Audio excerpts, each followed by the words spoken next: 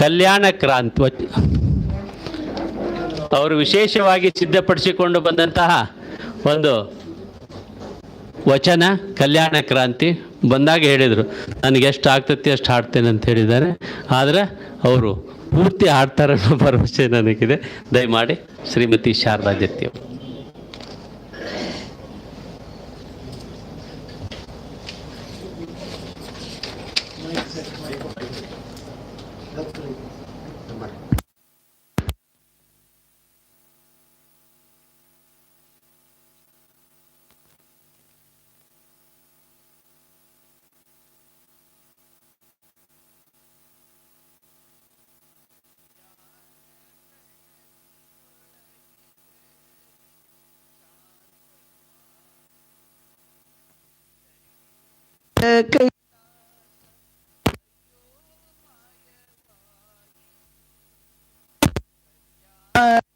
ಪ್ರಣತಿ ತೊಳಗಿ ಬೆಳಗಿ ಶಾಂತವಾಯಿತು. ಧರೆಗಿಳಿದ ಕೈಲಾಸ ಅಯ್ಯೋ ಮಾಯವಾಯಿತು. ಗುರು ಬಸವರ ಕೀರ್ತಿ ಕೇಳಿ ಅಖಿಲ ಭಾರತ ಶರಣರು ಬಂಡಿಗಾಗಿ ದುಂಬಿಯಂತೆ ದಿಕ್ಕು ದಿಕ್ಕಿಂಬಂದರು. ಬಂಡು ಹೀರಿಕೊಂಡ ಶರಣರು ವಚನ ಸುಧೆಯನ್ನು ಕೊಟ್ಟರು. ಕುಲ ಕುಲದ ಭೇದವ ಕಿತ್ತಿ ಹಾಕಿ ಅದರ ಬೇರನ್ನು ಸುಟ್ಟರು. ಅದರ ಬೇರನ್ನು ಸುಟ್ಟರು. ಕಲ್ಯಾಣ ಪ್ರಣತಿ ತೊಳಗಿ ಬೆಳಗಿ ಶಾಂತವಾಯಿತು. ಧರೆಗಿಳಿದ ಕೈಲಾಸ ಅಯ್ಯೋ ಮಾಯವಾಯಿತು.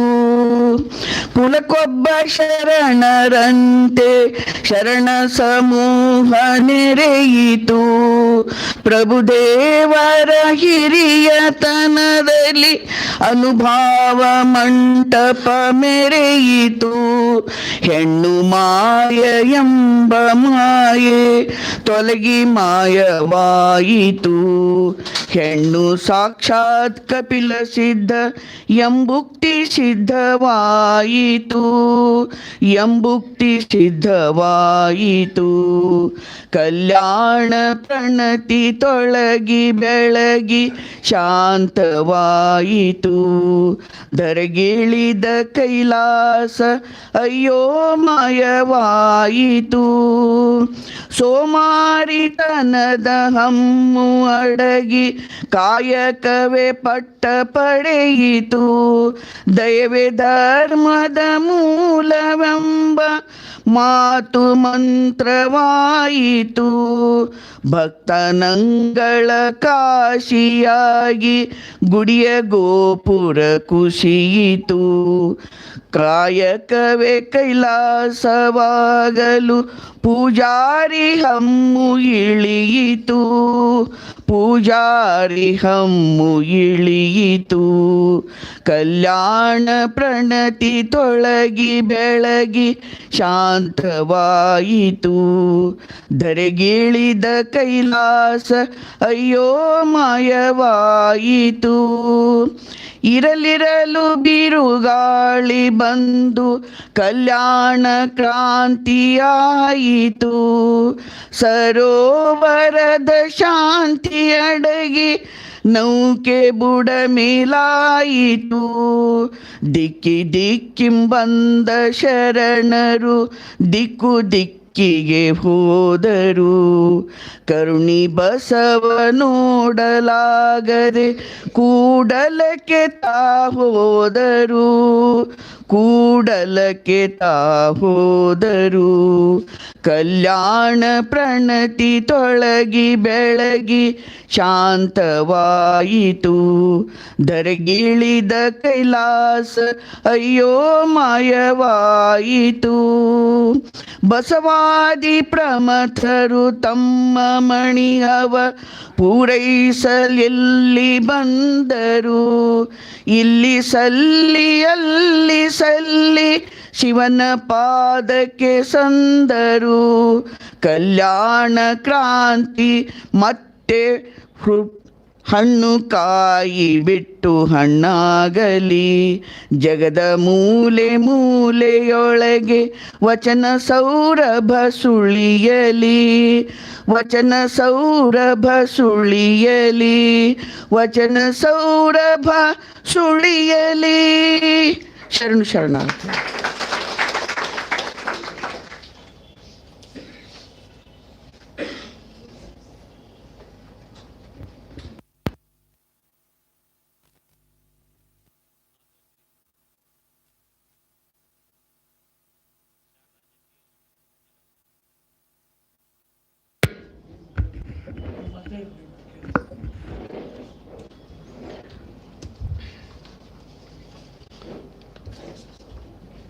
ಬಸವೇಶ್ವರರ ನಾಯಕತ್ವ ಒಂದು ವಿಶ್ವ ಸಂದೇಶ ಅಂತಕ್ಕಂಥ ವಿಷಯದ ಮೇಲೆ ಉಪನ್ಯಾಸ ನೀಡಲು ಆಗಮಿಸಿರತಕ್ಕಂತಹ ಶ್ರೀಯುತ DP ಪ್ರಕಾಶ್ ಅವರ ಕುರಿತು 2 ಪರಿಚಯದ ಮಾತುಗಳು. DP ಪ್ರಕಾಶ್ ಅವರು ಫಿಸಿಕ್ಸ್ MSCಯಲ್ಲಿ ಡಿಸ್ಟಿಂಕ್ಷನ್ ಪಡ್ಕೊಂಡು ಮೈಸೂರು ಯೂನಿವರ್ಸಿಟಿಯಿಂದ ಪಾಸಾಗಿ KS ಬರೀತಾರೆ. ಗೆಸ್ಟೆಡ್ ಪ್ರೊಫೆಷನರ್ಸ್ ಪರೀಕ್ಷೆಯಲ್ಲಿ ಅವರು commercial assistant commissioner commercial tax ಹುದ್ದೆಗೆ ಆಯ್ಕೆಯಾಗಿ 2006ರಿಂದ ಅವರು ಕಾರ್ಯ ಪ್ರಾರಂಭ ಮಾಡ್ತಾರೆ. ಸುವರ್ಣ ಕಾಲದಲ್ಲಿರ್ತಕ್ಕಂಥ DP ಪ್ರಕಾಶ್ ಅವರು ಅಂದರೆ ಈಗ ಒಂದು 51 ವರ್ಷದಲ್ಲಿ ಇದ್ದಾರೆ. ಈಗ ಅವರು ತಮ್ಮ ಈ ಸೇವಾ ಅವಧಿಯಲ್ಲಿ ಅನೇಕ ಮಹತ್ವದ ಹುದ್ದೆಗಳನ್ನು ನಿರ್ವಹಿಸ್ತಾರೆ.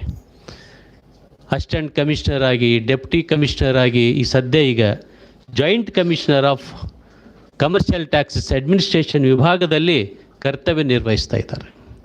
ಇದರ ಜೊತೆಗೆ ಅವರು ನಮ್ಮ ಸ್ಪೀಕರಿಗೆ ಪ್ರೈವೇಟ್ ಸೆಕ್ರೆಟರಿಯಾಗಿ, ಗ್ರಾಮೀಣಾಭಿವೃದ್ಧಿ ಮತ್ತು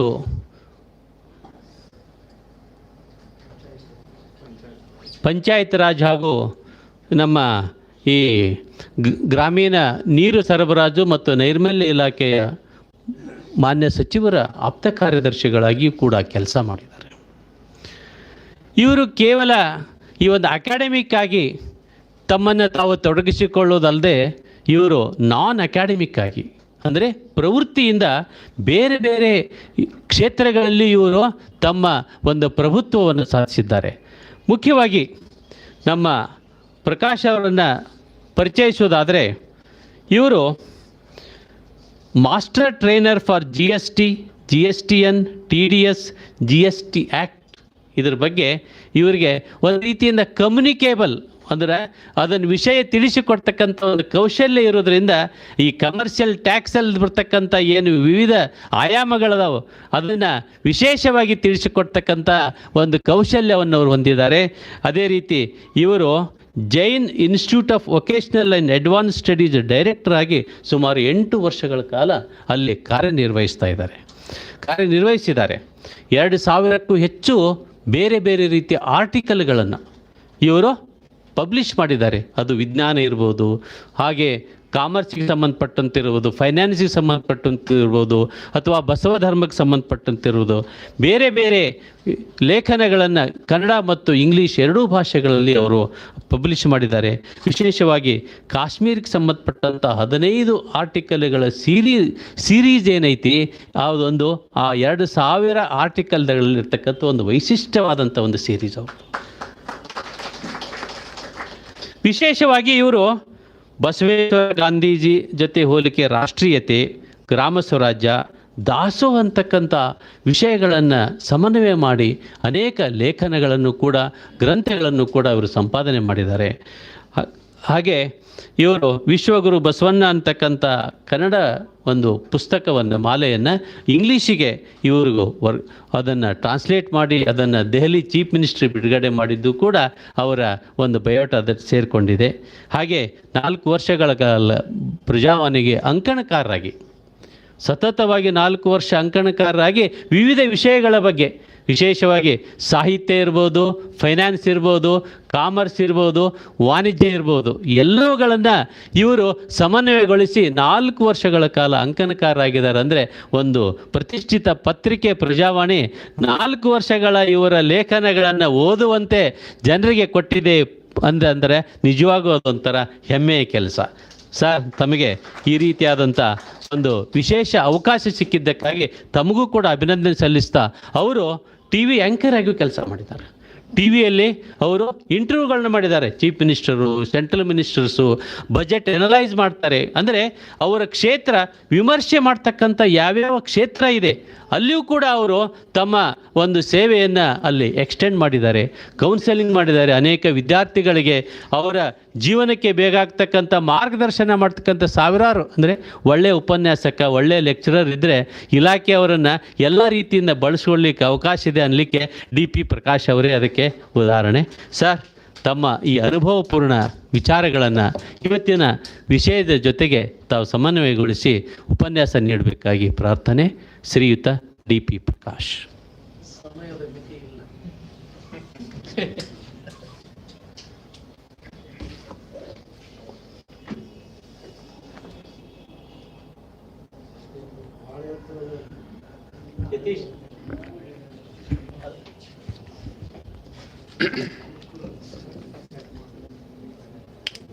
ಡಿಸ್ಟರ್ಬ್ ಆಯ್ತಾ?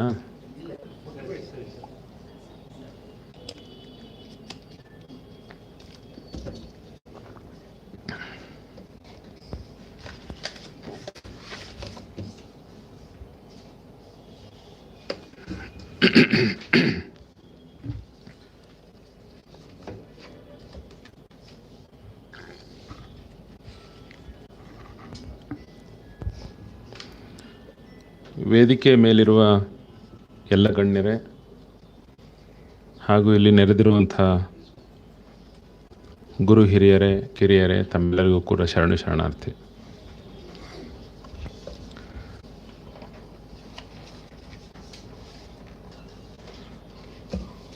ಇವತ್ತು ನಾನು ಮಾತನಾಡಲಿರುವ ವಿಷಯ ಬಸವಣ್ಣನವರ ನಾಯಕತ್ವ, ಒಂದು ವಿಶ್ವ ಸಂದೇಶ. ಈ ಉಪನ್ಯಾಸ ಎಲ್ಲೂ ನೀಡಿಲ್ಲ, ಇದೇ ಮೊದಲು, ಇಲ್ಲೇ ಪ್ರಾರಂಭ. ಸುಮಾರು 3 ವರ್ಷಗಳ ಹಿಂದೆ ಇದ್ರ ಬಗ್ಗೆ ಲೇಖನ ಪ್ರಕಟ ಮಾಡಿದ್ದೀನಿ.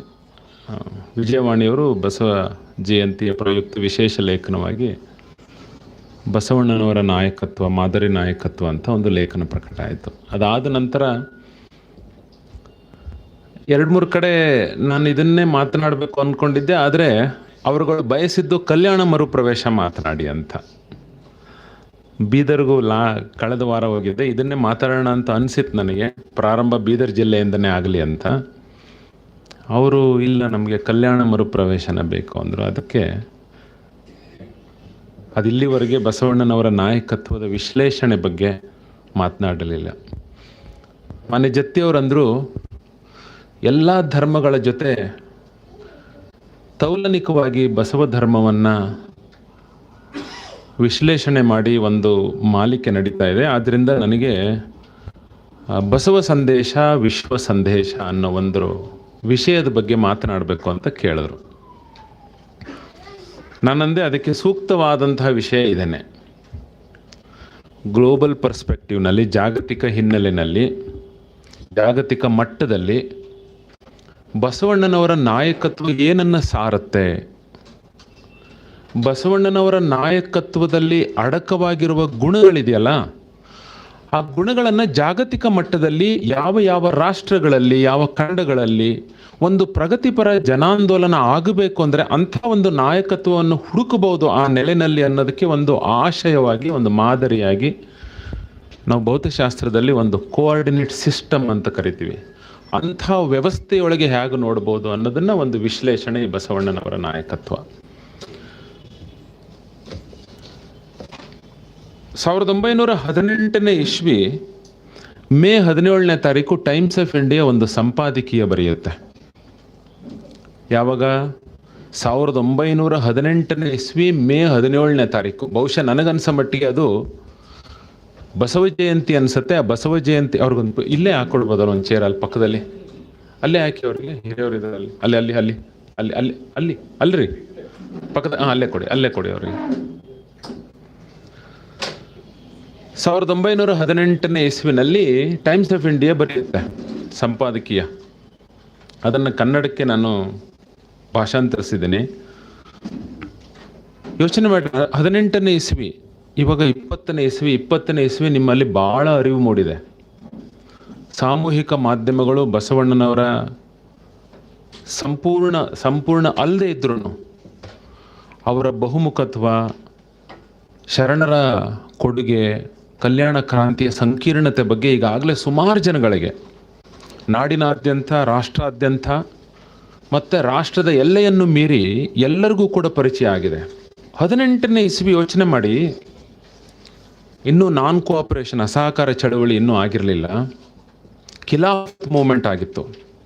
ಖಿಲಾಫತ್ ಮೂಮೆಂಟ್ಗೆ ತಯಾರಿ ನಡೀತಾ ಇತ್ತು. 19ನೇ ಇಸ್ವಿ ಆಗುತ್ತೆ. ಅಂತಹ ಸ್ವಾತಂತ್ರ್ಯ ಸಂಗ್ರಾಮದ ಒಂದು ಸಂದಿಗ್ಧ ಪರಿಸ್ಥಿತಿನಲ್ಲಿ, ಅಂತಹ ಒಂದು ವಿಪ್ಲವದಲ್ಲಿ ರಾಷ್ಟ್ರ ಮಟ್ಟದ ಒಂದು ಪತ್ರಿಕೆ ಬಸವಣ್ಣನವರ ಬಗ್ಗೆ ಸಂಪಾದಕೀಯ ಬರೆಯುತ್ತೆ ಅಂತಂದರೆ ಯೋಚನೆ ಮಾಡಬೇಕು. ಆ ಪತ್ರಿಕೆಯ ಆ ಎಡಿಟೋರಿಯಲ್ ಬೋರ್ಡಲ್ಲಿ ಏನು ಚರ್ಚೆ ಆಗಿ ಇದಕ್ಕೆ ಪ್ರಾಮುಖ್ಯತೆ ಸಿಕ್ಕಿದೆ ಅಂತ ನಾನು ಅದನ್ನು ನಿಮಗೆ ಹೈಲೈಟ್ ಮಾಡಲಿಕ್ಕೆ ಇಷ್ಟಪಡ್ತೀನಿ. ಅಂದರೆ 18ನೇ ಇಸ್ವಿನಲ್ಲಿ ಒಂದು ರಾಷ್ಟ್ರ ಬಸವಣ್ಣನವ್ರ ಬಗ್ಗೆ ಸಂಪಾದಕೀಯ ಏನಂತ ಬರೆಯುತ್ತೆ, ಎಷ್ಟು ಸುಂದರವಾಗಿ ಬರೆದಿದ್ದಾರೆ ನೋಡಿ.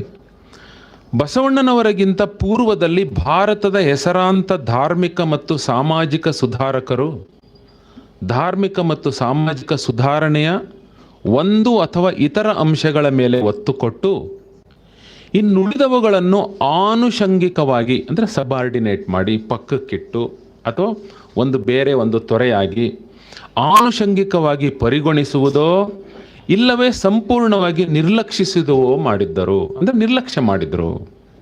ಆದರೆ ಬಸವಣ್ಣನವರ ಹೋರಾಟದ ಗುರುತರವಾದ ಲಕ್ಷಣವೆಂದರೆ ಸಮಾಜದ ಸರ್ವಾಂಗೀಣ ಸುಧಾರಣೆಗಾಗಿ ಎಲ್ಲವನ್ನೂ ಒಳಗೊಂಡ ಸಮಗ್ರ ಕಾರ್ಯಕ್ರಮವನ್ನು ಹಮ್ಮಿಕೊಂಡು ಸ್ತ್ರೀ ಸ್ವಾತಂತ್ರ್ಯವೇ ಅದರ ದಿಕ್ಸೂಚಿಯನ್ನಾಗಿ ಮಾಡಿ ದಿಟ್ಟವಾಗಿ ಅದನ್ನು ಕಾರ್ಯರೂಪಕ್ಕೆ ತರಲು ಪ್ರಯತ್ನಿಸಿದ್ದು. ಎಷ್ಟು ಸ್ಪಷ್ಟವಾಗಿ ಬರೀತದೆ ನೋಡಿ ಟೈಮ್ಸ್ ಆಫ್ ಇಂಡಿಯಾ ಪತ್ರಿಕೆ 1918ನೇ ಇಸ್ವಿ ಸಂಪಾದಕೀಯದಲ್ಲಿ. ವಾರ್ಷಿಕವಾಗಿ ಮುಂದೆ ಹೇಳುತ್ತೆ, ವಾರ್ಷಿಕವಾಗಿ ಭಾರತದ ಹಲವು ಭಾಗಗಳಲ್ಲಿ ಜರುಗುವ ಇಂದಿನ, ಅಂದರೆ 18ನೇ ಇಸ್ವಿಯ ಆವಾಗಲೇ ಯೋಚನೆ ಮಾಡಿ, ಈವಾಗ ಏನು ಸಾಮಾಜಿಕ ಸುಧಾರಣೆ ನಡೀತಾ ಇದೆಯಲ್ಲ, ಅದರ ಬಹುಪಾಲು ದೊಡ್ಡ ಪ್ರಮಾಣದಲ್ಲಿ 18-19 ಸ್ವಾತಂತ್ರ್ಯ ಸಿಗುವವರೆಗೆ ದೊಡ್ಡ ಸಾಮಾಜಿಕ ಸುಧಾರಣೆ ಆಂದೋಲನ ನಡೆಯುತ್ತೆ. ಯೋಚನೆ ಮಾಡ್ಬೇಕು ನೀವು. ಭಾರತಕ್ಕೆ ಸ್ವಾತಂತ್ರ್ಯ ಸಿಗಬೇಕು ಅಂತಂದರೆ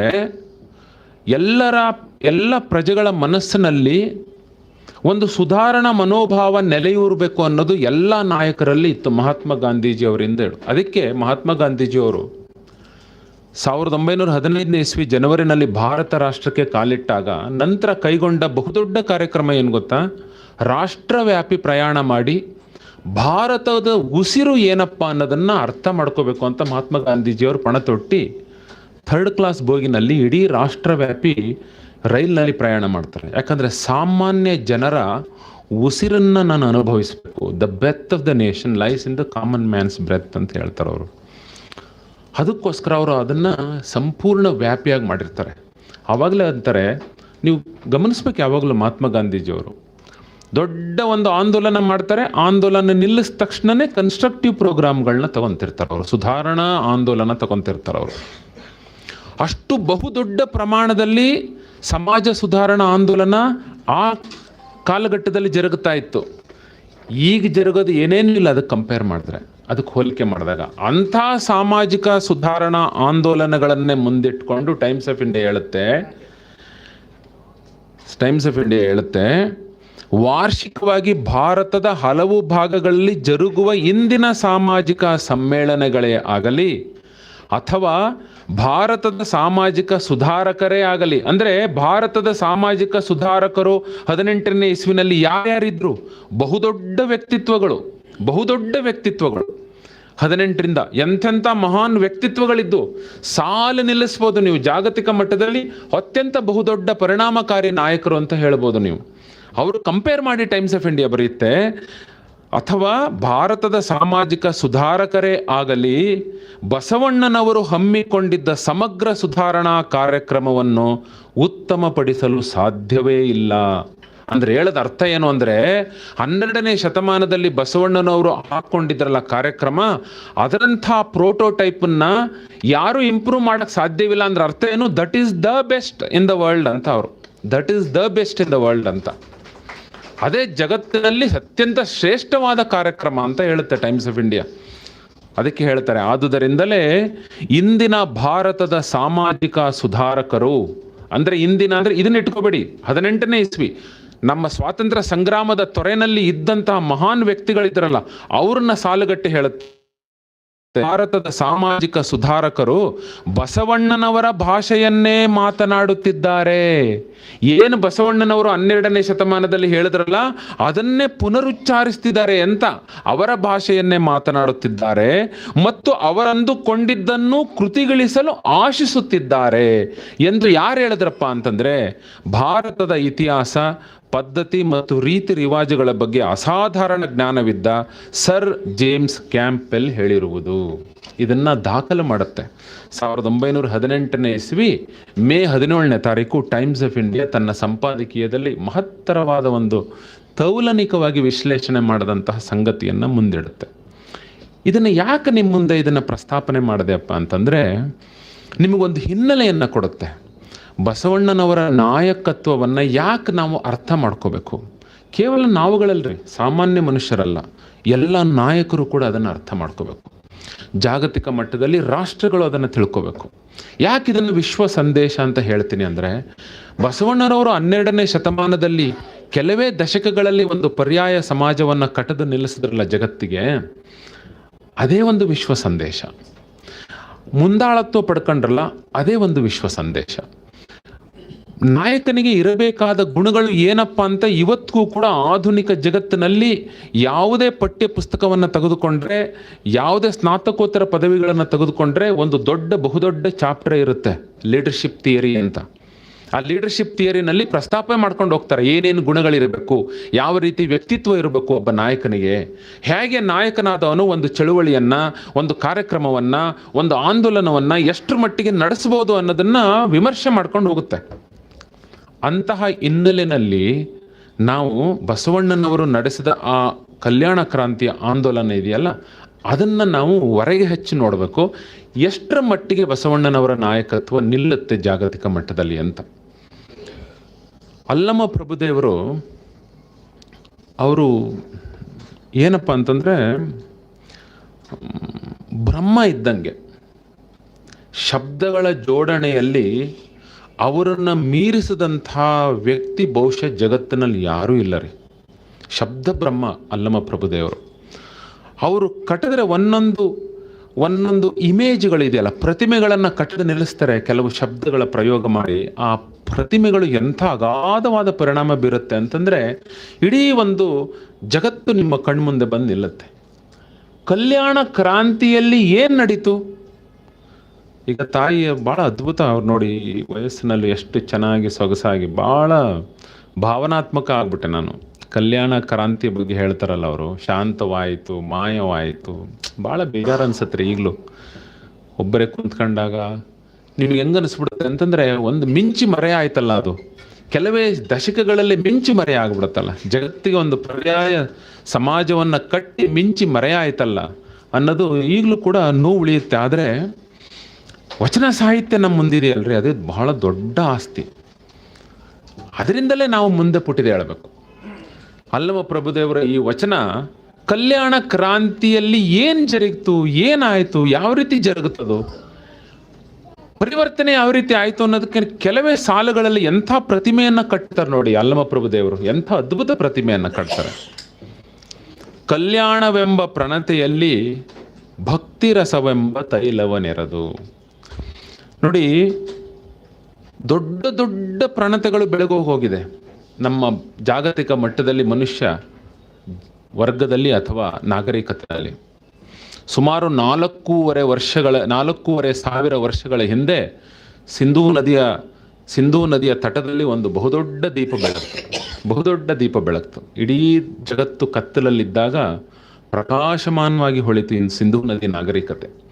ಸಿಂಧೂ ನದಿ ನಾಗರಿಕತೆ ಬಗ್ಗೆ ತಲೆ ಕೆಡಿಸ್ಕೊಂಡಷ್ಟು ನಮ್ಮ ಜಗತ್ತಿನಲ್ಲಿ ಇತಿಹಾಸಕಾರರು ಯಾವ ನಾಗರಿಕತೆ ಬಗ್ಗೆನೂ ತಲೆ ಕೆಡಿಸ್ಕೊಂಡಿಲ್ಲ.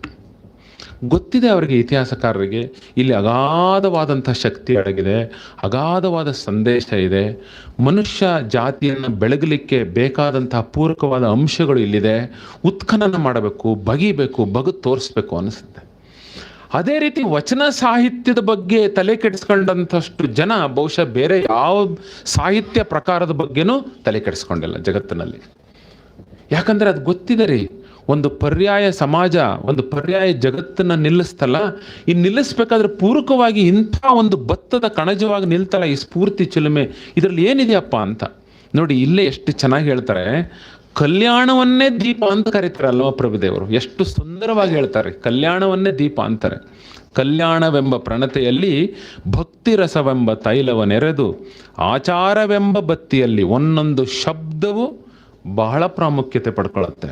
ಆ ಶಬ್ದವನ್ನು ತೆಗೆದು ಬೇರೆ ಶಬ್ದ ಇಡಲಿಕ್ಕೆ ಸಾಧ್ಯನೇ ಇಲ್ಲ. ಹೆಂಗೆ ಟೈಮ್ಸ್ ಆಫ್ ಇಂಡಿಯಾದಲ್ಲಿ ಸಂಪಾದಕೀಯದಲ್ಲಿ ಬರೀತಾರೆ, ಬಸವಣ್ಣನವರು ಹಮ್ಮಿಕೊಂಡಂತಹ ಕಾರ್ಯಕ್ರಮವನ್ನು ಉತ್ತಮಪಡಿಸಲು ಸಾಧ್ಯವೇ ಇಲ್ಲ ಅಂತಾರೋ, ಹಾಗೆ ಶರಣರು ಜೋಡಿಸಿದ ಶಬ್ದಗಳನ್ನು ಉತ್ತಮಪಡಿಸಲಿಕ್ಕೆ ಸಾಧ್ಯನೇ ಇಲ್ಲ. ಅದೇ ಬೆಸ್ಟ್ ವರ್ಡ್. ಆಚಾರವೆಂಬ ಬತ್ತಿ, ನೆನಪಿಟ್ಕೋಬೇಕು, ಆಚಾರ ಅಂತಾರವರು. ಆಚಾರವೆಂಬ ಬತ್ತಿಯಲ್ಲಿ ಬಸವಣ್ಣನೆಂಬ ಜ್ಯೋತಿಯ ಮುಟ್ಟಿಸಲು ತೊಳಗಿ ಬೆಳಗುತ್ತಿದ್ದಿತಯ್ಯ ಶಿವನ ಪ್ರಕಾಶ ಸಾಂಕೇತಿಕವಾದದ್ದು. ಶಿವನ ಪ್ರಕಾಶ ಅಂದ್ರೆ ಏನು ಅಂತಂದರೆ, ಅದು ಅಂತಹ ಪ್ಯೂರ್ ಲೈಟ್, ಅಂತಹ ಶುಭ್ರವಾದ ಬೆಳಕು. ಅಂತಹ ಶುಭ್ರವಾದ ಬೆಳಕು ಏನು ಮಾಡುತ್ತೆ? ಭವಿಯನ್ನು ಭಕ್ತನನ್ನಾಗ ಮಾಡುತ್ತೆ. ಮೂಲೆ ಗುಂಪಾಗಿರುವಂತಹ ಶ್ರೇಣೀಕೃತವಾದ ಸಮಾಜದಲ್ಲಿ ಕೆಳಗಿದ್ದವ್ರನ್ನ ಮೇಲೆ ತಂದು ನಿಲ್ಲಿಸುತ್ತೆ. ಈ ಶಿಕ್ಷಿತ ವರ್ಗ ಬೇರೆ ಅಶಿಕ್ಷಿತ ವರ್ಗವನ್ನು ಶೋಷಣೆ ಮಾಡಬೇಕಾದ್ರೆ ಅವ್ರಿಗೆ ಬಿಡುಗಡೆ ತರಿಸಿ ಅವರು ಶಿಕ್ಷಿತ ವರ್ಗಕ್ಕಿಂತ ಮೇರಿ ಸಂಸ್ಕಾರವನ್ನು ಕೊಡಿಸುತ್ತೆ ಈ ಬೆಳಕು. ಆರ್ಥಿಕ ವಲಯದಲ್ಲಿ ಅಸಮಾನತೆ ಇದ್ದರೆ ಸಮಾನತೆ ಬರೋ ರೀತಿ ಒಂದು ಪರಿವರ್ತನಾ ಕಾರ್ಯವನ್ನು ಈ ಶಿವನ ಬೆಳಕು ಮಾಡುತ್ತೆ. ಸಾಮಾಜಿಕ ವಲಯದಲ್ಲಿ ಅಸಮತೋಲನ ಇದ್ದಾಗ ಎಲ್ಲರನ್ನೂ ಸಮಪಾತಳಿನಲ್ಲಿ ನಿಲ್ಲುವಂಥ ಶಕ್ತಿಯನ್ನು ಇದು ಶಿವನ ಪ್ರಕಾಶ ಕೊಡುತ್ತೆ. ಅದಕ್ಕೆ ಇದನ್ನು ಸಾಂಕೇತಿಕವಾಗಿ ನೋಡಬೇಕು. ಶಿವನ ಪ್ರಕಾಶ ಅಂದರೆ ಎಲ್ಲೋ ಅನೂಹ್ಯ ಪ್ರಜ್ಞೆಗೆ ಅಥವಾ ಯಾವುದೋ ಒಂದು ಕಲ್ಪನಾ ಶಕ್ತಿಗೆ ನಿಲುಕದ ಯಾವುದೋ ಒಂದು ಶಕ್ತಿ ಅನ್ಕೋಬೇಡ, ತಪ್ಪಾಗುತ್ತದು. ಶಿವನ ಪ್ರಕಾಶ ಅಂದರೆ ಸಾಂಕೇತಿಕವಾಗಿ ನಿರ್ದೇಶಿಸಲ್ಪಟ್ಟ ಒಂದು ಪದಪುಂಜ ಅಷ್ಟೇ ಅದು. ಆದ್ದರಿಂದ ಶಿವನ ಪ್ರಕಾಶ ಅದರಲ್ಲಿ ಮುಂದೇನಾಗುತ್ತೆ, ಆ ಬೆಳಗಿನೊಳಗೆ ಒಪ್ಪುತ್ತಿದ್ದರಯ್ಯ ಅಸಂಖ್ಯಾತ ಭಕ್ತಗಣಗಳು. ಎಷ್ಟು ಚೆನ್ನಾಗಿ ಹೇಳ್ತಾರೆ ನೋಡ್ರಿ, ವರ್ಡೂ ಅಷ್ಟೇ, ಅವರು ಶಬ್ದನ ಒಪ್ಪುತ್ತಿದ್ದರಯ್ಯ ಅಂತ ಹೇಳ್ತಾರೆ. ಆ ಬೆಳಗಿನೊಳಗೆ ಅಸಂಖ್ಯಾತ ಗಣಗಳು ಒಪ್ಪುತ್ತಿದ್ದರಯ್ಯ ಅಂದ್ರೇನು? ಒಪ್ಪುತ್ತಿರೋದು ಅಂದ್ರೇನು? ಪರಿವರ್ತನೆ ಆಗ್ತಾ ಇರೋದು. ಶಿವನ ಬೆಳಕಿಗೆ ಒಪ್ಪುದ್ರು ಅಂದ್ರೆ ಅರ್ಥ ಏನು? ಸತ್ಯ ಶುದ್ಧ ಸಂಪೂರ್ಣವಾಗಿ ಪಕ್ವಗೊಂಡ ಶರಣರಾಗುವಂಥದ್ದು. ಒಪ್ಪುತ್ತಿದ್ದರಯ್ಯ ಅಸಂಖ್ಯಾತ ಗಣಗಳು. ಶಿವಭಕ್ತರಿದ್ದ ಕ್ಷೇತ್ರವೇ ಅವಿಮುಕ್ತ ಕ್ಷೇತ್ರವೆಂಬುದು ಹುಸಿಯೇ. ಅಂದರೆ ಈ ರೀತಿ ಪರಿವರ್ತನೆಗೊಂಡಂತಹ ಶಿವಭಕ್ತರು ಇದ್ದಾಗ ಆ ಕ್ಷೇತ್ರ ಯಾವತ್ತಾರು ಕ್ಲೋಸ್ಡ್ ಅಂದರೆ ಮುಚ್ಚಲ್ಪಟ್ಟ ಕ್ಷೇತ್ರ ಆಗುತ್ತೆ, ಆಗಲ್ಲ. ಅದು ಓಪನ್ ಸಿಸ್ಟಮ್ ಅಂತಾರೆ. ಯಾವಾಗಲೂ ಅಷ್ಟೇ ಕ್ಲೋಸ್ಡ್ ಸಿಸ್ಟಮ್, ಓಪನ್ ಸಿಸ್ಟಮ್ ಬಗ್ಗೆ ವಿಮರ್ಶೆ ಮಾಡ್ತಾರೆ. ಕ್ಲೋಸ್ಡ್ ಸಿಸ್ಟಮ್ ಅಂದರೆ ಎಲ್ಲ ರೀತಿನಲ್ಲೂ ನಶಿಸು ಹೋಗುವಂಥದ್ದು. ಯಾಕಂದರೆ ಅದು ಯಾವುದನ್ನು ಒಳಗೆ ಬಿಟ್ಕೊಳ್ಳಲ್ಲ, ಯಾವುದನ್ನು ಹೊರಗಟ್ಟಲ್ಲ. ಓಪನ್ ಸಿಸ್ಟಮ್ ಅಂದರೆ ಎಲ್ಲವೂ ಒಳಗರಿಯುತ್ತೆ, ಎಲ್ಲವೂ ಹೊರಗರಿಯುತ್ತೆ. ತಂತಾನೆ ಯಾವುದು ಉತ್ತಮವಾದತ್ತೋ ಅದು ನೆಲೆಗಟ್ಟುತ್ತೆ ಅಲ್ಲಿ. ಆದ್ದರಿಂದಲೇ ಅದನ್ನು ಓಪನ್ ಸಿಸ್ಟಮ್ನ ಯಾವಾಗಲೂ ಹೇಳ್ತೀವಿ. ಅವಿಮುಕ್ತ ಕ್ಷೇತ್ರ ಅನ್ನೋದು ಸುಳ್ಳೆ, ಹುಸಿಯೇ. ಶಿವಭಕ್ತರಿದ್ದ ದೇಶ ಪಾವನವೆಂಬುದು ಹುಸಿಯೇ. ಎಷ್ಟು ಚೆನ್ನಾಗಿ ಹೇಳ್ತಾರೆ ಶಿವಭಕ್ತರು. ಇಂಥ ಶಿವಭಕ್ತ ಅಂದರೆ ಶಿವನಿಗೂ ಒಲಿದ ಭಕ್ತ ಅಂತ ತಿಳ್ಕೊಬೇಡ್ರಿ. ಆತ್ಯಂತಿಕವಾದ ಸತ್ಯ, ಆತ್ಯಂತಿಕವಾದ ಶಕ್ತಿಗೆ ಯಾರು ಒಲಿದಿರ್ತಾರೋ ಅವರೆಲ್ಲ ಶಿವನ ಭಕ್ತರು, ಅವರೆಲ್ಲ ಪರಮಾತ್ಮನ ಭಕ್ತರು, ಆತ್ಯಂತಿಕ ಸತ್ಯದ ಭಕ್ತರು. ಅವರು ಇರೋ ಅಂತಹ ದೇಶ ಯಾವತ್ತಿದ್ರೂ ಅದು ಪಾವನವಾದ ದೇಶ. ಮುಂದೆ ಎಷ್ಟು ಚೆನ್ನಾಗಿ ಹೇಳ್ತಾರೆ ನೋಡಿ, ಗುಹೇಶ್ವರ ಲಿಂಗದಲ್ಲಿ ಅಂತಾರೆ ಅವರು. ಗುಹೇಶ್ವರ ಲಿಂಗದಲ್ಲಿ ಎನ್ನ ಪರಮಾರಾಧ್ಯ ಸಂಗನ ಬಸವಣ್ಣನ ಕಂಡು ಬದುಕಿದೆನೋ ಕಾಣ ಸಿದ್ದರಾಮಯ್ಯ. ಬದುಕಿದೆನು ಅನ್ನೋದು ಧ್ವನಿ. ಕಾವ್ಯ ಮೀಮಾಂಸೆನಲ್ಲಿ ಹಲವು ಪ್ರಸ್ಥಾನಗಳು ಬರ್ತವೆ. ಅಲಂಕಾರ ಪ್ರಸ್ಥಾನ, ರಸಪ್ರಸ್ಥಾನ, ಧ್ವನಿ ಪ್ರಸ್ಥಾನ ಅಂತ ಒಂದಿದೆ. ಧ್ವನಿ ಪ್ರಸ್ಥಾನ ಅಂದರೆ ಏನಂದರೆ ಅಗಾಧವಾದ ಶಕ್ತಿ, ಅಗಾಧವಾದ ಒಂದು ಅರ್ಥ ಇರೋಂಥ ಒಂದು ಮಹಾನ್ ದೊಡ್ಡ ಭಾವನೆಯನ್ನು ಚಮಕ್ಕಂತ ಒಂದು ಪ್ರತಿಫಲನೆ ಮಾಡುವಂಥ ಒಂದೇ ಒಂದು ಶಬ್ದ ಇರುತ್ತಲ್ಲ, ಅದು ಹಲವಾರು ಸಮಯ ಆದರೂ ಕೂಡ ಅದು ಪ್ರತಿಫಲನ ಆಗ್ತಾ ಹೋಗ್ತದೆ, ಅನುರಣನ ಆಗ್ತಾ ಹೋಗುತ್ತೆ. ಅಂಥ ಒಂದು ಶಬ್ದ, ಅಂಥ ಒಂದು ಅರ್ಥವನ್ನು ತುಂಬಿಕೊಂಡಂತಹ ಶಬ್ದಕ್ಕೆ ಧ್ವನಿ ಶಕ್ತಿ ಇರುತ್ತೆ. ಬದುಕಿದೇನು ಅನ್ನೋದೇ ಕಲ್ಯಾಣ ಕ್ರಾಂತಿಯ ಫಲಿತಾಂಶ. ಕಲ್ಯಾಣ ಕ್ರಾಂತಿ ಏನು ಕೊಡುಗೆಯನ್ನು ಕೊಡ್ತಪ್ಪ ಅಂದರೆ, ಅಲ್ಲಮ್ಮ ಪ್ರಭುದೇವ ಅನ್ನೋ ಆಧ್ಯಾತ್ಮಿಕ ಶಿಖರಕ್ಕೆ ನಾನು ಬದುಕಿದೇನೋ ಅಂತ ಹೇಳಿಸ್ಬೇಕು ಅಂತಂದರೆ, ಇನ್ನು ನಾವು ನೀವು ಯಾವ ಲೆಕ್ಕ ರೀ? ನಾವು ನೀವು ಯಾವ ಲೆಕ್ಕ ಹೇಳಿ? ಅಲ್ಲಮ್ಮ ಪ್ರಭುದೇವರು ಹೇಳ್ತಾರೆ ಬದುಕಿದೇನೋ ಅಂತ. ಯಾರನ್ನ ಹೇಳ್ತಾರೆ? ಗುಹೇಶ್ವರ ಲಿಂಗದಲ್ಲಿ ಪರಮಾರಾಧ್ಯ ಬಸವಣ್ಣನ ಕಂಡು ಅಂತ. ಇದನ್ನು ಯಾಕೆ ನಾನು ಇದನ್ನು ಪ್ರಸ್ತಾಪ ಮಾಡಿದೆ ಇವೆರಡನ್ನು ಅಂದರೆ, ಟೈಮ್ಸ್ ಆಫ್ ಇಂಡಿಯಾದಲ್ಲಿ ಬಸವಣ್ಣನವರ ಬಗ್ಗೆ ಪ್ರಸ್ತಾಪನೆ ಮಾಡೋದು ಕಲ್ಯಾಣ ಕ್ರಾಂತಿಯ ವ್ಯವಸ್ಥೆಯ ಹೊರಗೆ ನಿಂತ ಮೂರನೇ ವ್ಯಕ್ತಿ, ಎ ಥರ್ಡ್ ಪರ್ಸನ್. ಈ ಕಲ್ಯಾಣ ಕ್ರಾಂತಿಯಿಂದ ದೂರ ನಿಂತು ಕಲ್ಯಾಣ ಕ್ರಾಂತಿಯಲ್ಲಿ ಏನು ಜರುಗುತ್ತು, ಬಸವಣ್ಣನವರ ಪಾತ್ರ ಏನಿತ್ತು ಅನ್ನೋದನ್ನು ಒಬ್ಬ ಮೂರನೇ ವ್ಯಕ್ತಿಯಾಗಿ ನೋಡಿದಂತಹ ಟೈಮ್ಸ್ ಆಫ್ ಇಂಡಿಯಾ ರಾಷ್ಟ್ರವ್ಯಾಪಿ ಪ್ರಸರಿಸಿಕೊಂಡು ನಿಂತಾಗ ಅದು ಹೇಳುತ್ತೆ ಬಸವಣ್ಣನವರ ಪಾತ್ರ. ಇನ್ನೊಬ್ಬರು ವ್ಯಕ್ತಿ ಕಲ್ಯಾಣ ಕ್ರಾಂತಿಯ ಒಳಗಿದ್ದುಕೊಂಡೇ ಅಲ್ಲಿ ಏನು ಜರುಗಿತ್ತು ಅನ್ನೋದನ್ನು ಅಲ್ಲಮ ಪ್ರಭುದೇವರು ದಾಖಲೆ ಮಾಡ್ತಾರೆ. ಇವೆರಡು ಪುರಾವೆಗಳಿಗಿನ್ನ ಜಗತ್ತಿನಲ್ಲಿ ಇನ್ನೇನು ಪುರಾವೆ ಬೇಕು ನಿಮಗೆ ಬಸವಣ್ಣನವರ ಪಾತ್ರದ ಬಗ್ಗೆ ಹೇಳಲಿಕ್ಕೆ? ಕಲ್ಯಾಣ ಕ್ರಾಂತಿನಲ್ಲಿ, ಕಲ್ಯಾಣ ಕ್ರಾಂತಿನಲ್ಲಿ ಬಸವಣ್ಣನವರ ಪಾತ್ರದ ಬಗ್ಗೆ ಇನ್ನೇನು ಬೇಕು ನಾನು ಹೇಳಲಿಕ್ಕೆ? ಈ ಎರಡು ಪುರಾವೆಗಳ ನೋಡಿ ಬಸವಣ್ಣನವರ ನಾಯಕತ್ವ ಎಂಥ ಈ ನಮ್ಮ ಗೌರಿಶಂಕರ ಶಿಖರದಷ್ಟು ಎತ್ತರಕ್ಕೆ ಬೆಳೆದಿತ್ತು ಅನ್ನೋದನ್ನು ನಾವು ಅರ್ಥ ಮಾಡ್ಕೋಬೇಕು. ಮುಖ್ಯವಾಗಿ ಬೇಕಾದ್ದು ಈ ನಾಯಕತ್ವದಲ್ಲಿ ಅಡಗಿದ್ದೇನು, ಯಾಕೆ ಅವರು ಯಶಸ್ವಿ ಆಗ್ತಾರೆ, ಪ್ರತಿಯೊಬ್ಬರನ್ನು ಕಲೆ ಹಾಕಿ ಒಂದು ಸಾಮೂಹಿಕ ಶಕ್ತಿಯನ್ನು ಸಂಘಟನೆ ಮಾಡಲಿಕ್ಕೆ ಅವ್ರಿಗೆ ಯಾಕೆ ಯಶಸ್ವಿ ಆಗ್ತಾರೆ ಅನ್ನೋದನ್ನು ಯೋಚನೆ ಮಾಡಬೇಕು ನಾವು. ನೋಡಿ, ಆಧುನಿಕ ಜಗತ್ತಿನಲ್ಲಿ ಅತ್ಯಂತ ದೊಡ್ಡ ದೊಡ್ಡ ವ್ಯಕ್ತಿಗಳು ಅನಿಸ್ಕೊಂಡವರು ಅವರು ಕೆಲವೊಂದನ್ನು ಪಟ್ಟಿ ಮಾಡ್ತಾ ಹೋಗ್ತಾರೆ, ಗುಣಗಳು ಹೇಗಿರಬೇಕು ಅಂತ. ಕೆಲವರು ಅವಗುಣಗಳು ಯಾವುದು, ಅದನ್ನು ಕಳೀರಿ, ನೀವು ಉತ್ತಮ ವ್ಯಕ್ತಿ ಆಗ್ತೀಯಾ ಅಂತಾರೆ. ಇನ್ನು ಕೆಲವರು ನೀನು ನಿರ್ಲಕ್ಷ್ಯ ಮಾಡಿರ್ತೀಯ, ನಿಷ್ಕ್ರಿಯ ಆಗಿರ್ತೀಯ, ಅದ್ರ ಬಗ್ಗೆ ಕ್ರಿಯಾತ್ಮಕನಾಗೂ ನೀವು ಉತ್ತಮ ವ್ಯಕ್ತಿ ಆಗ್ತೀಯಾ ಅಂತಾರೆ ಅವರು. ಇನ್ನು ಕೆಲವರು ಇಂಥ ಒಂದು ಕೊಡುಗೆಯನ್ನು ಕೊಡು, ನೀನು ಮೇರು ಶಿಖರವನ್ನು ಏರ್ತೀಯ ಅಂತಾರೆ. ಮೂರನ್ನ ಆಯ್ಕೆ ಮಾಡ್ಕೊಂಡಿದ್ದೀನಿ. ಒಂದು, ಆಲ್ಬರ್ಟ್ ಐನ್ಸ್ಟೈನ್ ಏನೊಂದು ಮಾತು ಹೇಳ್ತಾರೆ ಗೊತ್ತಾ? ಎರಡೇ ಸಂಗತಿಗಳು ಅಪರಿಮಿತವಾದವು. ಅಪರಿಮಿತ ಅಂದರೆ ಇನ್ಫೈನೈಟ್. ಎರಡೇ ಸಂಗತಿ ಅಂತೆ ಇಡೀ ಜಗತ್ತಿನಲ್ಲಿ, ಎರಡು ಸಂಗತಿ ಇನ್ಫೈನೈಟ್ ಇದೆ ಅಂತೆ, ಅಂದರೆ ಅಪರಿಮಿತ, ಅದಕ್ಕೆ ಮಿತಿ ಇಲ್ಲ. ಒಂದು ಈ ವಿಶ್ವ, ಇನ್ನೊಂದು ಮನುಷ್ಯನ ಮೂರ್ಖತನ. ಮುಂದುವರೆದು ಹೇಳ್ತಾರೆ ಈ ವಿಶ್ವ ಇನ್ಫೈನೈಟ್ ಇದೆಯೋ ಅಥವಾ ಅಪರಿಮಿತ ಇದೆಯೋ ಅನ್ನೋದು ನನಗೆ ಖಚಿತತೆ ಇಲ್ಲ, ಆದರೆ ಮನುಷ್ಯನ ಮೂರ್ಖತನ ಅಪರಿಮಿತವಾದದ್ದು ಬಹಳ ಖಚಿತತೆ ಇದೆ ಅಂತ ಹೇಳ್ತಾರೆ ಆಲ್ಬರ್ಟ್ ಐನ್ಸ್ಟೈನ್. ಅದಕ್ಕೆ ಅವನು ಹೇಳ್ತಾರೆ, ದೇಶ ಉದ್ಧಾರ ಆಗಬೇಕು ಅಂದರೆ ಜನಗಳಿಂದ ಈ ಮೂರ್ಖತನ ತೆಗಿಬೇಕ್ರಿ. ಯಾವನಾರು ಒಬ್ಬ ನಾಯಕ ಬಂದು ಇಂಥ ಮೂರ್ಖತನಗಳನ್ನು ಬಳಸಿ ಬಾಚಿ ತಬ್ಬಿ ಕಿತ್ತು ತೆಗೆದ ಅಂದರೆ ಇಡೀ ದೇಶ ಪ್ರಗತಿಪರ ಆಗುತ್ತೆ ಅಂತ ಹೇಳ್ತಾರೆ ಅವನು. ಮಾರ್ಟಿನ್ ಲೂಥರ್ ಕಿಂಗ್ ಬಗ್ಗೆ ಭಾಳ ಮಾತಾಡ್ಬೋದ್ರಿ. ಮಾರ್ಟಿನ್ ಲೂಥರ್ ಕಿಂಗ್ 1950ನೇ ದಶಕದಲ್ಲಿ ಅಮೇರಿಕಾ, ಯೋಚನೆ ಮಾಡಿ, ಆವಾಗಲೂ ಜನಾಂಗೀಯ ಕಲಹ ಇತ್ತು, ಜನಾಂಗೀಯ ತಾರತಮ್ಯ ಇತ್ತು. 1954ನೇ ಇಸ್ವಿ ಹೇಳ್ತೀನಿ ನಾನು, ಇನ್ನೂ ಇತ್ತು. ಆವಾಗ ನಾನು ಹೋರಾಟ ಮಾಡಬೇಕಲ್ಲ, ಎಂಥ ಹೋರಾಟ ಮಾಡಬೇಕು, ನಾನು ಯಾವ ರೀತಿ ಹೋರಾಟ ಮಾಡಬೇಕು ಅಂತ ಅವರು ಬಹಳ ಸಮಾಲೋಚನೆ ಮಾಡ್ಕೊಂಡಾಗ ಇದ್ದಕ್ಕಿದ್ದಲ್ಲೇ ಹೊರಗಡೆ ಹೋಗ್ಬಿಟ್ಟು ಇಡೀ ಜಗತ್ತಿನಲ್ಲಿ ಆದ ಜನಾಂದೋಲನಗಳ ಸಾಹಿತ್ಯಗಳನ್ನು ಗುಡ್ಡಿ ಹಾಕೊಂಡು ಓದ್ತಾರೆ ಅವರು. ಕೊನೆಗಾಲಕ್ಕೊಂದು ತೀರ್ಮಾನಕ್ಕೆ ಬರ್ತಾರೆ, ನಾನು ಹೋರಾಟ ಮಾಡಿದರೆ ಅಹಿಂಸಾ ಪದ್ಧತಿಯನ್ನೇ ಇಟ್ಕೊಂಡು ಹೋರಾಟ ಮಾಡಬೇಕು. ಮಹಾತ್ಮ ಗಾಂಧೀಜಿನ ಓದಿರ್ತಾರೆ ಅವರು. ಸತ್ಯಾಗ್ರಹನ ಇಟ್ಕೋಬೇಕು ಅಂತಾರೆ. ನೋಡಿ, ಭಾರತದ ನಾಯಕತ್ವದ ಬಗ್ಗೆ ಕೊಟ್ಟಂತಹ ಕೊಡುಗೆ.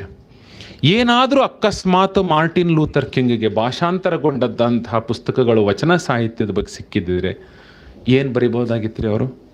ಏನು ಮಾತನಾಡಬಹುದಾಗಿತ್ತು? ಮಹಾತ್ಮ ಗಾಂಧೀಜಿ, ಇದೇ ಮಹಾತ್ಮ ಗಾಂಧೀಜಿ 1923-24 ಬೆಳಗಾಂ ಅಧಿವೇಶನದಲ್ಲಿ ಬಂದಾಗ ಏನು ಹೇಳ್ತಾರೆ ಅವರು? ಮಹಾತ್ಮ ಗಾಂಧೀಜಿ ಒಬ್ಬ ಮಹಾನುಭಾವ, ಯುಗ ಪುರುಷ, ನೂರಾರು ಮೆಟ್ಟಿಲುಗಳನ್ನು ಹತ್ತಿ ಆಧ್ಯಾತ್ಮದ ಶಿಖರವನ್ನು ಏರಿ ಬಯಲಿನಲ್ಲಿ ಬಯಲಾದಂತಹ ಮಹಾನ್ ಮೇರು ವ್ಯಕ್ತಿತ್ವ. ಇವರು ಹತ್ತದ ಮೆಟ್ಟಲುಗಳಲ್ಲಿ ನನ್ನ ಜೀವನದ ಅವಧಿಯಲ್ಲಿ ಒಂದು ಮೆಟ್ಟಲನ್ನು ಹತ್ತಿದ್ರೆ ನಾನು ಪಾವನ ಆಗ್ತೀನಿ ಅಂತ ಮಹಾತ್ಮ ಗಾಂಧೀಜಿ ಹೇಳ್ತಾರೆ. ಪ್ಲಿನರಿ ಸೆಷನಲ್ಲಿ ಹೇಳ್ತಾರೆ ಅವರು. ಇಂಥ ಮಹಾತ್ಮ ಗಾಂಧೀಜಿ ಅವರನ್ನು ಮಾರ್ಟಿನ್ ಲೂಥರ್ ಕಿಂಗು ತನ್ನ ಗುರು ಅಂತ ಪರಿಗಣಿಸ್ಕೊಂಡು ಸತ್ಯಾಗ್ರಹ ಸಾಹಿತ್ಯವನ್ನು ಓದಿಕೊಂಡು ನಾನು ಅಮೆರಿಕದ ಈ ಜನಾಂಗೀಯ ತಾರತಮ್ಯವನ್ನು ಹೊಡೆದೋಡಿಸ್ಲಿಕ್ಕೆ ಇದೇ ನನಗೆ ವೇದಿಕೆ, ಇದೇ ನನಗೆ ಆಯುಧ ಅಂತ ಹಾಕೊಂತಾರೆ ಅವರು. ಅವರ ಡೈನಿಂಗ್ ಟೇಬಲ್ನ ತಲೆಯ ಮೇಲ್ಗಡೆ ಮಹಾತ್ಮ ಗಾಂಧೀಜಿಯ ಫೋಟೋವನ್ನು ಕೊನೆಯವರೆಗೂ ಇಟ್ಕೊಂಡಿರ್ತಾರೆ ಅವರು. ಮಹಾತ್ಮ ಗಾಂಧೀಜಿಯ ಫೋಟೋವನ್ನು ಸಪ್ಪರ್ ಅಂತ ಕರೀತಾರೆ. ರಾತ್ರಿ ಊಟಕ್ಕೆ ಸಪ್ಪರ್ ಕೂರಬೇಕಾದ್ರೆ 1 ನಿಮಿಷ ಧ್ಯಾನಾಸಕ್ತರಾಗಿ ಮಹಾತ್ಮ ಗಾಂಧೀಜಿಯ ಫೋಟೋ ಎದುರು ನಿಲ್ತಿದ್ರು ಪ್ರತಿದಿನ ಮಾರ್ಟಿನ್ ಲೂಥರ್ ಕಿಂಗ್. ಮಹಾತ್ಮ ಗಾಂಧೀಜಿಯವರ ಫೋಟೋ ತೆಗೆದು ನೋಡಿ, ಅವ್ರ ತಲೆ ಮೇಲಿದೆ ಮಹಾತ್ಮ ಗಾಂಧೀಜಿಯವರ ಫೋಟೋ. ಅಂತ ಮಾರ್ಟಿನ್ ಲೂಥರ್ ಕಿಂಗ್ ಏನು ಹೇಳ್ತಾರೆ ಗೊತ್ತಾ? ಪ್ರಸಿದ್ಧವಾದ 3 ಸಾವುಗಳ ಬಗ್ಗೆ ಹೇಳ್ತಾರೆ. 3 ಸಾವು, 3 ಫೇಮಸ್ ಡೆತ್ಸ್ ಅಂತ ಕರೀತಾರೆ ಅದಕ್ಕೆ. 1965ನೇ ಇಸ್ವಿ ನವೆಂಬರ್ನಲ್ಲಿ ಇದನ್ನು ಮಾತಾಡ್ತಾರೆ. ತುಂಬ ಸೊಗಸಾಗಿ ಮಾತಾಡ್ತಾರೆ. ಒಬ್ಬ ಮನುಷ್ಯ 3 ಸಲ ಸಾಯ್ತಾನಂತೆ. ಒಬ್ಬ ಮನುಷ್ಯ 3 ಸಲ ಪ್ರಸಿದ್ಧವಾದ ಸಾವನ್ನು ಸಾಯ್ತಾನೆ. ಪ್ರಸಿದ್ಧ ಅಂದರೆ ಕೊಂಕು ನುಡಿ ಅದು. ಯಾವಾಗ ಅಂದರೆ, ಸರಿಯಾದುದರ ಪರ ನಿಲ್ಲಲು ನೀವು ನಿರಾಕರಿಸಿದಾಗ ನೀವು ಸತ್ತಂತೆ. ಎಂಥ ಮಾತ್ರಿ! ರಾಷ್ಟ್ರದಲ್ಲಿ ಆಗುವ ವಿಪ್ಲವ ಕಾಲದಲ್ಲಿ, ರಾಷ್ಟ್ರದಲ್ಲಿ ನಡೆಯುವ ವಿಪ್ಲವ ಕಾಲದಲ್ಲಿ, ಸಂದಿಗ್ಧ ಪರಿಸ್ಥಿತಿನಲ್ಲಿ ಯಾವಾಗ ಪ್ರಜೆಗಳು ಸರಿಯಾದುದರ ಪರ ನಿಲ್ಲಲ್ವೋ ದೇಶ ದಿಕ್ಕು ತಪ್ಪೋಗ್ಬಿಡುತ್ತೆ. ದೇಶದ ದಿಕ್ಕು ದಶೆ ತಪ್ಪೋಗ್ಬಿಡುತ್ತೆ. ಎರಡನೇದು ಹೇಳ್ತಾರೆ, ಸತ್ಯದ ಪರ ನಿಲ್ಲಲು ನೀವು ನಿರಾಕರಿಸಿದಾಗ ನೀವು ಸತ್ತಂತೆ, ಆಗಲೂ ನೀವು ಸತ್ತ ಹಾಗೆ. 3ನೇ ಸಾವನ ಬಗ್ಗೆ ಹೇಳ್ತಾರೆ, ನ್ಯಾಯದ ಪರ ನಿಲ್ಲಲು ನೀವು ನಿರಾಕರಿಸಿದಾಗ ನೀವು ಸತ್ತಂತೆ. ನಾಯಕನಾದಾಗ ಬಹುಮುಖ್ಯವಾಗಿ ಮಾಡಬೇಕಾದದ್ದು ಯಾವಾಗ ಅಂದರೆ ಸತ್ಯಪರ, ನ್ಯಾಯಪರ, ನಿಜವಾದದ ಪರ ನಿಲ್ಲಬೇಕು ಅನ್ನೋದನ್ನು ಮಾರ್ಟಿನ್ ಲೂಥರ್ ಕಿಂಗು ಭಾಳ ಮಾರ್ಮಿಕವಾಗಿ ಹೇಳ್ತಾರೆ ಅವರು. ನೆಲ್ಸನ್ ಮಂಡೇಲಾ ಮತ್ತೊಬ್ಬ ಗಾಂಧಿ ಅನುಯಾಯಿ. ಮಹಾತ್ಮ ಗಾಂಧೀಜಿಯವರ ಅವರ ಆಧ್ಯಾತ್ಮಿಕ ಸರಕನ್ನು, ಜನಾಂದೋಲನ ಸರಕನ್ನು ಅಮೆರಿಕಗೆ ರಫ್ತು ಮಾಡೋದಲ್ಲದೆ ದಕ್ಷಿಣ ಆಫ್ರಿಕಾಗೂ ರಫ್ತಾಗುತ್ತೆ. 1990ನೇ ಇಸವಿ, ಇದೇ ತಿಂಗಳು 30 ವರ್ಷದ ಹಿಂದೆ, ಇದೇ ತಿಂಗಳು ಫೆಬ್ರವರಿ 30 ವರ್ಷದ ಹಿಂದೆ 1990ನೇ ಇಸ್ವಿನಲ್ಲಿ ಅವ್ರಿಗೆ ರಾಬಿನ್ ಐಲ್ಯಾಂಡ್ ಕಾರಾಗೃಹದಿಂದ ಬಿಡುಗಡೆ ಆಗ್ತಾರೆ ಅವರು. ಭಾಳ ಫೇಮಸ್ ಇದೆ, ಈಗಲೂ ಹೋಗಿ ನೋಡ್ಬೇಕು ನೀವು, ಸುಮ್ಮನೆ ಕೇಳೋದಲ್ಲ. ಯೂಟ್ಯೂಬ್ ಹೊಡೀರಿ, ರಿಲೀಸ್ ಆಫ್ ಮಂಡೇಲಾ ಅಂತ, ಆ ಕ್ಲಿಪ್ಪಿಂಗ್ ಬರುತ್ತೆ. ಭಾಳ ಅದ್ಭುತ, ಮೈ ಜುಮ್ ಅನ್ನಿಸುತ್ತೆ ನಿಮಗೆ. ಇತಿಹಾಸದಲ್ಲಿ ದಾಖಲಾದಂತಹ ಅಮೃತಗಳಿಗೆಗಳವೆಲ್ಲ, ಮಹಾನ್ ಕಾಲಘಟ್ಟವನ್ನು ನಿರ್ಧಾರ ಮಾಡೋವಂಥದ್ದು, ಇತಿಹಾಸದ ದಿಕ್ಕನ್ನು ಬದಲಿಸುವಂಥದ್ದು. ನಿಜವಾಗಲೂ ಸೌತ್ ಆಫ್ರಿಕಾ, ದಕ್ಷಿಣ ಆಫ್ರಿಕಾದ ಇತಿಹಾಸದ ದಿಕ್ಕನ್ನು ಬದಲಿಸಿದಂತಹ ಪ್ರಸಂಗ ಅದು. 1990ನೇ ಇಸ್ವಿ ಫೆಬ್ರವರಿನಲ್ಲಿ ಬಿಡುಗಡೆ ಆದಾಗ ಎಷ್ಟು ಚೆನ್ನಾಗಿ ಹೇಳ್ತಾರೆ ಅಂದರೆ, ಭಾಳ ಸೊಗಸಾದ ಮಾತನಾಡ್ತಾರೆ. ಮಂಡೇಲಾ ನನಗೆ ಗೊತ್ತಿರಲಿಲ್ಲ, ಲಾಂಗ್ ವಾಕ್ ಟು ಫ್ರೀಡಮ್ ಅಂತ ಒಂದು ಚಲನಚಿತ್ರ ಇದೆ, ಪುಸ್ತಕನೂ ಇದೆ, ಭಾಳ ದೊಡ್ಡದು. ಬರೀತಾರೆ ಅವರು ಕಾರಾಗೃಹದಲ್ಲಿ. ನೀವು ದಯಮಾಡಿ ಓದಬೇಕು ಅದನ್ನ, ಇಲ್ಲ ಸಿನಿಮಾ ನೋಡಿ. ಇನ್ವಿಕ್ಟಸ್ ಅಂತ ಇನ್ನೊಂದು ಸಿನಿಮಾ ಇದೆ, ದಯಮಾಡಿ ನೋಡಿ, ನೆಟ್ಫ್ಲಿಕ್ಸಲ್ಲೇ. ನೀವು ಹೇಗೆ ಅಂತಂದರೆ ನಿಮ್ಮ ವ್ಯಕ್ತಿತ್ವನೇ ಬದಲಾಗ್ತಾ ಹೋಗುತ್ತೆ. ಸಾಮೂಹಿಕ ಮಾಧ್ಯಮಗಳಿಗೆ ಒಡ್ಕೋಬೇಕು. ಯಾಂಥವು ಒಡ್ಕೋಬೇಕು ಅಂದರೆ ನಿಮ್ಮನ್ನು ಪರಿವರ್ತನೆ ಮಾಡುವಂತಹ ಸಾಮೂಹಿಕ ಮಾಧ್ಯಮಗಳಿಗೆ ಒಡ್ಕೋಬೇಕು. ಮನರಂಜನೆಯ ಅಮಲಿನಲ್ಲಿ ದಿಕ್ಕು ತಪ್ಪಿಸುವಂತಹ ಮಾಧ್ಯಮಗಳಿಗೆ ಒಡ್ಕೋಬೇಡ್ರಿ. ಅದು ಸ್ಲೋ ಪಾಯ್ಸನ್, ವಿಷನ ಮೆಲ್ಮೆಲ್ಲಿಗೆ ಮಾಡ್ತಾ ಹೋಗ್ತೀವಿ, ನಾವು ಉನ್ಮತ್ತವಾಗಿ ನಾವು ಕುಣಿತೀವಿ. ನಾವು ಇನ್ವಿಕ್ಟಸ್ ಅನ್ನೋ ಒಂದು ಭಾಳ ಸುಂದರವಾದ, ಇನ್ವಿಕ್ಟಸ್ ಅಂದರೆ ಏನು ಅಂದರೆ ಅದೊಂದು ಪೊಯಮ್ ರೀ. ಮಂಡೇಲಾ ಅವ್ರಿಗೆ ಬಿಡುಗಡೆ ಆಗುತ್ತೆ. ಇದ್ಯಾವ ವಿಪ್ಲವ, ಸೌತ್ ಆಫ್ರಿಕಾ ಬೇಯ್ತಾ ಇರುತ್ತೆ, ಜನಾಂಗೀಯ ಕಲಹ. ಮಂಡೇಲಾ ಇಲ್ಲದೆ ಹೋಗಿದ್ದರೆ, ನೆಲ್ಸನ್ ಮಂಡೇಲಾ ಅವರು ಇಲ್ಲದೆ ಹೋಗಿದ್ರೆ ದಕ್ಷಿಣ ಆಫ್ರಿಕಾ ಸಿರಿಯಾನೋ ಸೂಡಾನೋ ಆಗ್ತಿರೋದು. ಜನಾಂಗೀಯ ಕಲಹದಲ್ಲಿ ನುಚ್ಚು ನೂರಾಗ್ಬಿಡ್ತಿತ್ತು ರಾಷ್ಟ್ರ. ಆದರೆ ಮಂಡೇಲಾ ಅನ್ನೊಬ್ಬ ವ್ಯಕ್ತಿ ಸಂಪೂರ್ಣ ಬದಲು ಮಾಡ್ತಾರೆ. ಅದು ಬಳಸ್ಕೊಳ್ಳೋದು ಯಾವುದು ಅಂದರೆ ಬೇಸ್ಬಾಲ್ ವರ್ಲ್ಡ್ ಚಾಂಪಿಯನ್ಶಿಪ್ ಬೇಸ್ಬಾಲ್ ಪಂದ್ಯನ ಬಳಸ್ಕೊತಾರೆ ಅವರು. ಭಾಳ ಸುಂದರವಾಗಿ ಬಳಸ್ಕೊತಾರೆ. ಇಡೀ ರಾಷ್ಟ್ರ ಹರಿದೋಗಿದೆ, ಅದನ್ನು ಒಂದು ಒಗ್ಗಟ್ಟಾಗಿ ನಿಲ್ಲಿಸಬೇಕು. ಅದಕ್ಕೆ ಯಾವುದು ಇನ್ಸ್ಪಿರೇಷನ್ ಅಂದಾಗ ಇಡೀ ರಾಷ್ಟ್ರಕ್ಕೆ ಕ್ರೇಜಿ ಆಟ, ನಮ್ಗೆ ಹೆಂಗೆ ಕ್ರಿಕೆಟ್ ಹಂಗೆ ಬೇಸ್ಬಾಲ ಸೌತ್ ಆಫ್ರಿಕಾದಲ್ಲಿ. ಆವಾಗ ಆ ಸೌತ್ ಆಫ್ರಿಕಾನ ಬೆಳೆಸ್ಕೊತಾರೆ. ಆ ಸೌತ್ ಆಫ್ರಿಕಾದಲ್ಲಿ ಕಪ್ಪು ಜನರು ಇರ್ತಾರೆ, ಬಿಳಿ ಜನರು ಇರ್ತಾರೆ. ಇನ್ವಿಕ್ಟಸ್ ಅಂತ ಸೊಗಸಾದ ಚಲನಚಿತ್ರ, ದಯಮಾಡಿ ಓದಿ ನೋಡಿ ಅದನ್ನ. ಅದರಲ್ಲಿ ಬಹಳ ಸುಂದರವಾಗಿ ಮಂಡೇಲಾ ಅವರ ವ್ಯಕ್ತಿತ್ವವನ್ನು ಕಟ್ಟದ ನಿಲ್ಲಿಸಿದಾನೆ ಡೈರೆಕ್ಟರ್, ನಿರ್ದೇಶಕ, ಬಹಳ ಸುಂದರವಾಗಿ. ಅವಾಗ ಹೇಳ್ತಾರೆ ಅವ್ರು ಬಿಡುಗಡೆ ಆದಾಗ, ಆಮೇಲೆ ನೆಲ್ಸನ್ ಮಂಡೇಲಾ ಎಷ್ಟು ಚೆನ್ನಾಗಿ ಹೇಳ್ತಾರೆ ಗೊತ್ತಾ, ನಾನು ಬಿಡುಗಡೆಗೊಂಡು ಸ್ವತಂತ್ರನಾಗಿ ಬಾಗಿಲಿನ ಮೂಲಕ ಹಾದು ಗೇಟ್ ಬಳಿ ಹೋಗುವಾಗ, ನಿಮ್ಗೆ ಗೊತ್ತಲ್ಲ ಅದು ಸಣ್ಣ ಸೆಲ್ ಇದೆ ನೋಡಿ, ಅದನ್ನ ನೋಡ್ಬೇಕು ನೀವು. ಬಿ ಸೆಕ್ಷನ್ ಅಂತಾರೆ ಜೈಲುಗಳಲ್ಲಿ, ಬಿ ಸೆಕ್ಷನ್ ಇದೆ, ಯೂಟ್ಯೂಬ್ ಹೊಡಿರಿ, Robben Island Nelson Mandela's prison ಅಂತ. ಆ ಪ್ರಿಸನ್ ಇದೆ. ಒಬಾಮಾ ಹೋದಾಗ ನಿಲ್ತಾರೆ ಅಲ್ಲಿ, ನಿಂತು ಧ್ಯಾನಾಸಕ್ತರಾಗ್ತಾರೆ. ಒಬಾಮ ಕಣ್ಣು ಮುಚ್ಕೊಂತಾರೆ ಅಲ್ಲಿ. ನೆಲ್ಸನ್ ಮಂಡೇಲಾ ಈ ಸೆಲ್ಲಲ್ಲಿ ಯಾವ ರೀತಿ ಬದುಕಿರಬಹುದು 27 ವರ್ಷ, 27 ವರ್ಷ ಯಾವ ರೀತಿ ಬದುಕಿರ್ಬೋದು. ಇಷ್ಟಿರುತ್ತೆ 4 ಕಡೆ, ಇಷ್ಟೇ ಹೇಗೆ ಬದುಕಿರ್ಬೋದು. ಒಂದು ಕಿಟಕಿ, ಅವರು ಕಿಟಕಿಯ ನಿಂತ್ಕೊಂಡು ಕಿಟಕಿಯಿಂದ ಆಚೆ ನೋಡ್ತಾರೆ, ಜಗತ್ತು ಹೆಂಗೆ ಕಾಣಿಸುತ್ತೆ ಅಂತ ಅನುಭವಿಸ್ತಾರೆ. ಆ ಒಬಾಮಾ, ಬಿಲ್ ಕ್ಲಿಂಟನ್ ಹೋಗ್ತಾರೆ ಅಲ್ಲಿಗೆ. ಆ ಇನ್ವಿಕ್ಟಸ್ ಪೊಯಮಲ್ಲಿ ಮಂಡೇಲಾ ಎಷ್ಟು ಚತುರ ಅಂತಂದರೆ, ಇಡೀ ಬೇಸ್ಬಾಲ್ ಟೀಮ್ನ ರಾಬಿನ್ ಐಲ್ಯಾಂಡ್ ಕಳಿಸ್ಕೊಡ್ತಾರೆ. ಅವರು ಕಳಿಸ್ಕೊಟ್ಟು ಅವರು ಸೆಲ್ಲನ್ನು ಕರ್ಕೊಂಡು ಹೋಗೋಕ್ಕೆ ಮಾಡ್ತಾರೆ. ಅವರು ಆ ಸೆಲ್ಲನ್ನು ನಿಲ್ಲಿಸ್ತಾರೆ ಅವ್ರನ್ನ. ಯಾಕೆ ಅಂದರೆ ಪ್ರೇರಣೆ. ನಾನು 27 ವರ್ಷಕ್ಕೆ ಆ ಕಾರಾಗೃಹದಲ್ಲಿ ಕಳೆದಿದ್ದೀನಲ್ಲ, ಅದು ಸುಮ್ಮನೆ ಅಲ್ಲ, ಇಟ್ ಈಸ್ ಅನ್ ಇನ್ವೆಸ್ಟ್ಮೆಂಟ್. ಯಾತಕ್ಕೆ ಅಂದರೆ ನನ್ನ ರಾಷ್ಟ್ರಕ್ಕೆ ಚಿಂದಿ ಆಗಬಾರ್ದು, ಚದುರೋಗಬಾರದು. ಒಬ್ಬ ನಾಯಕನ ದೂರದೃಷ್ಟಿ ಯಾವ ರೀತಿ ಇರುತ್ತೆ. ಅಂತಹ ಜೈಲಿನಿಂದ ಬಿಡುಗಡೆ ಆದಾಗ ಗೇಟ್ ಹತ್ರ ಹೋಗ್ಬೇಕಾದ್ರೆ ಮಂಡೇಲಾ ಅವರ ಮನಸ್ಸಿನಲ್ಲಿ ಹಾದು ಹೋಗುತ್ತೆ ಒಂದು ಆಲೋಚನೆ. ಆ ಆಲೋಚನೆನೇ ಹೇಳ್ತಾರೆ ಅವರು, ಏನಂತ ಅಂತಂದರೆ, ಬಳಿ ಹೋಗುವಾಗ ನನ್ನ ದ್ವೇಷ ಯಾರ ಬಗ್ಗೆ? ಪ್ರಿಸನರ್ಸ್ ಬಗ್ಗೆ. ಭಾಳ ಹಿಂಸೆ ಮಾಡ್ತಿರ್ತಾರೆ ಅವ್ರಿಗೆ. ಚಳಿಗಾಲ ನಡುತ್ತೆ, ಫ್ರೀಸ್ ಐಸ್ ಆಗ್ತಿದ್ರು ಇನ್ನೊಂದು ಬ್ಲ್ಯಾಂಕೆಟ್ ಕೊಡಲ್ಲ ಅವ್ರಿಗೆ. ಎಷ್ಟೋ ಅಷ್ಟೇ ಅಂಬಲಿ. ಬಿಸಿಲಿನಲ್ಲಿ ಕಲ್ಲು ಓಡಿಸ್ತಾರೆ, ಗಣಿಗಾರಿಕೆ ಮಾಡಿಸ್ತಾರೆ, ಬಂಡೆಗಳನ್ನ ಎತ್ತಿಸ್ತಾರೆ, ಚಾಟಿ ಏಟು ಹೊಡಿಸ್ತಾರೆ ಮಾಡಲಿಲ್ಲ ಅಂದರೆ ಕೆಲಸ.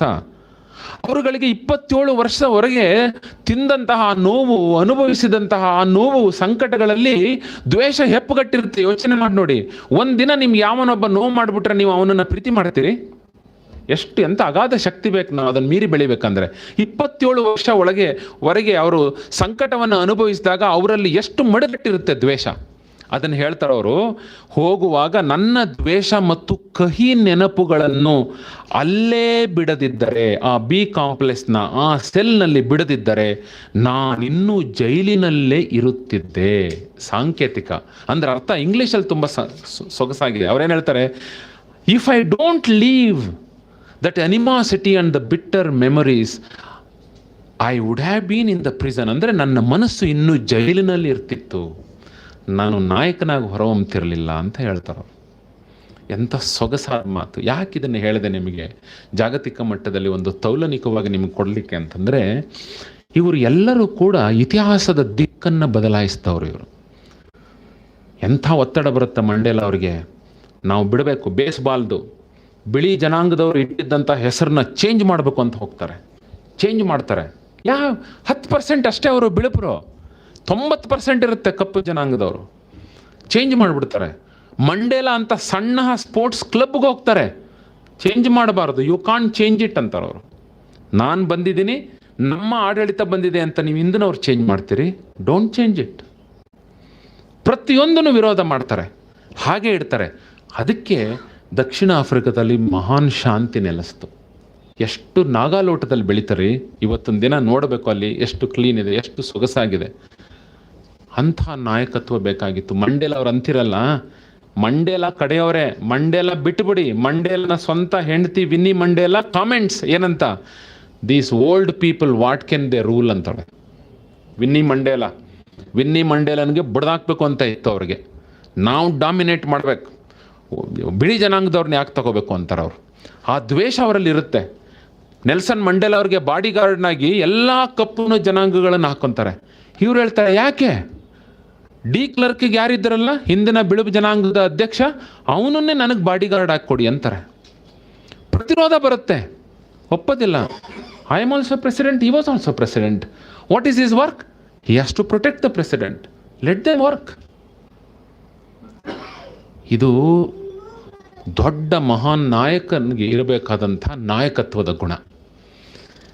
ಅದಕ್ಕೆ ಏನು ಹೇಳ್ತಾರೆ ಗೊತ್ತಾ, ನಾಯಕತ್ವನಿಗೆ ಬೇಕಾಗಿದ್ದು ಕೇವಲ ನಾಯಕತ್ವದ ವ್ಯಕ್ತಿತ್ವ, ನಾಯಕನ ವ್ಯಕ್ತಿತ್ವ ಅಲ್ಲ, ಅದ್ರ ಜೊತೆಗೆ ನಾಯಕನಿಗೆ ಇರಬೇಕಾದ ಗುಣವು ಬಹಳ ಮುಖ್ಯ ಅನ್ನೋದನ್ನು ಸಾರ ಹೇಳುತ್ತೆ ಇದು. ಅದಕ್ಕೋಸ್ಕರ ನಾನು ಇದನ್ನು ಉದಾಹರಣೆಯಾಗಿ ತೆಗೆದುಕೊಂಡೆ. ಯಾವಾಗಲೂ ಯೋಚನೆ ಮಾಡಿ, ಒಂದು ನಾಯಕತ್ವಕ್ಕೆ ಮೆರುಗು ಯಾವಾಗ ಬರುತ್ತೆ ಅಂತಂದರೆ, ಸಮಾಜದ ಕೊನೆಯ ವ್ಯಕ್ತಿಯ ಹೃದಯವನ್ನು ಪ್ರವೇಶ ಮಾಡುವಂಥ ಸೂಕ್ಷ್ಮ ಮನಸ್ಸು ಆ ನಾಯಕತ್ವನಿಗಿರಬೇಕು, ಆ ನಾಯಕನಿಗಿರಬೇಕು. 12ನೇ ಶತಮಾನಕ್ಕೆ ಬನ್ನಿ. 12ನೇ ಶತಮಾನ ಎಂಥ ಶತಮಾನ ರೀ. ಪ್ರಜಾಪ್ರಭುತ್ವ ಇರಲಿಲ್ಲ. ಅರಸೊತ್ತಿಗೆಯ ನೆರಳಿನಲ್ಲಿ ಸಮಾಜ ನಡೀತಾ ಇತ್ತು. ಸಮಾಜದಲ್ಲಿ ಅರಸೊತ್ತು ಇತ್ತು, ಅರಸೊತ್ತಿಗೆ ಕಿಂಗ್ಶಿಪ್ ಇತ್ತು, ನೋ ಡೆಮಾಕ್ರಸಿ. ಅಲ್ಲಿ ಯಾವ ರೀತಿ ಇತ್ತಪ್ಪ ಅಂತಂದರೆ, ಮುಕ್ಕಾಲಕ್ಕೂ ಹೆಚ್ಚು ಜನಗಳನ್ನು ಶೋಷಣೆ ಮಾಡಲಾಗ್ತಿತ್ತು. ಅದು ನೀವು ನಂಬಿ ಬಿಡಿ, ಒಪ್ಕೊಳ್ಳಿ ಇಲ್ಲ, ಇದು ಸತ್ಯ. ಸಮಾಜ ದಾಂಗುಡಿ ಇಡ್ತಾ ಇತ್ತು. ಯಾವ ರೀತಿ ದಾಂಗುಡಿ ಇಡ್ತಾ ಇತ್ತು? ಮನುಷ್ಯ ಮೌಲ್ಯಗಳನ್ನು ತುಳಿದು ಅಮೌಲ್ಯಕೃತಗೊಂಡು ಅದು ದಾಂಗುಡಿ ಇಡ್ತಾ ಇತ್ತು. ಆ ದಾಂಗುಡಿನಲ್ಲಿ ಮುಕ್ಕಾಲು ಪಾಲು ಜನ ನಲುಗೋಗ್ಬಿಟ್ಟಿದ್ರು. ಒಬ್ಬ ನಾಯಕ ಬೇಕು, ಇದನ್ನೆಲ್ಲವನ್ನು ಎತ್ತಬೇಕು ಅಂತಂದರೆ ಆ ನಾಯಕನಿಗೆ ಎಂತಹ ಗುಣ ಬೇಕಪ್ಪ ಅಂತಂದರೆ, ಯಾರು ನಲುಗೋಗಿದ್ರಲ್ಲ ಅವ್ರನ್ನ ಸೇರಿಸ್ಕೋಬೇಕಾಗಿತ್ತು, ಅವರಿಗೆ ಶಕ್ತಿ ಆಗಬೇಕಾಗಿತ್ತು, ಶಕ್ತಿ ಆಗಬೇಕಾಯ್ತು. ಅವನು ಅಂತಹ ಸಚೇತಕ ಶಕ್ತಿ ಆಗಬೇಕು ಅಂದರೆ ಅವನಲ್ಲಿ ಎಂಥ ಗುಣಗಳಿರಬೇಕು ಅನ್ನೋದನ್ನು ನಾವು ಸ್ವಲ್ಪ ಮನಸ್ಸಿನಲ್ಲಿ ಹಿನ್ನೆಲೆಯಾಗಿ ಇಟ್ಕೋಬೇಕು. ನಾವು ಬಸವಣ್ಣನವ್ರ ಬಗ್ಗೆ ವಿಶ್ಲೇಷಣೆ ಮಾಡಬೇಕಾದ್ರೆ ಅದನ್ನು ಹಿನ್ನೆಲೆಯಾಗಿ ಇಟ್ಕೋಬೇಕು ನಾವು. ಅದಕ್ಕೆ ಜಗತ್ತಿನಲ್ಲಿ ಮಹಾನ್ ದೊಡ್ಡ ಆಂದೋಲನಗಳು ನಡೆದು ಹೋಗ್ಬಿಟ್ಟಿದೆ. ಜಾಗತಿಕ ಮಟ್ಟದಲ್ಲಿ ಇತಿಹಾಸ ತನ್ನ ಪುಟಗಳಲ್ಲಿ ದಾಖಲಿಸ್ಕೊಂಡಿದೆ. ಎಲ್ಲವನ್ನು ದಾಖಲಿಸ್ಕೊಂಡಿದೆ. ಭಾರತದ ಸ್ವಾತಂತ್ರ್ಯ ಸಂಗ್ರಾಮ ಇರ್ಬೋದು, ಅಥವಾ ಲೆನಿನ್ನ ಮೂವ್ಮೆಂಟ್ ಇರ್ಬೋದು, ಅಥವಾ ಅಮೆರಿಕ ಸ್ವಾತಂತ್ರ್ಯ ಆಗಿದ್ದಿರ್ಬೋದು, ಫ್ರೆಂಚು ತನ್ನ ಸ್ವತಂತ್ರ ಆದಿದ್ದಿರ್ಬೋದು, ಫ್ರೆಂಚ್ ಕ್ರಾಂತಿ ಇರ್ಬೋದು. ಎಲ್ಲ ಕ್ರಾಂತಿಗಳನ್ನು ಜಾಗತಿಕ ಮಟ್ಟದಲ್ಲಿ ಇತಿಹಾಸ ತನ್ನ ಪುಟಗಳಲ್ಲಿ ದಾಖಲಿಸ್ಕೊಂಡಿದೆ. ಅಂಥ ಎಲ್ಲ ನಾಯಕರನ್ನ ಮುಂದಿಟ್ಕೊಂಡು ನೋಡಿದಾಗ ಹಲವಾರು ಗುಣಗಳನ್ನು ನಾವು ಪಟ್ಟಿ ಮಾಡಬಹುದು. ಈ ಹಿನ್ನೆಲೆಯಲ್ಲಿ 12ನೇ ಶತಮಾನದಲ್ಲಿ ಧಾರ್ಮಿಕ, ಸಾಮಾಜಿಕ, ಆರ್ಥಿಕ ಮತ್ತು ನಾಗರಿಕ ಸುಧಾರಣೆಯನ್ನು ತಂದು ಒಬ್ಬ ಯುಗ ಪುರುಷ ಅನ್ನಿಸ್ಕೊಂಡಂತಹ ಬಸವಣ್ಣನವರಲ್ಲಿದ್ದಂಥ ನಾಯಕತ್ವನ ಈ ಹಿನ್ನೆಲೆಯಲ್ಲಿ ನಾವು ಅವಲೋಕಿಸಬೇಕು, ವಿಶ್ಲೇಷಣೆ ಮಾಡಬೇಕು. ಯಾಕೆ ನಾನು ಇವು 4 ಹೇಳ್ತೀನಿ ಅಂದರೆ, ಫ್ರೆಂಚ್ ಕ್ರಾಂತಿ ಮಾಡ್ತೀರಿ, ಸ್ವಾತಂತ್ರ್ಯ ಸಂಗ್ರಾಮವನ್ನು ಮಾಡ್ತೀರಿ. ಬಸವಣ್ಣವರು ಇಟ್ಕೊಂಡಿದ್ದು ಎಂಥದ್ದು? ಧಾರ್ಮಿಕ, ಸಾಮಾಜಿಕ, ಆರ್ಥಿಕ, ನಾಗರಿಕ, ಅದಲ್ಲದೆ ಶೈಕ್ಷಣಿಕ, ಸಾಂಸ್ಕೃತಿಕ, ನೀವು ಮನುಷ್ಯನ ಚಟುವಟಿಕೆಯ ಅಂಗಳದಲ್ಲಿ ಏನೇನು ಬರುತ್ತೆ ಪಟ್ಟಿ ಮಾಡಿ ಅವೆಲ್ಲವೂ ಆ ಕ್ರಾಂತಿ ಒಳಗೆ ಸೇರೋಗಿತ್ತು. ಅದಕ್ಕೆ ಸರ್ವಾಂಗೀಣ ಅಭಿವೃದ್ಧಿ ಅಂತ ಕರೆಯೋದು. ಓವರ್ ಹಾಲಿಂಗ್ ಎಫೆಕ್ಟ್ ಇತ್ತದು. ಅವರನ್ನು ಮುಂದೆ ಇಟ್ಕೊಂಡು ನಾವು ಈ ಅವಲೋಕಿಸಿದಾಗ ಕಲ್ಯಾಣ ಕ್ರಾಂತಿ ಅನ್ನೋದು ಬಹಳ ಸಂಕೀರ್ಣವಾದಂತಹ ಒಂದು ಕ್ರಾಂತಿ. ಸರಳವಾದದ್ದಲ್ಲ, ಅದು ಸಂಕೀರ್ಣವಾದ ಕ್ರಾಂತಿ. ಕಲ್ಯಾಣ ಕ್ರಾಂತಿಯಲ್ಲಿ ಹಲವಾರು ತೊರೆಗಳು ಹರಿಯುತ್ತೆ.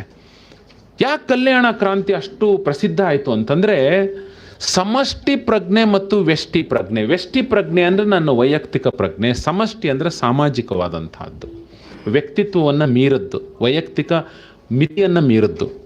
ಯಾವಾಗಲೂ ವ್ಯಷ್ಟಿ ಪ್ರಜ್ಞೆ ಸಮಷ್ಟಿ ಪ್ರಜ್ಞೆಗೆ ದಾರಿ ಮಾಡಿಕೊಡುತ್ತೆ. ಕಲ್ಯಾಣ ಕ್ರಾಂತಿನಲ್ಲಿ ಆಗಿದ್ದೇ ಅದು. ವ್ಯಷ್ಟಿ ಪ್ರಜ್ಞೆ ಅನ್ನೋದು ಸಾಮಾಜಿಕವಾಗಿ ಮೇಲೆತ್ತಿ ಸಮಷ್ಟಿ ಪ್ರಜ್ಞೆಯನ್ನು ಕೊಡ್ತಾ ಹೋಗುತ್ತೆ. ಅದಕ್ಕೆ ಅದು ಬಹಳ ಇಂಪಾರ್ಟೆಂಟ್. ಏನಪ್ಪ ಅಂತಂದರೆ, ನೀವು ಕಲ್ಯಾಣ ಕ್ರಾಂತಿಯನ್ನು ಎಲ್ಲ ನೋಡ್ಕೊಂಡು ಹೋಗ್ಬೋದು. ನೀವು ಬಸವಣ್ಣನವರು ಒಬ್ಬರೇ ನಾಯಕ ಅಲ್ಲ, ಒಪ್ಕೋತೀರ ಅಲ್ವಾ? ಸಂದರ್ಭೋಚಿತ ನಾಯಕತ್ವ ಇತ್ತು, ಸಿಚುವೇಶನಲ್ ಲೀಡರ್ಶಿಪ್ ಇತ್ತು. ಸಿಚುವೇಶನಲ್ ಲೀಡರ್ಶಿಪ್ ಅಂದ್ರೇನು? ಆಧ್ಯಾತ್ಮಕ್ಕೆ ಅಲ್ಲಮ ಪ್ರಭುದೇವರೇ ನಾಯಕರು, ವೈರಾಗ್ಯಕ್ಕೆ ಅಕ್ಕ ಮಹಾದೇವಿಯವರೇ ನಾಯಕರು, ರಕ್ಷಣೆಯಲ್ಲಿ ಮಡಿವಾಳ ಮಾಚಿದೇವರು. ಒಂದು ಸಂದರ್ಭ ಬಂದಾಗ ಆಯ್ದಕ್ಕಿ ಲಕ್ಕಮ್ಮನೇ ನಾಯಕ. ಎಂಥ ಅದ್ಭುತ ವಚನ ಇದೆ, ಆಯ್ದಕ್ಕಿ ಲಕ್ಕಮ್ಮ. ಅಂದರೆ ಆಯಾ ಸಂದರ್ಭಕ್ಕೆ ತಕ್ಕಂತೆ ಅಲ್ಲಲ್ಲೇ ನಾಯಕರಾಗ್ತಾ ಇದ್ರು. ಹೆಂಗೆ ಸಾಧ್ಯ ರೀ ಇದು?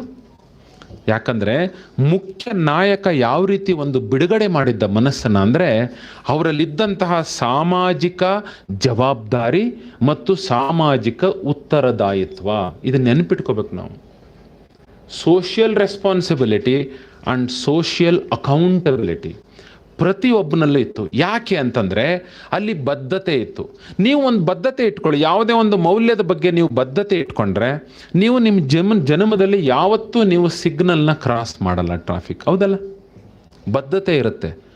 ಮಧ್ಯರಾತ್ರಿ 12 ಗಂಟೆನಲ್ಲೂ ಸಿಗ್ನಲ್ ಇದ್ದು ಯಾರೂ ಇಲ್ಲ, ರೆಡ್ ಇದೆ ಅಂದರೆ ನೀವು ನಿಂತೇ ನಿಲ್ತೀರಿ. ಅದು ಬದ್ಧತೆ, ನೀವು ಅಳವಡಿಸಿಕೊಂಡ ಮೌಲ್ಯಕ್ಕೆ ಬದ್ಧತೆ. ಅದು ಆ ಬದ್ಧತೆಯನ್ನು ಮೀರ್ತಿರ್ಲಿಲ್ಲ ಶರಣರು. ಏನೇ ಆಗಲಿ, ಅದಕ್ಕೆ ಆಯ್ದಕ್ಕಿ ಲಕ್ಕಮ್ಮ ಹೇಳಿದ್ದು, 2 ಬೊಗಸೆ ಅಕ್ಕಿ ತಗೊಂಬಂದಾಗ ಮಾರಯ್ಯನಿಗೆ ಅಂದಿದ್ದು, ಆಯ್ದಕ್ಕಿ ಮಾರಯ್ಯನಿಗೆ 2 ಬೊಗಸೆ ಅಕ್ಕಿಯನ್ನು ಜಾಸ್ತಿ ತಗೊಂಬಂದಿದೆಯಾ, ವಾಪಸ್ ಅಲ್ಲೇ ಸುರಿದು ಬಾ ಅಂತ. ಅದು ಬದ್ಧತೆ. ಅಂತಹ ಒಂದು ಬದ್ಧತೆಗೆ ಅಂಟ್ಕೊಂಡಿದ್ದಕ್ಕೆ ಅವರು ಅಲ್ಲಿದ್ದಂತಹ ನಾಯಕತ್ವದಲ್ಲಿ ರೆಸ್ಪಾನ್ಸಿಬಿಲಿಟಿ ಆ್ಯಂಡ್ ಅಕೌಂಟಬಿಲಿಟಿ, ಜವಾಬ್ದಾರಿ ಮತ್ತು ಉತ್ತರದಾಯಿತ್ವ ಯಾವಾಗಲೂ ಶರಣರಲ್ಲಿ ಇತ್ತು. ಈ ಹಿನ್ನೆಲೆಯಲ್ಲಿ ಬಸವಣ್ಣನವರ ನಾಯಕತ್ವವನ್ನು ಬಿಂಬಿಸುವಂಥ ಹಲವಾರು ನೂರಾರು ವಚನಗಳಿದೆ. ಆದರೆ ಒಂದೇ ಒಂದು ವಚನವನ್ನು ಆಯ್ಕೊಂಡಿದ್ದೀನಿ. ಒಂದೇ ವಚನ, ಬಸವಣ್ಣನವರ ವಚನ. ಅದರಲ್ಲಿ ಅವರ ನಾಯಕತ್ವ ಎಷ್ಟು ಮೇರು ಶಿಖರಕ್ಕೆ ಏರಿತ್ತು, ಅದರಲ್ಲಿ ವಿಶೇಷತೆ ಏನು ಅನ್ನೋದನ್ನು ಈ ಒಂದು ವಚನ ಹೇಳುತ್ತೆ. ಇದನ್ನು ನೋಡೋ ರೀತಿ ಇರಬೇಕಷ್ಟೆ. ಯಾವಾಗಲೂ ಅಷ್ಟೇ, ವಚನ ಸಾಹಿತ್ಯವನ್ನು ನಾನು ಯಾವಾಗಲೂ ಹೇಳ್ತಿರ್ತೀನಿ, ವಚನ ಸಾಹಿತ್ಯವನ್ನು ಓದಬೇಕಾದ್ರೆ ನಿಮ್ಮಲ್ಲಿ ತ್ರಿವೇಣಿ ಸಂಗಮ ಆಗಿರಬೇಕು. ಮನಸ್ಸು, ಹೃದಯ, ಆತ್ಮ ಸಂಗಮವಾಗಿರಬೇಕು, ಮಿಳಿತಗೊಂಡಿರಬೇಕು. ಆವಾಗಲೇ ವಚನ ಸಾಹಿತ್ಯಕ್ಕೆ ಒಂದು ಫಂಡಮೆಂಟಲ್ ಫ್ರೀಕ್ವೆನ್ಸಿ ಅಂತ ಕರಿತೀನಿ. ಪ್ರತಿ ವಚನ ಸಾಹಿತ್ಯ ತಗೊಂಡ್ರೆ ಅದಕ್ಕೊಂದು ಮೂಲ ಶ್ರುತಿ ಇರುತ್ತೆ. ಮೂಲ ಶ್ರುತಿ ಅಂದ್ರೇನು? ಮನಸ್ಸು ಯಾವುದೋ ಎತ್ತರಕ್ಕೆ ಹೋದಾಗ ಜಗತ್ತು ಅವರ ಕಾಣೋ ರೀತಿನೇ ಬೇರೆ ಇರುತ್ತೆ. ಆ ಕಾಣೋ ರೀತಿಯನ್ನು ನೋಡಿ ಕುಣಿದಾಡಿರುತ್ತೆ ಮನಸ್ಸು. ಕುಣಿದಾಡಿದಾಗ ಆ ಅನುಭವವನ್ನು ವಚನದಲ್ಲಿ ಬರೆದಿರ್ತಾರೆ. ಅದು ನನಗೆ ಕಾಣಬೇಕು ಅಂದರೆ ಹೆಂಗೆ? ಇದು ರೇಡಿಯೋ ಟ್ಯೂನಿಂಗ್ ಇದ್ದಂಗೆ ರೀ. 91.5 ಹರ್ಡ್ಸ್ ಅಂದರೆ ನೀವು 91.5 ಹರ್ಡ್ಸ್ಗೆ ರೇಡಿಯೋ ಫ್ರೀಕ್ವೆನ್ಸಿನ ಮ್ಯಾಚ್ ಮಾಡಬೇಕು. ಆವಾಗಲೇ ನಿಮಗೆ ಅಂಡ್ಯುಲೇಟೆಡ್ ವಾಯ್ಸ್ ಬರಲಿಕ್ಕೆ ಸಾಧ್ಯ. ಕರೆಕ್ಟ್ ಅಲ್ವಾ? ಹಾಗೆಯೇ ವಚನ ಸಾಹಿತ್ಯಕ್ಕೆ ನಾನು ಆ ಶ್ರುತಿ ಮಿಡ್ಕೋಬೇಕು, ಆವಾಗಲೇ ನನಗೆ ರೆಸೊನೆನ್ಸ್ ಆಗೋದು. ಅದು ಯಾವಾಗ ಸಾಧ್ಯ? ನನ್ನ ಮನಸ್ಸು, ಹೃದಯ ಮತ್ತು ಆತ್ಮಗಳ ತ್ರಿವೇಣಿ ಸಂಗಮ ಆದಾಗ ಮಾತ್ರ ನಾನು ಆ ವಚನದ ಮೂಲ ಶ್ರುತಿಯನ್ನು ಮುಟ್ಟಲಿಕ್ಕೆ ಸಾಧ್ಯ. ಆವಾಗಲೇ ರೆಸೊನೆನ್ಸ್ ಆಗಲಿಕ್ಕೆ ಸಾಧ್ಯ. ಆವಾಗಲೇ ಶರಣರು ಕಂಡ ಆ ಜಗತ್ತನ್ನು ನಾನು ಅನುಭವಿಸಲಿಕ್ಕೆ ಸಾಧ್ಯ ಆಗುತ್ತೆ. ಈ ವಚನ ಅಂಥದ್ದು. ಈ ವಚನ ಸರಳವಾಗಿದೆ, ಎಷ್ಟು ಚೆನ್ನಾಗಿದೆ ನೋಡಿ. ಭಕ್ತಿ ಇಲ್ಲದ ಬಡವ ನಾನಯ್ಯ. ಬಸವಣ್ಣನವರ ನಾಯಕತ್ವವನ್ನು ಒಂದೇ ವಚನದಲ್ಲಿ ಹಿಡಿದಿಡಬೇಕು ಅಂದರೆ ಇದೇನೆ.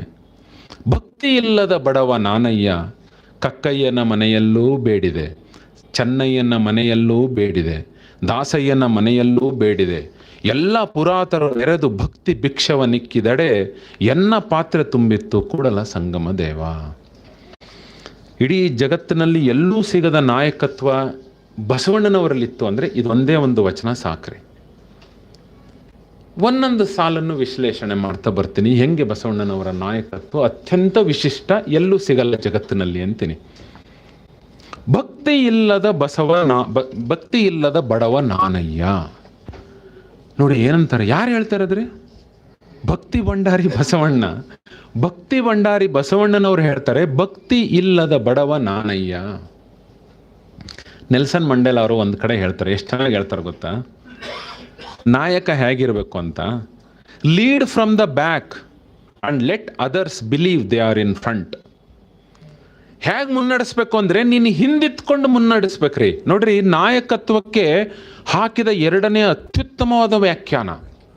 How do you lead from the back. ನೀವೇನೇನು ಪದ ಕೇಳಿದ್ರಿ ಇಲ್ಲಿವರೆಗೆ? Lead from the front as a leader. Mandela ಅವ್ರು ಹೇಳ್ತಾರೆ, lead from the back, let everybody thinks they are at the front. ಇನ್ನೊಂದು ಹೇಳ್ರಿ, ಎಲ್ಲ ಇಡೀ ಸಮಾಜವನ್ನು ಮುಂದಿಟ್ಕೊಂಡು ಹಿಂದೆ ಅವರು ಮುಂದೆ ಇದ್ದಾರೆ ಅಂತ ಖಾತ್ರಿಪಡಿಸ್ಕೊಂಡು ಹಿಂದಿಂದ ಮುನ್ನಡೆಸೋದಿದೆಯಲ್ಲ, ನಾಯಕತ್ವಕ್ಕೆ ಸಿಕ್ಕಂಥ ಅಮೋಘವಾದ ವ್ಯಾಖ್ಯಾನ ಇದು. ಅಮೋಘವಾದ ವ್ಯಾಖ್ಯಾನ. ನಾನು ಹಿಂದೆ ಇದ್ದು ಯಾಕೆ ನಡಿಬೇಕು ಅಂತ ಮಂಡೇಲ ಹೇಳ್ತಾರೆ. There goes my people, where in front of me there goes my people, I must follow them because I am their leader. ಯಾರು ಕೇಳಿದಿರಿ? I should lead them because I am the leader ಅಂತ ವ್ಯಾಖ್ಯಾನ ಕೊಡುತ್ತೆ leadership ಅಲ್ಲಿ. He says I should follow them because there goes my people, my people, that is why I should follow because I am their leader. ಅಂದ್ರೆ ಅರ್ಥ ಏನು? ಮುಂದಿಟ್ಕೊಳ್ಳೋದು ಅಂದ್ರೆ ಅರ್ಥ ಖಾತ್ರಿ ಪಡಿಸ್ಕೊಳ್ಳೋದು. Even if I fall they will not fall. If I fall they will not follow me because they don't know where to go. But they are already in the front, they know where to go. I simply follow because I have led them. Even if I fall, they will go. ಎಂಥ ಸೊಗಸಾದ ವ್ಯಾಖ್ಯಾನ ಹೇಳ್ತಾರೆ, ಎಂಥ ಸೊಗಸಾದ. ಬಸವಣ್ಣನವರು, ನಾನು ಭಕ್ತಿ ಭಂಡಾರಿ ಬಸವಣ್ಣ, ಯುಗ ಪುರುಷ ಅಂತ ನನ್ನನ್ನೇ ನೀವೆಲ್ಲರೂ ಕರಿತೀರಿ, ಬನ್ನಿ ನಾನು ತೋರಿಸ್ತೀನಿ ದಾರಿನ ಅಂದಿದ್ರೆ ಆ ನಾಯಕತ್ವನೇ ಬೇರೆ ಇರ್ತಿತ್ತು. ಬಸವಣ್ಣ ಹೇಳ್ತಾರೆ, ಭಕ್ತಿ ಇಲ್ಲದ ಬಡವ ನಾನಯ್ಯ, ಭಕ್ತಿ ಇಲ್ಲದ ಬಡವ ನಾನಯ್ಯ. ಆಲ್ಬರ್ಟ್ ಐನ್ಸ್ಟೀನು 1950ನೇ ಇಸ್ವಿ ಏಪ್ರಿಲ್ 22ರಲ್ಲಿ ಒಂದು ಸೊಸೈಟಿ ಇರುತ್ತೆ. ಒಂದು ಸೊಸೈಟಿ ಏನು? Society for social responsibility in science ಅಂತ ಇರುತ್ತೆ. ಅವಾಗೆಲ್ಲ ನ್ಯೂಕ್ಲಿಯರ್ ಬಾಂಬ್ ಆಗ್ಬಿಟ್ಟಿರುತ್ತೆ. ಐನ್ಸ್ಟೀನ್ ಅವ್ರು ನೋಡಿ, ನೀವು ಇತಿಹಾಸ ನೋಡಿದಾಗ ಗೊತ್ತಾಗುತ್ತೆ, ನ್ಯೂಕ್ಲಿಯರ್ ಬಾಂಬ್ ತಯಾರಾಗ್ತಾ ಇರ್ತದೆ. Franklin D Roosevelt was the president. ಆವಾಗ ತಯಾರಾಗ್ತಾ ಇರ್ತದೆ ಅದು. Einstein was silent. ವಿರೋಧ ಮಾಡ್ತಿರ್ತಾರೆ, ಇಂಥ ಅಗಾಧವಾದ ಶಕ್ತಿ ಇವ್ರ ಕೈ ಕೊಡ್ತಿರಲ್ಲಪ್ಪ, ಮುಂದೆ ಏನಾಗ್ಬಿಡ್ಬೋದು ಅಂತ. 44ನೇ ಇಸ್ವಿನಲ್ಲಿ 2 ಬಾಂಬ್ಗಳನ್ನ, ಜಗತ್ತು ಕಂಡ 2 ನ್ಯೂಕ್ಲಿಯರ್ ಬಾಂಬ್ ಬಿದ್ದಿದ್ದು, ಲಕ್ಷಾಂತರ ಜನ ಮಾರಣ ಹೋಮ ಆಗ್ಬಿಡುತ್ತೆ.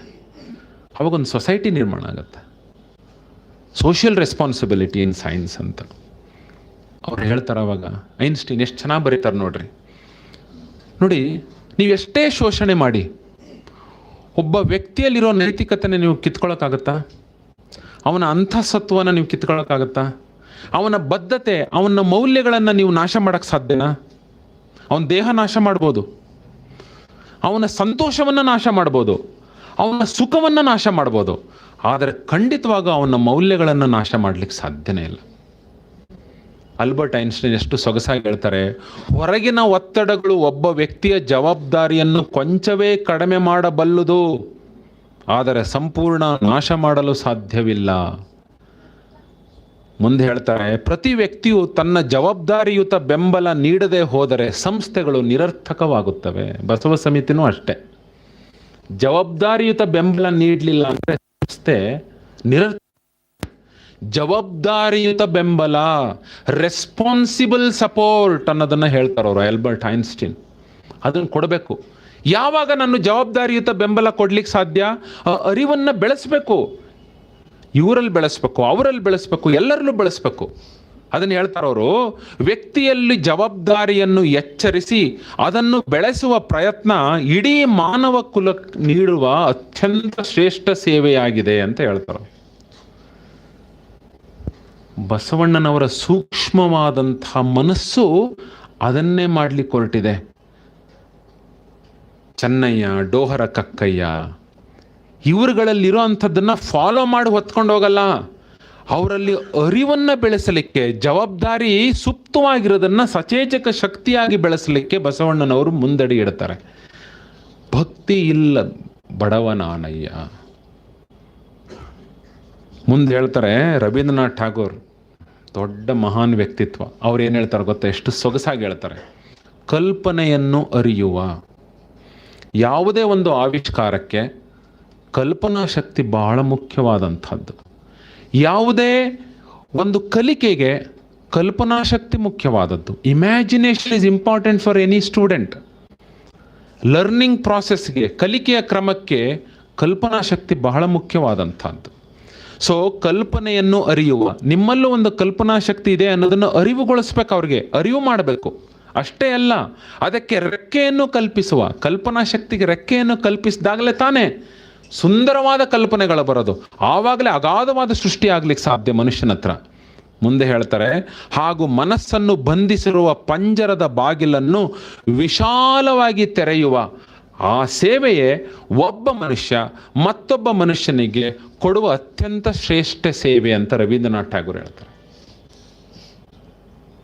ಈ ಹಿನ್ನೆಲೆಯಲ್ಲಿ, ಈ 3 ಜನಗಳ ಹೇಳಿಕೆ ಹಿನ್ನೆಲೆಯಲ್ಲಿ ಬಸವಣ್ಣನವರ ಈ ಸಾಲನ್ನು ಈಗ ಪರಿಗಣಿಸಿ ಭಕ್ತಿ ಇಲ್ಲದ ಬಡವ ನಾನಯ್ಯ ಅಂದ್ರೆ ಅರ್ಥ ಏನು?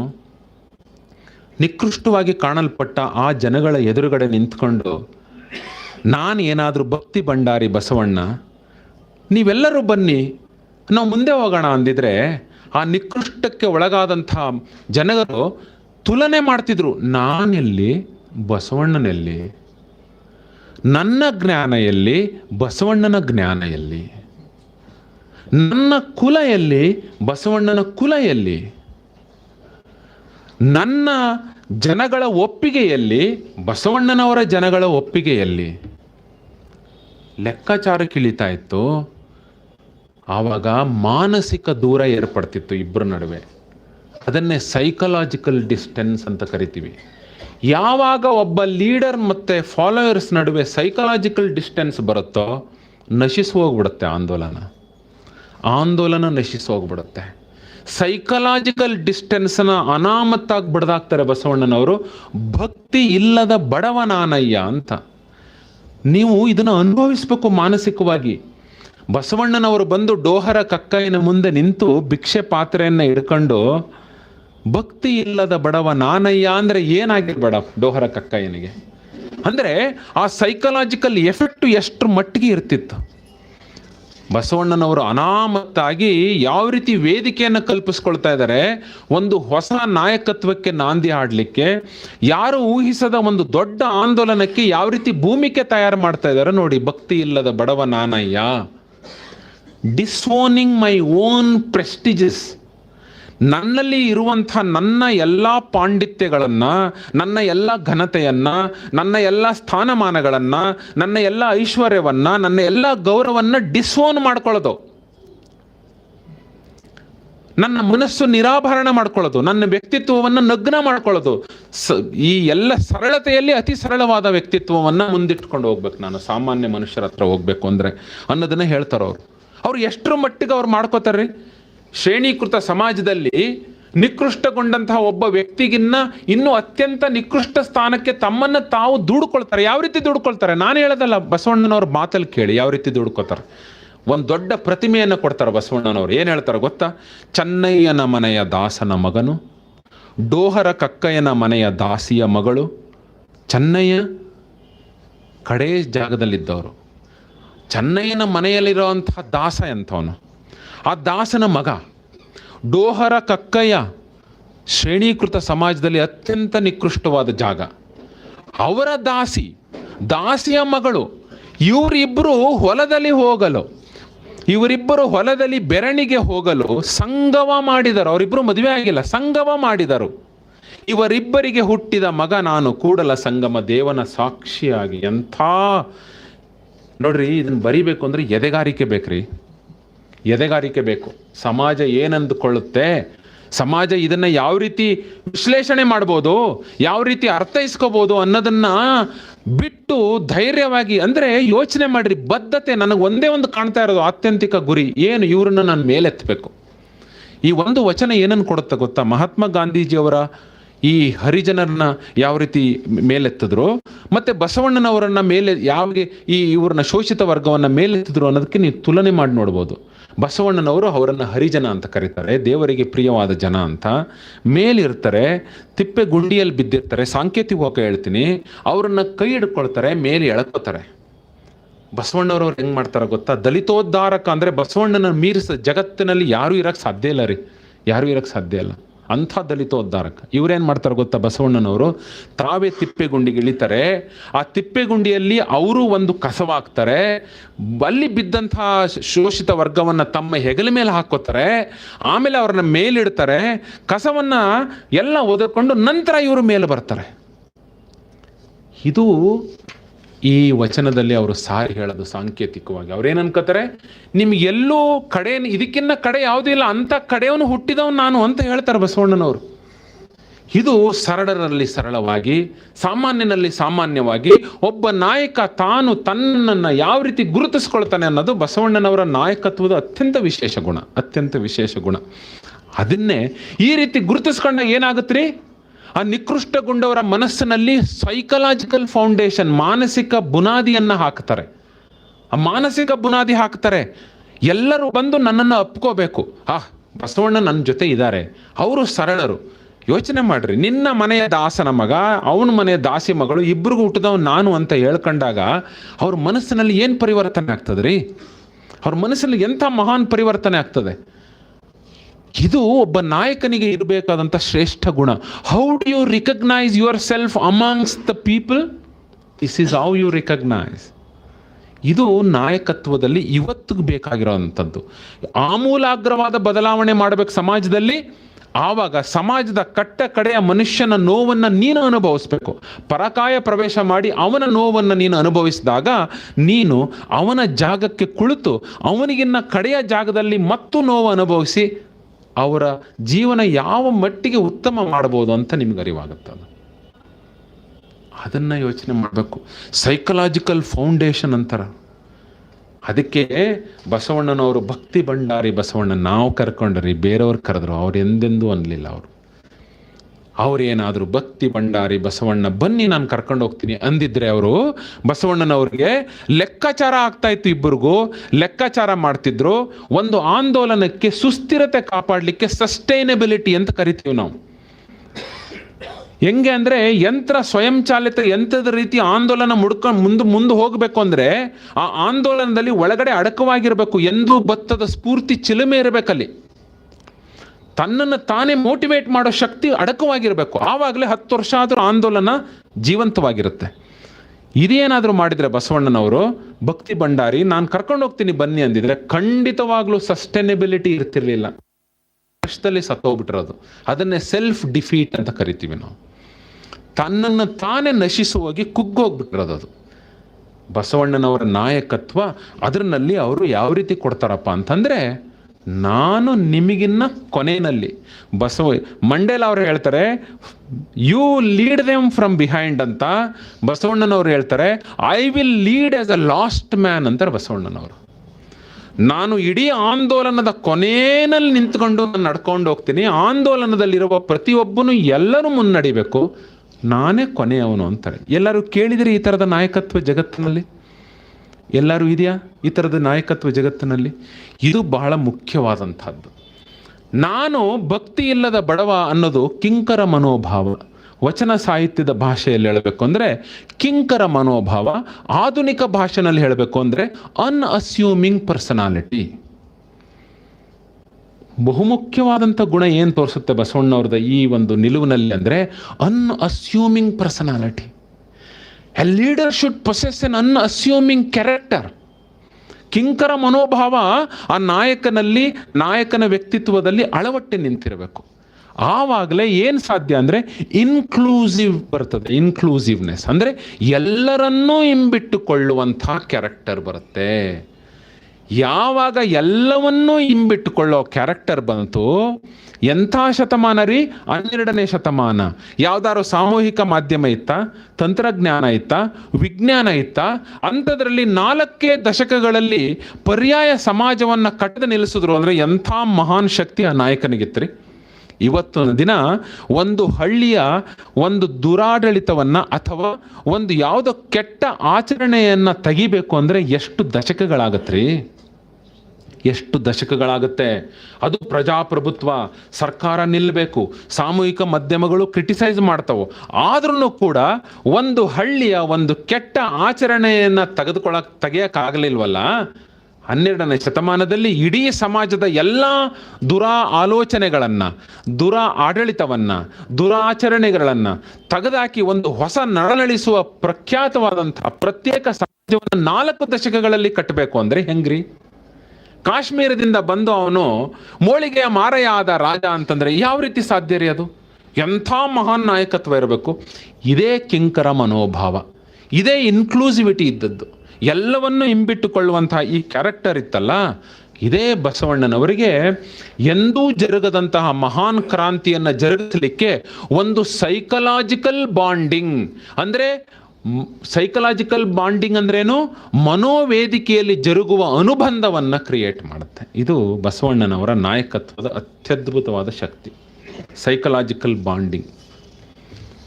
ಭಕ್ತಿ ಇಲ್ಲದ ಬಡವನಾನಯ್ಯ, ಭಕ್ತಿ ಇಲ್ಲದ ಬಡವನಾನಯ್ಯ, ಎಂಥ ಮಾತ್ರೆ ಅದು. ಮುಂದೆ ಹೇಳ್ತಾರೆ ಕೇಳಿ, ಕಕ್ಕಯ್ಯನ ಮನೆಯಲ್ಲೂ ಬೇಡಿದೆ, ಚೆನ್ನಯ್ಯನ ಮನೆಯಲ್ಲೂ ಬೇಡಿದೆ, ದಾಸಯ್ಯನ ಮನೆಯಲ್ಲೂ ಬೇಡಿದೆ. ಈ ಬೇಡಿದೆ ಅನ್ನೋ ಶಬ್ದ ಇದೆಯಲ್ರಿ, ಎಂಥ ಒಂದು ನಾಯಕತ್ವದ ಗುಣವನ್ನು ಹುಟ್ಟು ಹಾಕುತ್ತೆ ಅಂತಂದರೆ, ಜಗತ್ತಿನಲ್ಲಿ ಇದನ್ನು ನೀವು ಇಮ್ಯಾಜಿನೇ ಮಾಡ್ಕೊಳ್ಳೋಕ್ಕಾಗಲ್ಲ. ಇವತ್ತಿಗೂ ಕೂಡ 2020ನೇ ಇಸ್ವಿ ಇವತ್ತಿಗೂ ಕೂಡ ನಮ್ಮಲ್ಲಿರೋ ಲೀಡರ್ಶಿಪ್ ಎಂಥದ್ದು ಗೊತ್ತಾ? ಡೈರೆಕ್ಟಿವ್ ಲೀಡರ್ಶಿಪ್, ನಿರ್ದೇಶನಯುಕ್ತ ನಾಯಕತ್ವ ಇರೋದು ಇವತ್ತಿಗೂ ಚಾಲ್ತಿಲಿರೋದು. ನಿರ್ದೇಶನವನ್ನು ನೀಡುತ್ತೆ leader. You do this, you do that, you can't do this, you should do this. ನಿರ್ದೇಶನಯುಕ್ತ ಲೀಡರ್ಶಿಪ್ ಇದೆ, ಡೈರೆಕ್ಟಿವ್ ಲೀಡರ್ಶಿಪ್. ಬೇಡಿದೆ ಅಂತ ಹೇಳೋದ್ರಲ್ಲಿ ಬಸವಣ್ಣನವರು ಡೈರೆಕ್ಟಿವ್ ಲೀಡರ್ಶಿಪ್ಪನ್ನು ನಿರ್ನಾಮ ಅಂದರೆ ಅದನ್ನು ಇತಿಶ್ರೀ ಮಾಡಿ ಹೊಸ ಲೀಡರ್ಶಿಪ್ ಥಿಯರಿಯನ್ನು ಹುಟ್ಟಾಕ್ತಾರೆ. ಅದೇನದು ಅಂತಂದರೆ ಮೋಟಿವೇಟಿವ್ ಲೀಡರ್ಶಿಪ್, ಉತ್ತೇಜನಯುಕ್ತ ನಾಯಕರು, ಉತ್ತೇಜನಯುಕ್ತ ನಾಯಕತ್ವವನ್ನು ಹುಟ್ಟಾಕ್ತಾರೆ. ಬೇಡಿದೆ ಅನ್ನೋದು ಎಂಥ ಪರಿಣಾಮ ಬೀರುತ್ತೆ ಅಂತಂದರೆ, ಹೋಗಿ ಭಿಕ್ಷಾ ಪಾತ್ರೆಯನ್ನು ಇಟ್ಕೊಂಡು ನನಗೆ ಭಕ್ತಿಯ ಭಿಕ್ಷೆಯನ್ನು ಕೊಡು ಅಂದರೆ ಅವ್ರು ಏನು ಮಾಡ್ತಾರೆ? ಅವರು ತಮ್ಮ ಚಿಪ್ಪಿನಿಂದ ಹೊರಗೆ ಬರ್ತಾರೆ. ಇಂಥ ಭಕ್ತಿ ಭಂಡಾರಿ ಬಸವಣ್ಣನೇ ನನ್ನ ಮನೆ ಮುಂದೆ ಬಂದು ಭಿಕ್ಷಾ ಪಾತ್ರೆಯನ್ನು ಇಟ್ಕೊಂಡು ನನಗೆ ಭಕ್ತಿ ಭಿಕ್ಷೆಯನ್ನು ಕೊಡು ಅಂತ ಬೇಡ್ತಾ ಇರಬೇಕಾದ್ರೆ ನಾನು ಇನ್ನು ಹೆದರಬಾರ್ದು, ನಾನು ಇನ್ನು ಸಂಕುಚಿತ ಮನೋಭಾವದಿಂದ ಕೂರಬಾರ್ದು. ಯಾಕೆ ಗೊತ್ತಾ? ಒಂದು ವ್ಯವಸ್ಥೆ ಶೋಷಿತ ವರ್ಗವನ್ನು ಶೋಷಣೆ ಮಾಡ್ತಾ ಹೋದಾಗ ಶತಮಾನಗಳಿಂದ ಆ ಶೋಷಣೆಗೆ ಒಗ್ಗಿಕೊಂಡು ಜೀವನ ಸಾಗಿಸಕ್ಕೆ ಶುರು ಮಾಡಿಬಿಡ್ತಾರೆ. ಅದು ಅನಿವಾರ್ಯ ಆಗುತ್ತೆ. ನೀವು ಆವಾಗ ಆ ಶೋಷಿತ ವರ್ಗದಿಂದ ನಿನ್ನ ಬಿಟ್ಟು ಹೊರಗೆ ಬಾ, ಆ ಶೋಷಣೆಯಿಂದ ಹೊರಗೆ ಬಾ, ನೀನು ಎದೆಗಾರಿಕೆಯಿಂದ ನಿಲ್ಲು, ನಿನ್ನ ಆತ್ಮಶಕ್ತಿಯನ್ನು ಬೆಳೆಸ್ಕೊ, ಅಂತಸತ್ವ ಬೆಳೆಸ್ಕೊ ಅಂದಾಗ ಬರಲ್ಲ ರೀ ಅವರಷ್ಟು ಸುಲಭದಲ್ಲಿ. ಯಾಕಂದ್ರೆ ಹೋಗ್ಬಿಟ್ಟಿರುತ್ತೆ ಶತಮಾನಗಳವರೆಗೆ. ಆದರೆ ಬಸವಣ್ಣನವರು ನಿಂತ್ಕೊಂಡು ನೀನು ಬೇಡಿದೆ ಅಂದಾಗ ಅವ್ರು ಏನಂತಾರೆ ಅಂದರೆ, ಬಸವಣ್ಣನೇ ಬಂದಾಗ ನನ್ನ ಊರು ಕೇರಿನಲ್ಲಿ ಯಾರೂ ತಿರುಗಿ ನೋಡ್ತಿರ್ಲಿಲ್ಲ. ನನ್ನ ಕೇರಿಗೆ, ನನ್ನ ಈ ದಾರಿಗೆ ಬಂದು ನನ್ನ ಮನೆ ಮುಂದೆ ನಿಂತು ಈ ಭಿಕ್ಷಾ ಪಾತ್ರೆಯನ್ನು ಇಟ್ಕೊಂಡು ಭಕ್ತಿ ಭಿಕ್ಷೆಯನ್ನು ಬಿಡಬೇಕಾದ್ರೆ ನನ್ನ ಜೀವದ ಬಗ್ಗೆ ಯಾಕರಿ ಯೋಚನೆ, ಯಾರು ಬಡಿದ್ರು ಸರಿ, ನನ್ನನ್ನು ಗಲ್ಲಿಗೆ ಏರಿಸಿದ್ರು ಸರಿ, ನಾನು ಶ್ರೇಷ್ಠ ಶರಣ ಆಗೋನೆ. ಪರಿವರ್ತನೆಗೆ ಮನಸ್ಸು ಸಜ್ಜಾಗಿ ನಿಲ್ಲುತ್ತೆ. ಏನು ಮಾಡಿದ್ರು? ತುಪಾಕಿ ಹಾಕಿದ್ರು ನಾಯಕರು, ಸಂವಿಧಾನ ತಂದು ಕೊಟ್ರ, ಕಾನೂನು ಮಾಡಿದ್ರು, ಏನೂ ಮಾಡಲಿಲ್ಲ. ಅವರು ಬೇಡಿದೆ ಅನ್ನೋ ಒಂದು ನಿಲುವಿದೆಯಲ್ಲ, ಅದರಿಂದ ಆ ಉತ್ತೇಜನಯುಕ್ತ ಒಂದು ನಾಯಕತ್ವದಿಂದ ಎಂಥ ಪರಿಣಾಮ ಬೀರುತ್ತೆ ನೋಡ್ರಿ. ನೆಪೋಲಿಯನ್ ಒಂದು ಮಾತು ಹೇಳ್ತಾನೆ. ನೆಪೋಲಿಯನ್ ಬೋನಪಾರ್ಟ್ ಏನು ಹೇಳ್ತಾನೆ ಗೊತ್ತಾ? ಕ್ರಾಂತಿಕಾರಕ ಬದಲಾವಣೆಗಳು ಕೇವಲ ಅಧಿಕಾರಗಳನ್ನು ಬದಲಾಯಿಸುವುದರಿಂದ ಆಗುವುದಿಲ್ಲ, ಅವರ ಮನಸ್ಸನ್ನು ಪರಿವರ್ತನೆ ಮಾಡುವುದರಿಂದ ಸಾಧಿಸಲು ಸಾಧ್ಯ. ಮನಸ್ಸನ್ನು ಪರಿವರ್ತನೆ ಮಾಡಬೇಕು. ಅದಕ್ಕೆ ಕಲ್ಯಾಣ ಕ್ರಾಂತಿ ನಡೆದದ್ದು ಎಲ್ಲಿರಿ? ಮನೋಮಂದಿರದಲ್ಲಿ. ಮನಸ್ಸನ್ನು ಪರಿವರ್ತನೆ ಮಾಡ್ತಾರೆ ಬಸವಣ್ಣನವರು. ಅದಕ್ಕೆ ಹೃದಯಸ್ಥ ಭಾವನೆಗಳು ಹೊರಗೆ ಬರ್ತವೆ. ಯಾಕೆಂದರೆ ಮನಸ್ಸು ಪರಿವರ್ತನೆ ಆಗುತ್ತೆ. ಅದಕ್ಕೆ ಇಡೀ ಕಲ್ಯಾಣ ಕ್ರಾಂತಿ ಜರುಗದ್ದು ಬಸವ ಕಲ್ಯಾಣದ ಭೂಮಿ ಮೇಲಲ್ಲ, ಬಸವ ಕಲ್ಯಾಣದ ಭೂಮಿಯಲ್ಲಿ ಬದುಕುತ್ತಿದ್ದ ಜನಗಳ ಮನಸ್ಸಿನಲ್ಲಿ ಜರುಗುತ್ತದೆ ಕಲ್ಯಾಣ ಕ್ರಾಂತಿ. ಅಲ್ಲಿ ಪರಿವರ್ತನೆ ಆಗ್ತದೆ, ಹೃದಯದಲ್ಲಿ ಪರಿವರ್ತನೆ ಆಗ್ತದೆ, ಆತ್ಮ ಬಲಗೊಳ್ಳುತ್ತೆ. ಯಾವಾಗಲೂ ನೆನ್ಪಿಟ್ಕೊಳ್ಳಿ, ಆತ್ಮಕ್ಕೆ ಯಾವಾಗ ಖುಷಿ ಆಗುತ್ತೆ? ಮನಸ್ಸು ಹೃದಯ ಮದುವೆ ಆದಾಗ. ಆವಾಗಲೇ ಹೃದಯ ಹೇಳ್ದಂಗೆ ಮನಸ್ಸು ಕೇಳುತ್ತೆ. ಯಾವಾಗ ಹೃದಯ ಮನಸ್ಸು ಮದುವೆ ಆಗಲ್ಲೋ, ಹೃದಯನ ಕ್ಯಾರೆ ಅನ್ನಲ್ಲ, ಮನಸ್ಸು ಮರ್ಕಟ, ಇಲ್ಲಿಂದ ಅಲ್ಲಿಗೆ ಜಿಗಿಯುತ್ತೆ. ಹೃದಯ ಹೇಳುತ್ತೆ, ಅವನು ಬಳಲ್ತಾ ಇದ್ದಾನೆ, ನನ್ನಲ್ಲಿರೋ ಆಹಾರವನ್ನು ಅರ್ಧ ಅವನಿಗೆ ಕೊಡು ಮನಸ್ಸೇ, ಅವಾಗಲೇ ನನಗೆ ಸಾಲಲ್ಲ ಅನ್ನುತ್ತೆ. ಅದೇ ಮನಸ್ಸು ಮತ್ತು ಹೃದಯಕ್ಕೆ ಮದುವೆ ಮಾಡಿಬಿಡಿ, ಆತ್ಮ ವಿಜೃಂಭಿಸುತ್ತೆ. ಯಾಕಂದರೆ ಹೃದಯ ಕೇಳಿದ್ದನ್ನು ಮನಸ್ಸು ಕೇಳುತ್ತೆ. ಅದಕ್ಕೆ ನಾನು ಹೇಳಿದ್ದು, ಹೃದಯವನ್ನು ಮನಸ್ಸಿನ ಜೊತೆ ತೆಕ್ಕೆ ಹಾಕ್ರಿ, ಆತ್ಮ ತಂತಾನೆ ಬಂದು ಸೇರ್ಕೊಳ್ಳುತ್ತೆ ಇವೆರಡರ ಮಧ್ಯೆ. ಅದೇ ತ್ರಿವೇಣಿ ಸಂಗಮ. ಆವಾಗಲೇ ನಮಗೆ ಮೂಲ ಶ್ರುತಿ ಆಗೋದು. ಇನ್ಕ್ಲೂಸಿವ್ ಕ್ಯಾರೆಕ್ಟರ್ ಅಂತ ನಿಮ್ಗೆ ಹೇಳಿದ್ನಲ್ಲ, ಬಸವಣ್ಣನವ್ರು ಹೆಂಗೆ ಹೇಳ್ತಾರೆ ಅಂದರೆ, ನನ್ನಿಂದ ಏನೂ ಆಗಲಿಲ್ಲ ರೀ, ಎಲ್ಲ ಇವರೆಲ್ಲ ಮಾಡಿದ್ರು ಅಂತ. 20ನೇ ಇಸ್ವಿಲಿ ಹೇಳ್ತಾರಲ್ಲ, 21ನೇ ಶತಮಾನದಲ್ಲ ಮಾತಿದು, 12ನೇ ಶತಮಾನದ ಮಾತು.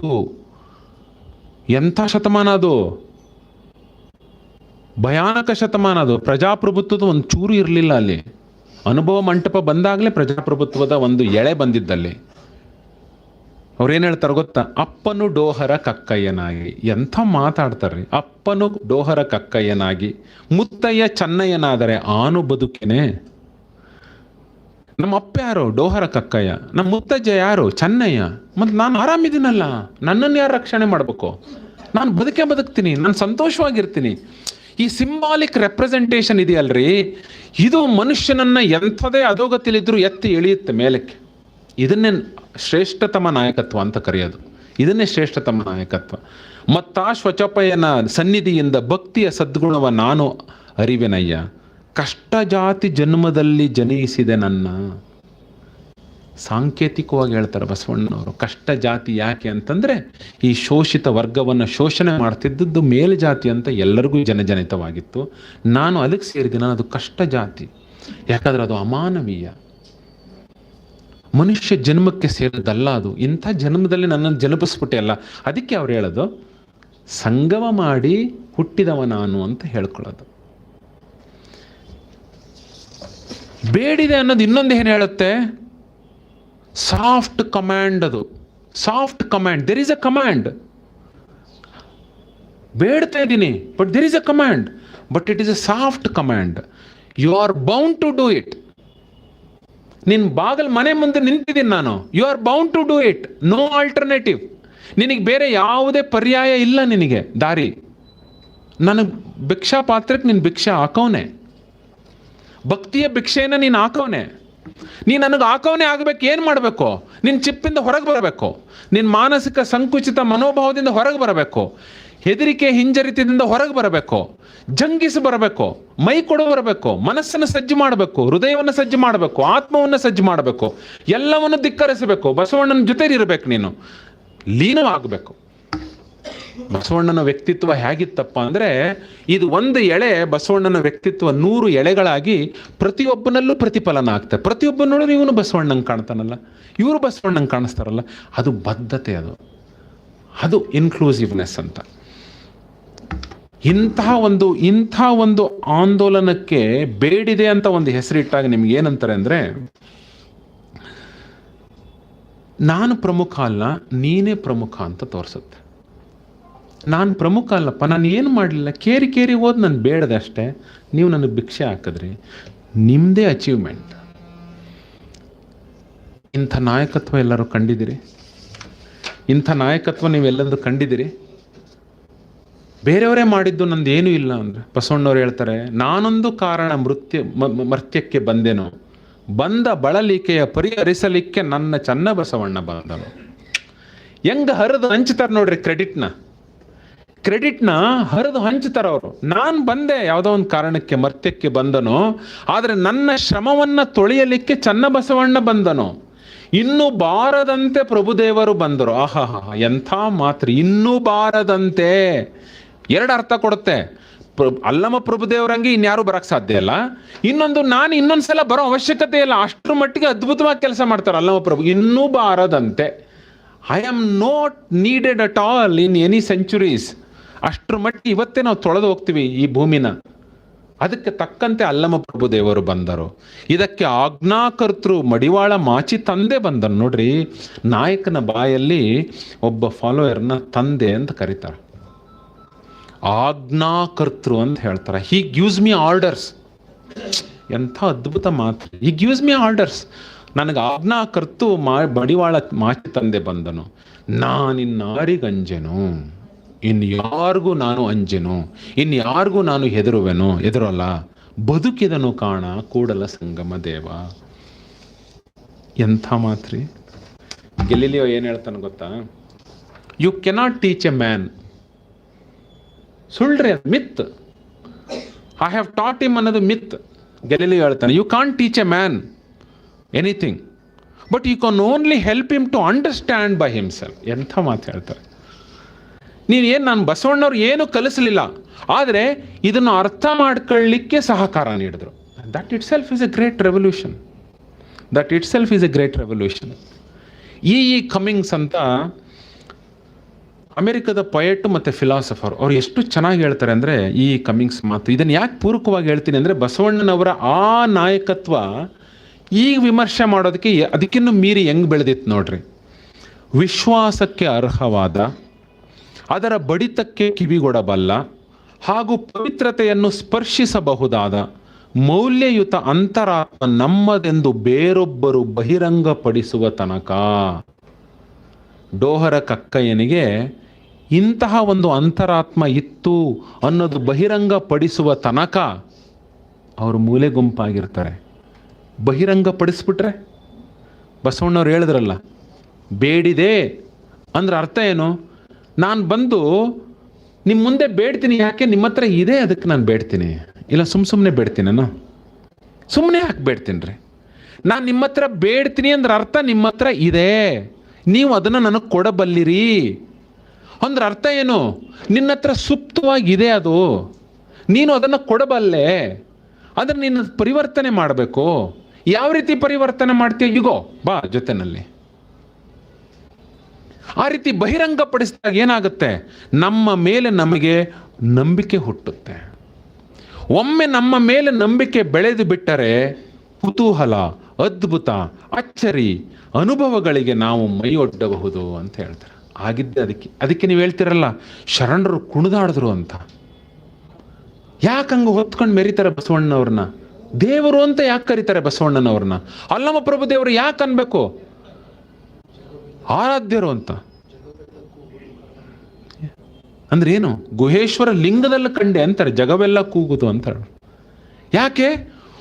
ತಮ್ಮಲ್ಲಿ ಆ ಅರಿವನ್ನು ಬೆಳೆಸಿ ಅದನ್ನು ಬಹಿರಂಗ ಕೊಡಿಸ್ತಾರಲ್ಲ, ಇವ್ರಿಗೆ ಕುಣಿಬೇಕು ಅನ್ನಿಸ್ತದೆ, ಖುಷಿಯಿಂದ ಕುಣಿದಾಡ್ಬೇಕು ಅನ್ಸುತ್ತೆ, ಖುಷಿಯಿಂದ ಕುಣಿದಾಡ್ಬೇಕು ಅನ್ಸುತ್ತೆ. ಕೊನೆಯಲ್ಲಿ ಹೇಳ್ತಾರೆ ನೋಡಿ, ಎಂಥ ಮಾತು ಹೇಳ್ತಾರೆ ಕೊನೆಯಲ್ಲಿ, ಎಲ್ಲ ಪುರಾತರು ನೆರೆದು ಭಕ್ತಿ ಭಿಕ್ಷವ ನಿಕ್ಕಿದಡೆ ಎನ್ನ ಪಾತ್ರ ತುಂಬಿತ್ತು ಕೂಡಲ ಸಂಗಮ ದೇವ. ಇದೇ ಮೇರು ಶಿಖರ. ಎಲ್ಲರೂ ಸೇರಿ ನನ್ನ ಭಕ್ತಿ ಈ ಭಿಕ್ಷಾ ಪಾತ್ರವನ್ನು ತುಂಬಿಸಿದ್ರಲ್ಲ, ಅದೇ ಸಾರ್ಥಕ. ಕಲ್ಯಾಣ ಕ್ರಾಂತಿಯ ಫಲಿತಾಂಶ ಏನ್ರಿ? ಎರಡೇ ರೀ ಕಲ್ಯಾಣ ಕ್ರಾಂತಿಯಲ್ಲಿ ಜರುಗೋದು. ಒಂದು ಭಿಕ್ಷಾ ಪಾತ್ರೆ, ಇನ್ನೊಂದು ಅದು ತುಂಬುವಂಥದ್ದು. ಭಿಕ್ಷಾ ಪಾತ್ರೆ ಸಾಂಕೇತಿಕವಾಗಿ ಬಸವಣ್ಣನವರ ಆಶಯವನ್ನು ತೋರಿಸಿದ್ರೆ, ಭಿಕ್ಷಾ ಪಾತ್ರೆ ತುಂಬೋದು ಕಲ್ಯಾಣ ಕ್ರಾಂತಿಯ ಯಶಸ್ಸನ್ನು ತೋರಿಸುತ್ತೆ. ಭಿಕ್ಷಾ ಪಾತ್ರೆ ಅನ್ನೋದಿದೆಯಲ್ಲ, ಈ ವಚನದಲ್ಲಿ ಅತ್ಯಂತ ಅದ್ಭುತವಾದಂತಹ ಶಬ್ದ ಬಳಕೆ. ಅದು ಈ ಜಗತ್ತಿಗೆ ಒಂದು ಪರ್ಯಾಯ ಜಗತ್ತು ಬೆಳಿಬೇಕು, ಈ ಸಮಾಜಕ್ಕೆ ಒಂದು ಪರ್ಯಾಯ ಸಮಾಜ ನಿಲ್ಲಬೇಕು ಅನ್ನೋ ಒಂದು ಆಶಯವನ್ನೇ ಬಸವಣ್ಣನವರ ಭಿಕ್ಷಾ ಪಾತ್ರೆ ಬಿಂಬಿಸುತ್ತೆ. ಆ ರೀತಿ ಪರ್ಯಾಯ ಸಮಾಜ ಹುಟ್ಟಿತು, ಎಲ್ಲ ಮೌಢ್ಯತೆ ತೊಲಗಿತು, ಮನುಷ್ಯನನ್ನು ಮೀರಿದ ಅಮೌಲ್ಯಗಳು ತೊಲಗಿದು, ಎಲ್ಲ ಮೌಲ್ಯಾಧಾರಿತ ಆಚರಣೆಗಳು ಬಂದವು. ಅದಕ್ಕೆ ನನ್ನ ಭಿಕ್ಷಾ ಪಾತ್ರೆ ತುಂಬಿತು ಅಂತ ಬಸವಣ್ಣನವರೇ ಹೇಳ್ತಾರೆ.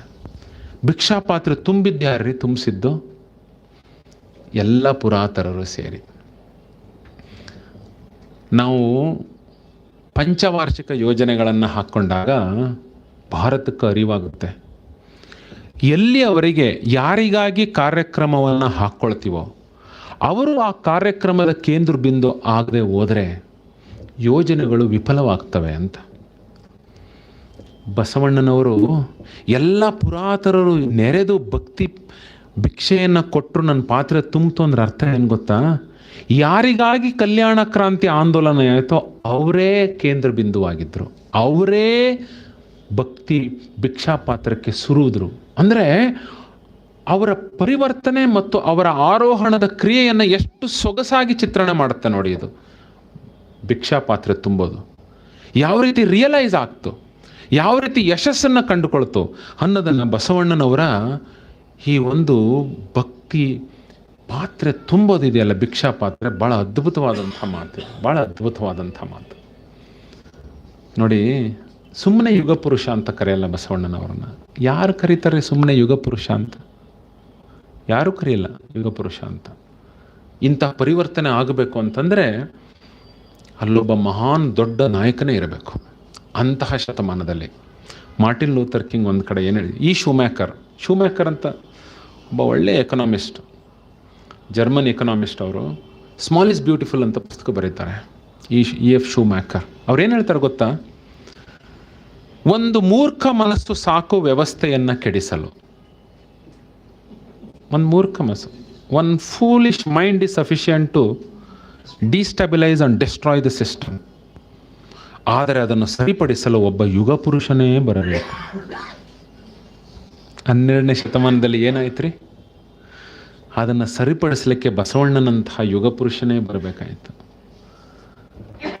ಮಾರ್ಟಿನ್ ಲೂಥರ್ ಕಿಂಗ್ ಹೇಳ್ತಾರೆ ಅವರು, ultimately a genuine leader is not a researcher for consensus. ಒಮ್ಮತವನ್ನು ಮೂಡಿಸಲಿಕ್ಕೆ ಮಾಡೋ ಸಂಶೋಧನೆ ಆಗಿರಬಾರ್ದು ಅವನು. ಎ ಮೌಲ್ಡರ್ ಆಫ್ ಕನ್ಸೆನ್ಸಸ್ ಅಂತಾರೆ. ಒಮ್ಮತವನ್ನು ಮೂಡಿಸುವ ನಾಯಕನಾಗಿರಬೇಕು ಅಂತಾರೆ. ಆದರೆ ಬಸವಣ್ಣನವ್ರು ಏನ್ರಿ, ಒಮ್ಮತ ಅನ್ನೋದು ತಂತಾನೆ ಸಿಡಿದು ಹೇಳುತ್ತೆ. ಅದಕ್ಕೆ ಬಸವಣ್ಣನವರು 12ನೇ ಶತಮಾನದಲ್ಲಿ ಜರುಗಿದ ಕಲ್ಯಾಣ ಕ್ರಾಂತಿಯ ನೇತಾರ ಅಂತ ಯಾಕೆ ಕರಿತೀವಿ ಅಂತಂದರೆ, ಬಸವಣ್ಣನವರ ಒಂದೇ ಶಕ್ತಿಯಿಂದ ಅಲ್ಲ, ಬಸವಣ್ಣನವರು ಕೂಡಿಟ್ಟುಕೊಂಡಂತಹ ಪ್ರತಿಯೊಬ್ಬನಲ್ಲೂ ಹೊರಹೊಮ್ಮಿದ ಶಕ್ತಿಯ ಸಮೂಹ ಶಕ್ತಿ ಇದೆಯಲ್ಲ, ಅದಕ್ಕೆ 4 ದಶಕಗಳಲ್ಲಿ ಒಂದು ಪರ್ಯಾಯ ಸಮಾಜ ನಿರ್ಮಾಣ ಆಯಿತು. ಇವತ್ತು ನೀವು ಪರ್ಯಾಯ ಸಮಾಜ ನಿರ್ಮಾಣ ಮಾಡಿ ನೋಡ್ತೀನಿ. ನಿಮ್ಮ ಹತ್ರ ತಂತ್ರಜ್ಞಾನ ಇದೆ, ವಿಜ್ಞಾನ ಇದೆ, ಡೆಮೋಕ್ರಸಿ ಇದೆ, ವೆಲ್ತ್ ಇದೆ, ಶ್ರೀಮಂತಿಕೆ ಇದೆ, ಜನಸಂಖ್ಯೆನೂ ವಿಪರೀತವಾಗಿ ಬೆಳೆದಿದ್ದೀವಿ. ಮಾಡಿ ನೋಡೋಣ. ಒಂದು ಹಳ್ಳಿಯ ಕೆಟ್ಟ ಆಚರಣೆ ತೊಲಗಿಸಿ ಬನ್ನಿ, ನಿಮ್ಮ ಯಶಸ್ಸು ನಾನು ಹೇಳ್ತೀನಿ. ಆದರೆ ಎಂಥದ್ರಿ, ರಾಜನ್ನ ಎದುರು ಹಾಕ್ಕೊಂಡು, ಅಂದಿನ ಕುತ್ಸಿತ ಬುದ್ಧಿಗಳನ್ನು ಎದುರು ಹಾಕ್ಕೊಂಡು, ಇಡೀ ಒಂದು ಆ ಕೆಟ್ಟ ಆಚರಣೆನ ಮೂಲೋತ್ಪಾಟನೆ ಮಾಡಿ ಕಿತ್ತು ಒಗೆದು ಹೊಸ ಒಂದು ವ್ಯವಸ್ಥೆಯನ್ನು 4 ದಶಕಗಳಲ್ಲಿ ಕೊಟ್ಟು ಕಾಶ್ಮೀರದಿಂದ ಆಕರ್ಷಣೆ ಮಾಡ್ತಾರೆ, ಗುಜರಾತಿಂದ ಆಕರ್ಷಣೆ ಮಾಡ್ತಾರೆ. ಅಂದರೆ ಆ ನಾಯಕತ್ವ ಎಂಥ ನಾಯಕತ್ವ ರೀ ಅದು, ಎಂಥ ನಾಯಕತ್ವ ಅದು. ಅದಕ್ಕೆ ಅಕ್ಕ ಮಹಾದೇವಿ ಕೊನೆಯದಾಗಿ ಹೇಳ್ತಾರೆ. ಅಕ್ಕ ಮಹಾದೇವಿ ಏನು ಹೇಳ್ತಾರೆ ಅವರು? ದೇವಲೋಕದವರಿಗೂ ಬಸವಣ್ಣನೇ ದೇವರು, ಮರ್ತ್ಯಲೋಕದವರಿಗೂ ಬಸವಣ್ಣನೇ ದೇವರು, ನಾಗಲೋಕದವರಿಗೂ ಬಸವಣ್ಣನೇ ದೇವರು, ಮೇರುಗಿರಿ, ಮಂದಾರಗಿರಿ, ನೀ ಏನು ತಗೋ, ಯಾವ್ದ್ಯಾವ್ದು ಗಿರಿ ಹೇಳ್ತೀಯ, ಎಲ್ಲರಿಗೂ ಬಸವಣ್ಣನೇ ದೇವರು. ಚನ್ನಮಲ್ಲಿಕಾರ್ಜುನಯ್ಯ ದೇವ್ರಿಗೆ, ಜಲ್ಲಮಲ್ಲಿಕಾರ್ಜುನಯ್ಯ ನಿನಗೂ ದೇವರೇ, ನಿನಗೂ ನನಗೂ ಶರಣರಿಗೂ ಬಸವಣ್ಣನೇ ದೇವರು ಅಂತ. ಒಬ್ಬ ನಾಯಕನನ್ನ ದೇವರನ್ನಾಗಿ ಮಾಡಿದಂತಹ ಯಾವುದಾದ್ರೂ ಒಂದು ಮಹಾನ್ ಶಕ್ತಿ ಇದ್ರೆ 12ನೇ ಶತಮಾನದ ಕಲ್ಯಾಣ ಕ್ರಾಂತಿ ರೀ. ಯಾವ ನಾಯಕನು ದೇವರ ಸ್ಥಾನಕ್ಕೆ ಏರ್ಲಿಕ್ಕೆ ಸಾಧ್ಯನೇ ಇಲ್ಲ. ನಾನು ಯಾಕೆ ಇದನ್ನು ವಚನಗಳನ್ನು ಆಯ್ಕೆ ಮಾಡ್ಕೊಂಡು ಬಂದೆ ಅಂದರೆ, ನಾನೇ ಹೇಳ್ತಾ ಹೋದರೆ ಬುಡುಬುಡಿಕೆ ಆಗ್ಬಿಡುತ್ತದ. ಶರಣರ ಬಾಯಿನಲ್ಲಿ ಹೇಳಿಸ್ಬೇಕು ನಾನು. ಬಸವಣ್ಣನವರ ಆ ಅಗಾಧತೆ ನಿಮಗೆ ಸುಮ್ಮನೆ ಹೇಳಿದ್ರೆ ಅರ್ಥ ಆಗಲ್ಲ. 21ನೇ ಶತಮಾನದಲ್ಲಿ ಏನು ನಡೀತಾ ಇದೆ ಅನ್ನೋದನ್ನು ಮುಂದಿಟ್ಕೊಂಡು ಅವಲೋಕನ ಮಾಡಿ ತೌಲನಿಕವಾಗಿ ಹೇಳಿದಾಗಲೇ ನಿಮಗೆ ಅದರದ್ದು ಅರ್ಥ ಗೊತ್ತಾಗೋದು. ನಮ್ಮಪ್ಪ ಎಷ್ಟು ಒಳ್ಳೆಯವನು ಅಂತ ನಿಮ್ಗೆ ಗೊತ್ತಾಗಲ್ರಿ. ಬೇರೆ ಅಪ್ಪದಿರೋ ಸಾಲಿನಲ್ಲಿ ನಮ್ಮ ಅಪ್ಪನ ನಿಲ್ಲಿಸಿದಾಗ ನಮ್ಮ ಅಪ್ಪನ ಶ್ರೇಷ್ಠತೆ ಗೊತ್ತಾಗತ್ತೆ. ನಮ್ಮಪ್ಪ ದೊಡ್ಡ ಶ್ರೇಷ್ಠ ವ್ಯಕ್ತಿ ಆದರೂ ಮಕ್ಕಳಿಗೆ ಅದು ಅರ್ಥವೇ ಆಗಲ್ಲ. ಓಕೆ, ಎಲ್ಲರ ಅಪ್ಪನಂಗೆ ಇದನ್ನು ಬಿಡು ಅಂತ ಬಯಲಿಗೆ ಬರಬೇಕ್ರಿ. ಎಲ್ಲವನ್ನೂ ಗುಡ್ಡೆ ಹಾಕ್ಕೋಬೇಕು. ನನ್ನ ಮನೆಯಲ್ಲಿ ನನ್ನ ಕೈನಲ್ಲಿರೋವಂಥ ಪೆನ್ನು ಶ್ರೇಷ್ಠವಾದ ಪೆನ್ನು, ನಾನು 20 ವರ್ಷ ನಾನು ಬದುಕಿಸಿದೆ, ನಾನು ಎಲ್ಲ ಪರೀಕ್ಷೆಯನ್ನು ಬರೆದೀನಿ ಅಂದ್ರೂ ನನಗೆ ಅದು ಕೃತಜ್ಞತೆ ಇರಲ್ಲ. ಬೇರೆಯವರ ಅವ್ಯವಸ್ಥೆ ನೋಡಿದಾಗ ನನ್ನ ಪೆನ್ನಿನ ಬಗ್ಗೆ ನನಗೆ ಕೃತಜ್ಞತೆ ಬರುತ್ತೆ, ಹೆಮ್ಮೆ ಅನಿಸುತ್ತೆ. ನಾನು ಯಾವಾಗಲೂ ನಾನು ಆಧುನಿಕ ಜಗತ್ತಿನ ಮಹಾನ್ ಚಿಂತಕರನ್ನ ಅವರ ಆಲೋಚನೆಗಳನ್ನು ನಾನು ಮುಂದಿಟ್ಕೊಂಡು ಅವಲೋಕಿಸ್ತೀನಿ ಅಂತಂದರೆ, ಬಸವಣ್ಣನವ್ರನ್ನ ಅರ್ಥ ಮಾಡ್ಕೋಬೇಕು ಅಂತಂದರೆ, ಬಸವಣ್ಣ ಒಂದು ಚಿನ್ನ ರೀ. ಆ ಚಿನ್ನವನ್ನು ಚಿನ್ನವಾಗಿ ನೋಡಬಾರ್ದು. ಕಪ್ಪು ಬಟ್ಟೆಯ ಮೇಲೆ ಇಟ್ಕೊಂಡು ಅದು ಪುಟಿದೆ ಹೇಳೋದನ್ನು ನೋಡಿ ಆನಂದಿಸ್ಬೇಕು. ನೋಡೋದನ್ನು ಆನಂದಿಸ್ಬೇಕು. ಆವಾಗಲೇ ಅನಿಸುತ್ತೆ. ಬಸವಣ್ಣನವರನ್ನು ಕೇವಲ ಆಚರಣೆಗೆ ಮತ್ತು ಈ ಮನೋವೇದಿಕೆ ಒಳಗಡೆ ಕೂಡ ಹಾಕೋಬೇಡಿ. ನನ್ನ ಪ್ರತಿ ಚಟುವಟಿಕೆನಲ್ಲೂ ಇರಂಗೆ ನೋಡ್ಕೋಬೇಕ್ರೆ ಭಾಳ ಖುಷಿ ಅನಿಸುತ್ತೆ, ಆನಂದ ಅನಿಸುತ್ತೆ, ತುಂಬ ಸುಂದರ ಅನಿಸುತ್ತೆ. ನೋಡಿ, ನಾಯಕತ್ವ ಇದೆಯಲ್ಲ, ಜಗತ್ತು ಕೊಡೋ ಒಂದು ಶ್ರೇಷ್ಠ ಕೊಡುಗೆ ಇದು, ಅತ್ಯಂತ ಶ್ರೇಷ್ಠ ಕೊಡುಗೆ. ಇದಕ್ಕಿನ್ನ ವಿಶ್ವ ಸಂದೇಶ ಏನು ಬೇಕ್ರಿ? ಇದಕ್ಕಿನ್ನ ವಿಶ್ವ ಸಂದೇಶ ಏನು ಬೇಕು ನಿಮಗೆ?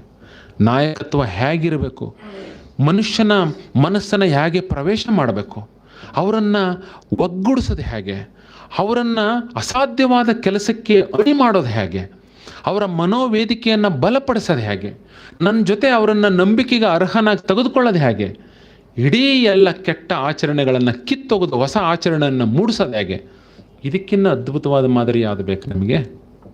ಇದಕ್ಕಿನ್ನ ಸುಂದರವಾದ ಸೊಗಸಾದ ಉದಾಹರಣೆ ಯಾವುದು ಬೇಕು ಜಗತ್ತಿನಲ್ಲಿ? ಅದಕ್ಕೆ ಬಸವಣ್ಣನವರ ನಾಯಕತ್ವದ ಬಗ್ಗೆ ಎಷ್ಟು ಹೇಳಿದ್ರೂ ಸಾಲದು. ನಾನು ಇಡೀ ದಿನ ಮಾತನಾಡಬಲ್ಲೆ, ಇದ್ರ ಬಗ್ಗೆ ಭಾಳ ಇದೆ. ಇದ್ರ ಬಗ್ಗೆ ಎಷ್ಟು ಸಂಶೋಧನೆ ಮಾಡಿದ್ರೂ ಸಾಲದು. ಇನ್ನೂ ಅನೇಕ ಗುಣಗಳಿರ್ತವೆ, ಇನ್ನೂ ಅಷ್ಟೋ ಅಸಂಖ್ಯಾತ ವಚನಗಳಲ್ಲಿ ಬಸವಣ್ಣನವರ ನಾಯಕತ್ವದ ಬಗ್ಗೆ ಬಿಂಬ. ಆದರೆ ನಾವು ನೋಡೋ ರೀತಿ ಬೇಕಷ್ಟೆ. ಎಷ್ಟು ಜನ ಇದನ್ನು ಓದಿದಿರಿ? ಭಕ್ತಿ ಇಲ್ಲದ ಬಡವ ನಾನಯ್ಯ ಎಷ್ಟು ಜನ ಓದಿದಿರಿ? ಆದರೆ ಆ ವಚನದ ಒಳಗಡೆ ಒಂದು ಅಸಾಧ್ಯವಾದಂತಹ ಅಸಾಧಾರಣ ನಾಯಕತ್ವದ ಗುಣ ಅಡಗಿದೆ ಅಂತ ಎಷ್ಟು ಜನ ಗೊತ್ತಿರುತ್ತೆ? ನಮ್ಮನ್ನು ನಾವು ತೊಡಗಿಸ್ಕೊಳ್ಬೇಕು. ಡೋಹರ ಕಕ್ಕಯ್ಯ ತೊಡಗಿಸ್ಕೊಂಡೋದಕ್ಕೆ ಶ್ರೇಷ್ಠವಾದ ಶರಣ ಆಗಿದ್ದು. ಮಾದಾರ ಚೆನ್ನಯ್ಯ ಆ ರೀತಿ ತೊಡಗಿಸ್ಕೊಂಡಿದ್ದಕ್ಕೆ ಮಹಾನ್ ಶ್ರೇಷ್ಠ ಶರಣ ಆಗಿದ್ದು. ಬಸವಣ್ಣನವ್ರ ಹತ್ರ ಅಪ್ಪ ಅಂತ ಕರೆಸ್ಕೊಳ್ಳೋದು, ಬಸವಣ್ಣನವ್ರ ಹತ್ರ ಮುತ್ತಜ್ಜ ಅಂತ ಕರೆಸ್ಕೊಂಡಿದ್ದು, ಇವರಿಂದಾಡಿ ನಾನು ಬದುಕದೆ ಅಂತ ಬಸವಣ್ಣ ಹೇಳಿದ್ದು. ಆದ್ದರಿಂದ ಇಂತಹ ಒಂದು ಸೊಗಸಾದ, ಇಂತಹ ಒಂದು ಅತ್ಯಂತ ವಿರಳವಾದ ಶ್ರೇಷ್ಠವಾದ ನಾಯಕತ್ವವನ್ನು ಮನಸ್ಸಿನಲ್ಲಿ ಮೆಲುಕಾಕ್ರಿ, ಹೆಮ್ಮೆ ಅನಿಸುತ್ತೆ ನಿಮಗೆ. ಅದಕ್ಕೆ ಶರಣರೆಲ್ಲ ನಮ್ಮ ಜೀವನಕ್ಕೆ ಒಂದು ಶ್ರೇಷ್ಠ ಪ್ರತಿಮೆಗಳಾಗಿ ನಿಂತರು. ಇಡೀ ಜೀವನಕ್ಕೆ ಒಂದು ದೊಡ್ಡ ಪ್ರತಿಮೆ ಯಾವುದಪ್ಪ, ಹೀಗಿರಬೇಕು ಬದುಕು ಅಂದರೆ ಪ್ರತಿ ಶರಣನು ಕೂಡ ಆ ಶ್ರೇಷ್ಠವಾದ ಒಂದು ಪ್ರತಿಮೆಯಾಗಿ ನಿಲ್ತಾರೆ. ಅಂಥ ಶ್ರೇಷ್ಠ ಪ್ರತಿಮೆಗಳನ್ನು ಇಡೀ ವಿಶ್ವ ನಾಗರಿಕತೆ ಕೊಟ್ಟಂತಹ ಬಸವಣ್ಣನವರ ಈ ನಾಯಕತ್ವದ ಅತ್ಯಂತ ಶ್ರೇಷ್ಠ ನಾಯಕತ್ವ. ಇದೇ ನಾವು ಬಸವಣ್ಣನವರ ನಾಯಕತ್ವದ ರೂಪದಲ್ಲಿ ವಿಶ್ವ ಸಂದೇಶವಾಗಿ ಕೊಡ್ಬೋದು ಅಂತ ನನ್ನ ಅನಿಸಿಕೆ. ಶರಣು ಶರಣ.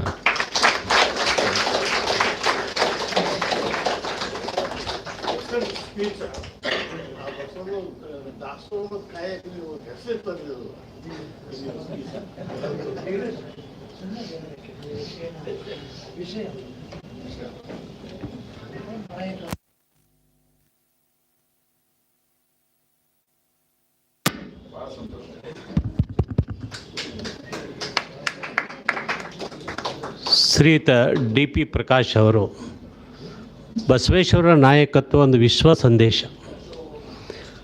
ಒಬ್ಬ ವಿಜ್ಞಾನದ ಪದವೀಧರರಾದಂಥ ಪ್ರಕಾಶ್ ಅವರು ಒಬ್ಬ ಸಾಹಿತ್ಯವನ್ನು ಯಾವ ದೃಷ್ಟಿಕೋನದಿಂದ ಸಂಗ್ರಹಿಸಿ ವಿಮರ್ಶೆ ಮಾಡಿದ್ದಾರೆ, ಅದನ್ನು ಪ್ರತಿಯೊಬ್ಬರ ಅಂತರಂಗಕ್ಕೆ ಮುಟ್ಟಿಸ್ತಕ್ಕಂಥ ಒಂದು ಉತ್ತಮವಾದಂಥ ಒಂದು ಬಹಳ ವಿಶ್ಲೇಷಣಾತ್ಮಕವಾದಂಥ ಒಂದು ಉಪನ್ಯಾಸವನ್ನು ಇಲ್ಲಿ ಸಾದರಪಡಿಸಿದ್ದಾರೆ.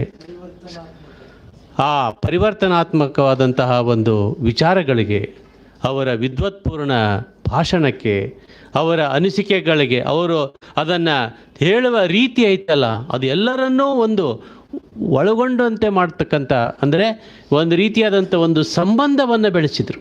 ಅವರು ಪ್ರತಿಯೊಂದು ಮಾತು ಕೂಡ ಇದು ನಮಗೆ ಅನ್ವಯ ಆಗ್ತಾ ಇದೆಯೋ ಏನೋ ಅಂತಕ್ಕಂಥ ಒಂದು ಭಾವನೆಯನ್ನು ಮೂಡಿಸುವ ವಾತಾವರಣ ಏನಾದರೂ ಅದು ಸೃಷ್ಟಿಸಲಿಕ್ಕೆ ಸಾಧ್ಯವಾಗಿದ್ದರೆ ಶ್ರೀ ಪ್ರಕಾಶ್ ಅವರಿಂದ ಮಾತ್ರ ಈ ಉಪನ್ಯಾಸದಲ್ಲಿ ಅದು ಸಾಧ್ಯವಾಯಿತು.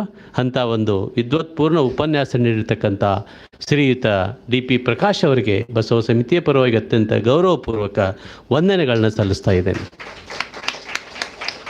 ನಾನು ಹೇಳಿದೆ, ಇವರು ವಿಜ್ಞಾನದ ಪದವೀಧರರು, ಇನ್ನೊಬ್ಬ ವಿಜ್ಞಾನದ ಪದವೀಧರರು, ಕೆಮಿಸ್ಟ್ರಿಯಲ್ಲಿ PhD IIT ಬಾಂಬೆ ಮೂಲಕ PhD ಆಗಿ ನೋಡಿ, ಆಸಕ್ತಿ ವಿಜ್ಞಾನ ಇದ್ದರೂ ಕೂಡ ಇವರ ಪ್ರವೃತ್ತಿ ಐತಲ್ಲ, ಶರಣರ ತತ್ವ ಸಿದ್ಧಾಂತಗಳನ್ನು ಅವರು ಬರೀ ನಮ್ಮ ನಾಡಿನಲ್ಲಿ, ನಮ್ಮ ದೇಶದಲ್ಲಿ ಅಲ್ಲದೆ ಅಮೇರಿಕಾದಲ್ಲಿ 25 ವರ್ಷಗಳಿಂದ ಆ ಒಂದು ಒಡನಾಟವನ್ನು ಇಟ್ಕೊಂಡು ಇವತ್ತಿನ ದಿವಸ ಆ ಬಸವೇಶ್ವರರ ತತ್ವಗಳನ್ನು, ಸಿದ್ಧಾಂತಗಳನ್ನು ಜಗತ್ತಿಗೆ ಮುಟ್ಟಿಸ್ತಕ್ಕಂಥ ಒಂದು ಕಾರ್ಯದಲ್ಲಿ ತಮ್ಮನ್ನು ತೊಡಗಿಸಿಕೊಂಡಂಥ ಡಾಕ್ಟರ್ ಶ್ರೀಶೈಲ್ ಹಾದಿಮನಿಯವರ ಮಾತುಗಳನ್ನು ಕೇಳೋಣ.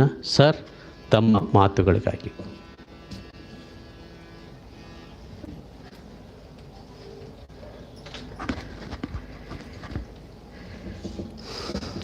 ಇಂದಿನ ಅರಿವಿನ ಮನೆಯಲ್ಲಿ ಆಸನರಾಗಿರುವ ಎಲ್ಲ ಶರಣೀಯರಿಗೆ ಶರಣಾರ್ಥಿಗಳು. ನಾನು ಇಲ್ಲಿವರೆಗೂ ನನ್ನನ್ನು ನಾನು ಆ ಶಬ್ದಗಳ ಜೋಡಣೆಯಲ್ಲಿ ಸಿಲುಕಿದ್ದೀನಿ. ಡಿ ಪಿ ಪ್ರಕಾಶ್ ಅವರು ನಾಯಕತ್ವದ ಸಮಗ್ರ ಪರಿಚಯವನ್ನು ಮಾಡಿಕೊಟ್ರು. ಆ ನಾಯಕತ್ವ ಅಂದು ಮತ್ತು ಇಂದು ನೋಡಿದಾಗ we can truly appreciate what a collective leadership Basaveshwara and the contemporary Sharanas have brought into the system. ಅವರಿಷ್ಟು ಸಮಗ್ರವಾಗಿ ಹೇಳಿದರು. ಆ ಒಂದು ಹಂತವಾಗಿ ಆ ಒಂದು ವಿಷಯದ ಪರಿಚಯವನ್ನು ಅವ್ರು ಮಾಡಿಕೊಡುವಾಗ ಯು ಲಿಟ್ರಲಿ ಫೆಲ್ಟ್ ದ್ಯಾಟ್ 12ನೇ ಶತಮಾನದಲ್ಲಿ ನಾವು ಅವ್ರ ಜೊತೆಗೆ ಹೋಗ್ತಾ ಇದ್ವಿ ಅನ್ನೋ ಹಾಗೆ. ಇದು ಸ್ಟ್ರಕ್ಚರ್ಡ್ ಟಾಕ್. ಒಂದು ಏನು ಮಾತನಾಡೋದು, ಪ್ರೆಸೆಂಟ್ ಮಾಡೋದು, ಏನೋ ಒಂದು ವ್ಯವಸ್ಥಿತವಾಗಿ ಅವ್ರು ಹೇಳಿಕೊಟ್ರಲ್ಲ, ಅದು very impressive. And that itself is a very motivational to all the leaders. ಲೀಡರ್ಸಲ್ಲಿ ಅವರು ಒಂದು ಮಾತು ಹೇಳಿದರು, ಮುಂದಿನಿಂದ ಲೀಡ್ ಮಾಡೋದು ಮತ್ತು ಎಲ್ಲರಿಗಿಂತ ಹಿಂದೆ ಇದ್ದು ಮುಂದಿನವರಿಗೆ ಪ್ರೋತ್ಸಾಹಿತವಾಗಿ ಅವರನ್ನು ಮುಂದೆ ಸರಿಸೋದು ಅಂತ. ಇವೆರಡು ಲೀಡರ್ಶಿಪ್ಪನ್ನು ನಾವು ತುಲನಾತ್ಮಕವಾಗಿ ನೋಡಿದಾಗ ಹೆಚ್ಚು ಎಫೆಕ್ಟಿವ್ ಆಗಿರೋದು the Basaveshwara's collective leadership and motivational leadership that lacks in the present system. ಈಗ ನಾನು ಲೀಡ್ರು, ನಾನು ಪ್ರೆಸಿಡೆಂಟು, ನಾನು ಅಂತಂದರೆ ಅವರ ಅವಧಿ ಮುಗಿಯುವವರೆಗೆ ಅಷ್ಟೇ ಅವ್ರದ್ದು ಲೀಡರ್ಶಿಪ್ ಸೀಮಿತ ಆಗಿರುತ್ತೆ. ಅದು ಮುಗಿದ ತಕ್ಷಣ ಅವರು ಸಾಮಾನ್ಯ ಪ್ರಜೆಗಳಾಗಿ ಬಿಡ್ತಾರೆ. ಯಾವ ಮನುಷ್ಯ 800 ವರ್ಷಗಳ ಹಿಂದೆ ಆ ಒಂದು ಲೀಡರ್ಶಿಪ್ ರೋಲನ್ನು ಪ್ರದರ್ಶನ ಮಾಡಿದರು, a model leadership in that context is eternal to everyone and it's a guiding structure whatever he has established. ಅದೊಂದು ಯುಗ ಪುರುಷ ಆಗಲಿಕ್ಕೆ ಸಾಧ್ಯ ಆಯಿತು.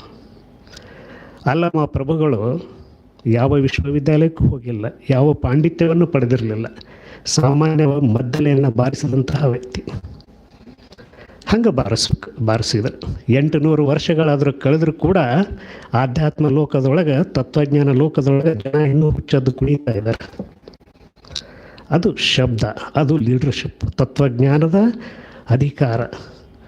ಒಂದು ಶಬ್ದಗಳನ್ನು ಇವ್ರು ಹೇಳಿದರು. ಅವ್ರ ಮಾತುಗಳನ್ನು ನಾನು ರಿಪೀಟ್ ಮಾಡೋದರಲ್ಲಿ ಅರ್ಥ ಇಲ್ಲ. ಆ ಶಬ್ದಕ್ಕೆ ಸೂಕ್ತವಾದ ಶಬ್ದ, ಪರ್ಯಾಯ ಶಬ್ದ ಯಾವುದು ಶಬ್ದಕೋಶಗಳಲ್ಲಿ ಇಲ್ಲ. ನೀವು ಶಬ್ದವನ್ನು ರಿಪ್ಲೇಸ್ ಮಾಡ್ಬೋದು, ಆದರೆ ಶಬ್ದಗಳ ಹಿಂದೆ ಇರುವಂಥ ಭಾವನೆ ಏನದಲ್ಲ, ಆ ಭಾವನೆಯನ್ನು ಬದಲಿಸ್ಲಿಕ್ಕಾಗೋದಿಲ್ಲ. ಅಂಥ ಒಂದು ಸಮಗ್ರ ವ್ಯಕ್ತಿತ್ವ ಮತ್ತು ನಾಯಕತ್ವದ ದರ್ಶನ ಅವರು ಮಾಡಿಕೊಟ್ರು. ಬರೀ ಬಸವಣ್ಣನವರ ದರ್ಶನ ಅಷ್ಟೇ ಆಗಲಿಲ್ಲ, ಎಲ್ಲ ಸಮಗ್ರ ಶರಣರ, ಆ ನಾಡಿನ ಸಂತರ ಆ ಭಾವನೆಗಳನ್ನು ಏನದಲ್ಲ, ಭಾವನೆಗಳನ್ನು ಮೇಲೆತ್ತುವಂತಹ ಏನೊಂದು ವ್ಯವಸ್ಥೆ ಏನಿತ್ತಲ್ಲ, ಅದು ನಿಜವಾದ ನಾಯಕತ್ವ. ಸೊ ನನಗಿಷ್ಟು ಸಂತೋಷ ಆಗ್ತದೆ ಅವ್ರ ಮಾತು ಕೇಳಿ. ನನಗೆ ಹೇಗೆ ಜೋಡಿಸಿ ಹೇಳಬೇಕು, ಹೇಗೆ ಅದನ್ನು ಏನು ವಿಶ್ಲೇಷಣೆ ಮಾಡಬೇಕು ಅಂತ ಅನಿಸೋದಿಲ್ಲ. ಅದು ವ್ರತ ಶ್ರಮ ಅಂತ ನನಗೆ ಅನ್ನಿಸ್ತೈತಿ. I am consider myself very fortunate to listen to this very excellent and motivational speech from Shri D P Prakash. ನಾನು ಅದೇ ಹೇಳ್ತಾ ಇದ್ದೆ, ಇದು ಅವ್ರ ಭಾಷೆ, ಅವ್ರ ನಾಯಕತ್ವದ್ದು ಏನಿದು ಸ್ಟ್ರಕ್ಚರ್ಡ್ ಭಾಷಣ ಅಂತ ನಾನು ಹೇಳೋದಿಲ್ಲ. ಉಪದೇಶ ಏನಿತ್ತು ಅದು ಬರೀ ಇದು 4 ಗೋಡೆಗಳ ಮಧ್ಯೆ ಅಷ್ಟೇ ಸೀಮಿತವಾಗಿರಬಾರದು. ಅದನ್ನು ದೇಶ ವಿದೇಶಗಳಲ್ಲಿ, ನಾಡಿನ ಎಲ್ಲ ಕಡೆಯೂ ಅದನ್ನು ಸಾರಿ ಹೋಗಬೇಕು. ನಾವು ಶರಣವಾಣಿ ಅಂಥೇಳಿ ಒಂದು ಗ್ಲೋಬಲ್ ಅನುಭವ ಗೋಷ್ಠಿ ಮಾಡ್ತೀವಿ ಪ್ರತಿ ತಿಂಗಳಿಗೆ. ಸೊ ನಾನು ಈಗಾಗಲೇ ಡಿ ಪಿ ಪ್ರಕಾಶ್ ಅವರಿಗೆ ಆಮಂತ್ರಣ ಕೊಟ್ಟಿದ್ದೀನಿ. ಸೊ ಅದು ಸುಮಾರು 10 ದೇಶಗಳಿಂದ ಸುಮಾರು 800 ಜನ ಆ ಕಾರ್ಯಕ್ರಮದಲ್ಲಿ ಭಾಗವಹಿಸ್ತಾರೆ. ಅಲ್ಲಿಯೂ ಕೂಡ ಸ್ವಲ್ಪ ಬಸವಣ್ಣನವರ ನಾಯಕತ್ವದ ಬೆಳಕು ಬೀಳಲಿ, ಹಾಗೆ ಮನುಕುಲದ ಉದ್ಧಾರಕ್ಕಾಗಿ ಮತ್ತು ಬಸವಾದಿ ಶರಣರ ನೆನಹಿನಲ್ಲಿ ಅವರ ನಾಯಕತ್ವದ ಸತ್ವವನ್ನು ನಾವು ಅರಗಿಸಿಕೊಳ್ಳುವ ಪ್ರಯತ್ನಕ್ಕೆ ಅವರು ಬುನಾದಿಯನ್ನು ಹಾಕಲಿ ಅಂಥೇಳಿ ನಾನು ಈ ವೇದಿಕೆ ಮೂಲಕ ಅವರನ್ನು ಕೇಳಿಕೊಳ್ತೀನಿ. ಇನ್ನು VSNA ಆ್ಯಸ್ ವಿ ಸೆಡ್ 43 ವರ್ಷಗಳಾಗಿ ಬೆಳೆದು ಬಂದಂತಹ ಸಂಸ್ಥೆ. ಸುಮಾರು 22 ಶಾಖೆಗಳಿವೆ ಅಮೆರಿಕ ಮತ್ತು ಕೆನಡಾಗಳಲ್ಲಿ. ಪ್ರತಿ ವರ್ಷ ಜುಲೈ 2, 3, 4 ನಾವು ರಾಷ್ಟ್ರೀಯ ಸಮಾವೇಶ ಮಾಡ್ತಾ ಇರ್ತೀವಿ, VSNA ಆ್ಯನ್ಯುವಲ್ ಕನ್ವೆನ್ಷನ್ ಅಂಥೇಳಿ. ಆದರೆ 2020 ಅದು ಪರ್ಫೆಕ್ಟ್ ವಿಷನ್ ಅಂತಾರೆ. ಹೀಗಾಗಿ ಈ ವರ್ಷ ನಾವು ಗ್ಲೋಬಲ್ ಬಸವ ಕನ್ವೆನ್ಷನ್ 2020 ಅಂಥೇಳಿ ವಾಷಿಂಗ್ಟನ್ DC ಮಾಡ್ತಾಯಿದ್ದೀವಿ. ಅದು ಜುಲೈ 2, 3 ಮತ್ತು 4ನೇ ತಾರೀಕು. ಆ ಒಂದು ಕಾರ್ಯಕ್ರಮಕ್ಕೆ ತಮ್ಮೆಲ್ಲರನ್ನ ಆಮಂತ್ರಿಸ್ತಾ ಇದ್ದೀನಿ. ಸೊ ತಾವೆಲ್ಲ ಬಂದು ಕಾರ್ಯಕ್ರಮದಲ್ಲಿ ಭಾಗವಹಿಸಿ ಅದನ್ನು ಯಶಸ್ವಿ ಮಾಡಿ, ಹಾಗೂ ನಿಮ್ಮ ಅನುಭವ ಅಲ್ಲಿರುವ ಜನರಲ್ಲಿ ಹಂಚಿಕೊಂಡ್ರೆ ಅದೇ ನಮ್ಮ ಪ್ರಯತ್ನಕ್ಕೆ ಅದು ಸಂದ ಗೌರವ ಅಂತ ನಾನು ತಿಳ್ಕೊತೀನಿ. ಸೊ ಮತ್ತೊಮ್ಮೆ ಎಲ್ಲ ಆಯೋಜಕರಿಗೂ ಮತ್ತು DP ಪ್ರಕಾಶ್ ಅವರಿಗೂ ಮತ್ತು ವೇದಿಕೆ ಮೇಲಿರುವ ಎಲ್ಲ ಗಣ್ಯರಿಗೂ ನನ್ನ ಅತ್ಯಂತ ಧನ್ಯತಾ ಭಾವದಿಂದ ಅವರನ್ನು ವಂದಿಸಿ ನನ್ನ 2 ಮಾತುಗಳನ್ನು ಮುಗಿಸ್ತೀನಿ. ಶರಣು ಶರಣು.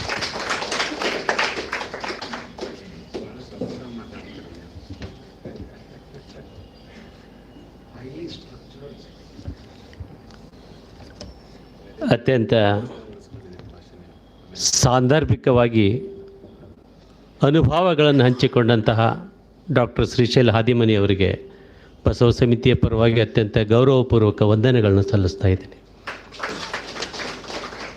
ಬಂಧುಗಳೇ, ಇವತ್ತಿನ ಈ ಸಮಾರಂಭದ ಅಧ್ಯಕ್ಷತೆಯನ್ನು ವಹಿಸಿದ್ದವರು ನಮ್ಮ ಖಜಾಂಚಿಯವರು ಹಾಗೂ ನಿವೃತ್ತ ಅಪರ ಕಮಿಷನರ್ ಆದಂಥ ಶ್ರೀಯುತ DM ಶ್ರೀಧರ್ ಅವರು. ಅವರ ಬಗ್ಗೆ 2 ಮಾತುಗಳಲ್ಲಿ ಅವರ ಪರಿಚಯ ಮಾಡಿಕೊಡ್ಲಿಕ್ಕೆ ಇಷ್ಟಪಡ್ತಾ ಇದ್ದೇನೆ.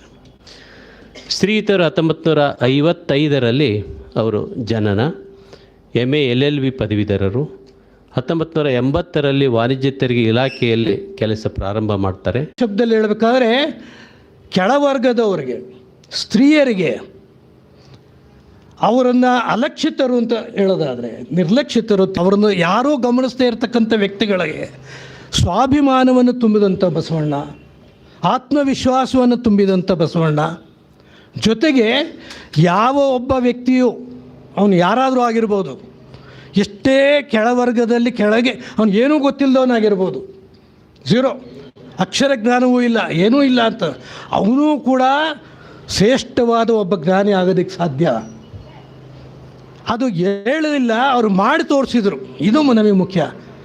ನಾವು ಆ ಶರಣರ ಚರಿತ್ರೆಯನ್ನು ಓದ್ತಿರೋ ಗೊತ್ತಾಗುತ್ತೆ, ಶರಣರ ವಚನಗಳನ್ನು ಓದ್ತಿರೋ ಗೊತ್ತಾಗುತ್ತೆ. ಸಾಧಾರಣ ಶರಣ ದೇವರನ್ನು ಕೂಡ ನಿಲ್ಲಯ್ಯ ನಾನು ನಿನ್ನ ಹತ್ರ ಪ್ರಶ್ನೆ ಮಾಡ್ತೀನಿ ಅಂತ ಹೇಳೋದು, ದೇವರನ್ನು ಪ್ರಶ್ನಿಸಿ ದೇವ್ರಿಗೂ ಉತ್ತರ ಹೇಳು ಅಂತ ಹೇಳ್ತಕ್ಕಂಥ ಶಕ್ತಿಯನ್ನು ಕೊಟ್ಟಿದ್ದು ಬಸವಣ್ಣನು. ಅದರಿಂದ ನಾಯಕ ಆದವನು ತಾನು ನಾಯಕ ಆಗೋದು ದೊಡ್ಡದಲ್ಲ, ಬೇರೆಯವರನ್ನು ನಾಯಕರನ್ನಾಗಿ ಮಾಡ್ತಕ್ಕಂಥದ್ದು ದೊಡ್ಡದು.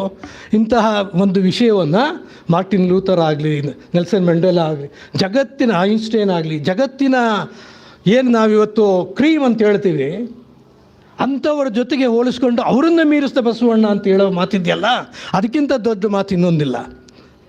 ಇದು ನಿಜವಾಗ್ಲೂ ನಮಗೆ ಕಾಡ್ತಾ ಇರ್ತಕ್ಕಂಥ ಕೆಲವು ಪ್ರಶ್ನೆಗಳಿದೆ, ಅವು ಬಹುಶಃ ಉತ್ತರಗಳು ಇಂಡೈರೆಕ್ಟಾಗಿ ಇವರಿಂದ ಸಿಗ್ತಿದೆ. ಏನು ಪ್ರಶ್ನೆ ಅಂದರೆ, ಬಸವಣ್ಣ ಆ ಕಾಲದ ಅಂಥ ದೊಡ್ಡ ಪರಿವರ್ತನೆ ಮಾಡ್ದ, ಈಗ ಯಾಕೆ ಪರಿವರ್ತನೆ ಆಗ್ತಾ ಇಲ್ಲ? ಇದು ದೊಡ್ಡ ಪ್ರಶ್ನೆ. ಯಾಕೆ ಪರಿವರ್ತನೆ ಆಗ್ತಿಲ್ಲ ಅಂದರೆ, ಪರಿವರ್ತನೆ ಆಗು ಅಂತ ಹೇಳ್ತಕ್ಕಂಥವ್ನು ಮೊದಲು ಪರಿವರ್ತನೆ ಆಗಿಲ್ಲ. ನಾನು ಆಗದೇನೆ ಇನ್ನೊಬ್ಬರನ್ನ ಆಗು ಅಂತ ಹೇಳೋದಕ್ಕೆ ನನಗೇನು ಅಧಿಕಾರ ಇದೆ? ಪ್ರತಿಯೊಬ್ಬರು ತಾವು ಪರಿವರ್ತನೆ ಆಗ್ತದೆ, ಅದಷ್ಟೇ ಎಲ್ಲನೂ ಪರಿವರ್ತನೆ ಆಗ್ತದೆ. ಇದು ಭಾಳ ದೊಡ್ಡ ಸಂದೇಶ. ಇದು ಇಂಥ ಸಂದೇಶವನ್ನು ಕೊಟ್ಟಿದ್ದು ಪರಿವರ್ತನೆಯ. ಮತ್ತು ಇನ್ನೊಂದು ಮಾತು, ಅದಕ್ಕೂ ಉತ್ತರ ಇದೆ. ಏನು ಅಂದರೆ, ನಾವು ಚಿಂತನೆ ಮಾಡ್ತಾಯಿದ್ದೀವಿ, ಈಗ ನಾವಿಷ್ಟೆಲ್ಲ ಏರ್ಪಡಿಸ್ತೀವಿ ಭಾಷಣಗಳನ್ನು, ಅಷ್ಟೊಂದೆಲ್ಲ ಜ್ಞಾನಿಗಳು, ಇಡೀ ವಿಶ್ವದ ಜ್ಞಾನಿಗಳ ಪರಿಚಯ, ವಿಶ್ವದ ಸಂತರ ಪರಿಚಯ ನಾವು ಮಾಡ್ತಿದ್ವಿ. ಆದರೆ ಯಂಗ್ಸ್ಟರ್ಸ್ ಇದ್ರ ಕಡೆ ಗಮನ ಬರ್ತಾ ಇಲ್ವಲ್ಲ, ಯುವಕರನ್ನು ಆಕರ್ಷಣೆ ಮಾಡೋದು ಹೇಗೆ? ಅದಕ್ಕೂ ಉತ್ತರ ಹೇಳಿದರು. ಏನು ಉತ್ತರ? ಯುವಕರ ಆಕರ್ಷಣೆ ಮಾಡೋದು ನಾವು ಯುವಕರ ಹತ್ರಕ್ಕೆ ಹೋಗ್ಬೇಕು, ಅವರು ನಮ್ಮ ಹತ್ರಕ್ಕೆ ಬರೋದಲ್ಲ. ನಾವು ಅವ್ರ ಹತ್ರ ಹೋಗಿ ಅವರ ಸಮಸ್ಯೆಗಳೇನು, ಅವರ ಮನೋಭಾವ ಏನು ತಿಳಿದುಕೊಂಡು ಅವರನ್ನು ತಿದ್ದದೆ ಯಾವ